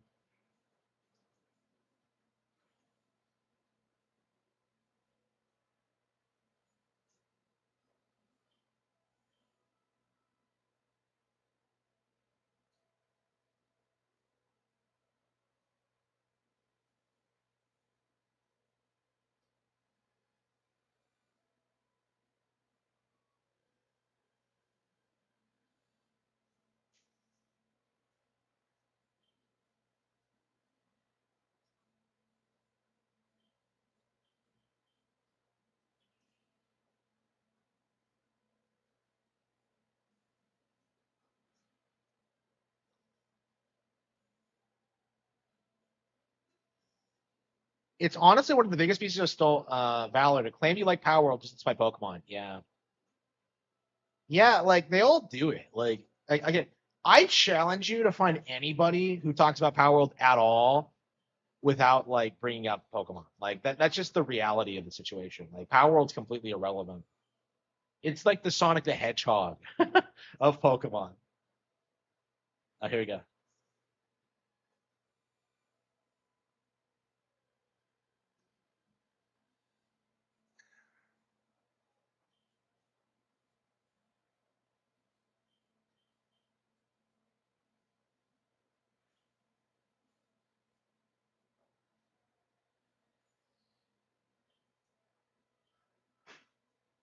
Okay.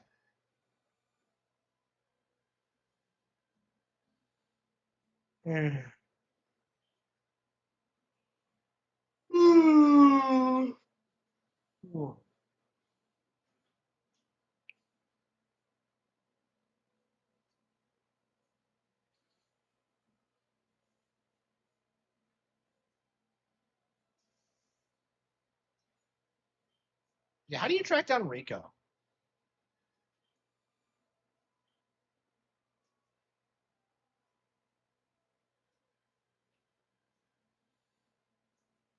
Well, I guess one thing at a time. Ooh. Ooh. Yeah, I think I'm gonna take a nap. Yeah, I'm probably gonna end the stream, take a nap, probably write a little bit, and then come back and just fire up the stream.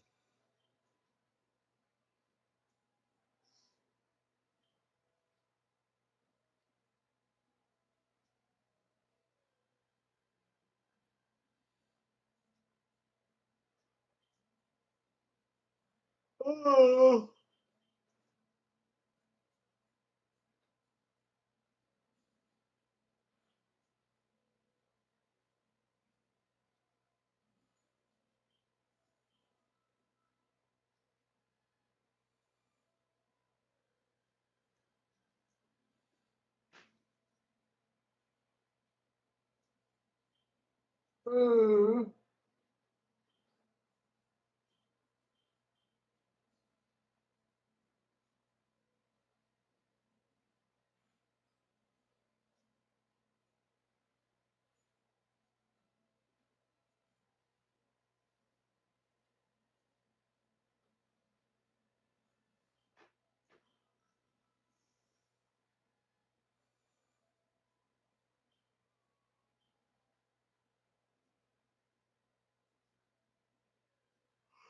Oh,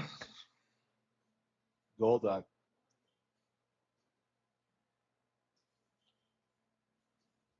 Yeah, I'd like to just catch Mewtwo.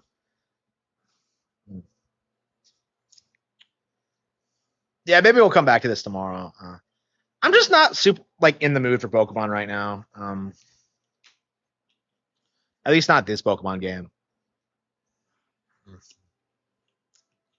Yeah, I hate it when you like stop playing a Pokemon game and you still have like legendary Pokemon to catch. It feels like you haven't like really beaten it yet.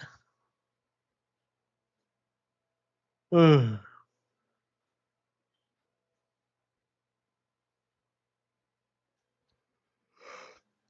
Whew. Now, what's going to be our next game?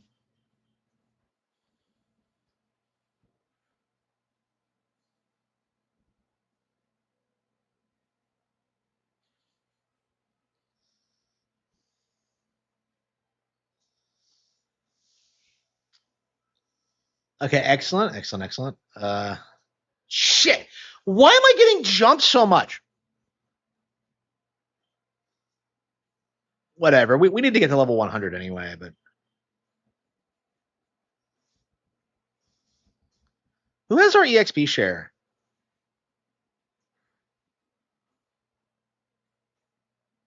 Oh. Oh.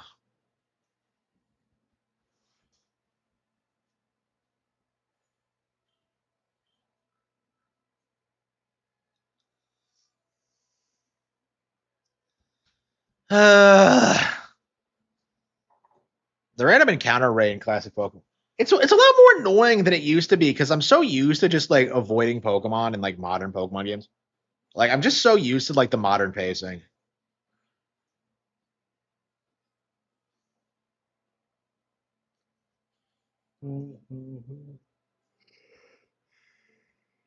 Okay.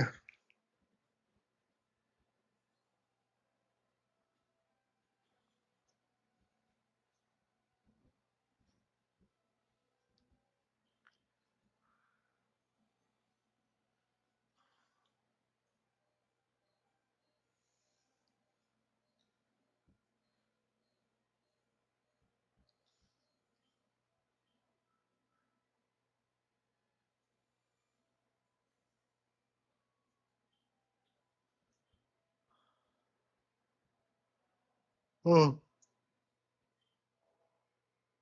Oh.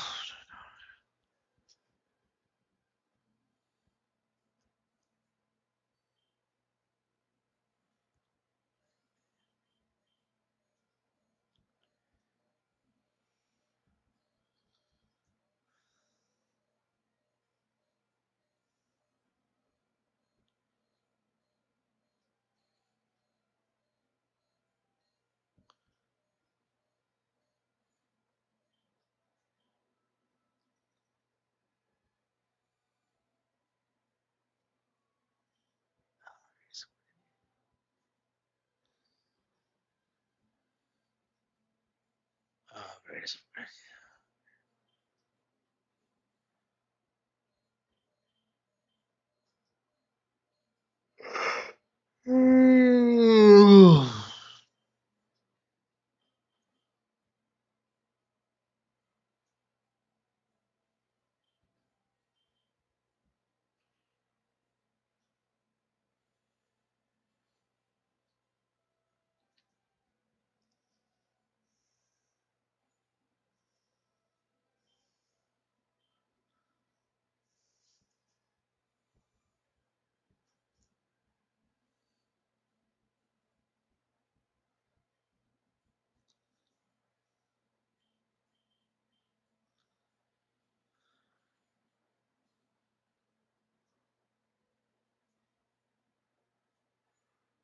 Ooh.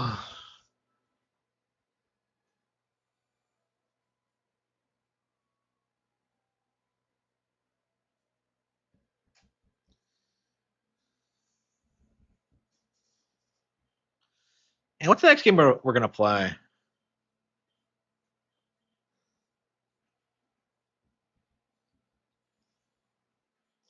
Yeah, we spent like all of today playing old games, so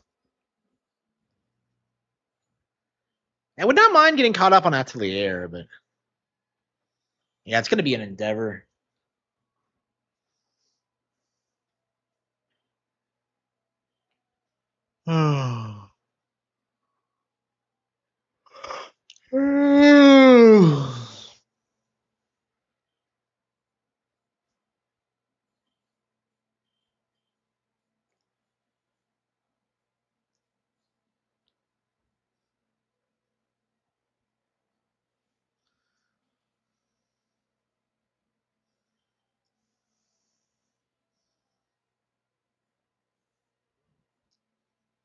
I want to play some games. What's our next game gonna be?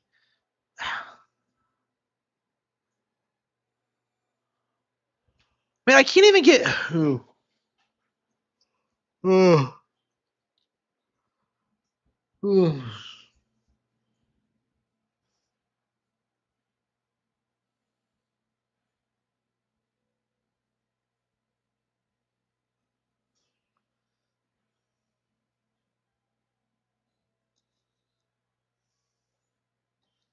And Wobbuffet, yeah. So of course it knows like exactly what to do to one hit KO me.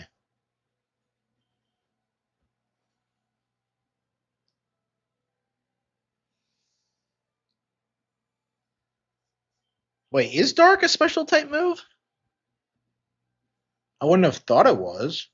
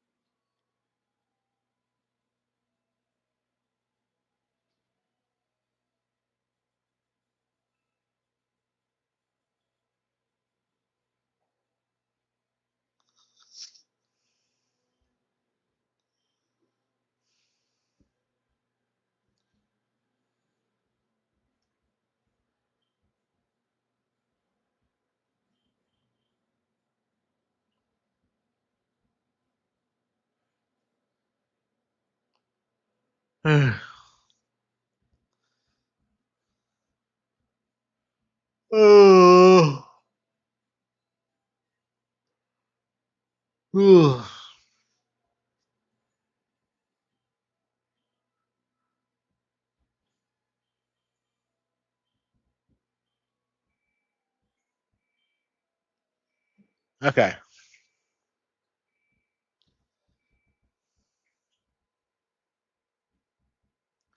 Yeah, I really should call it quits and take a break.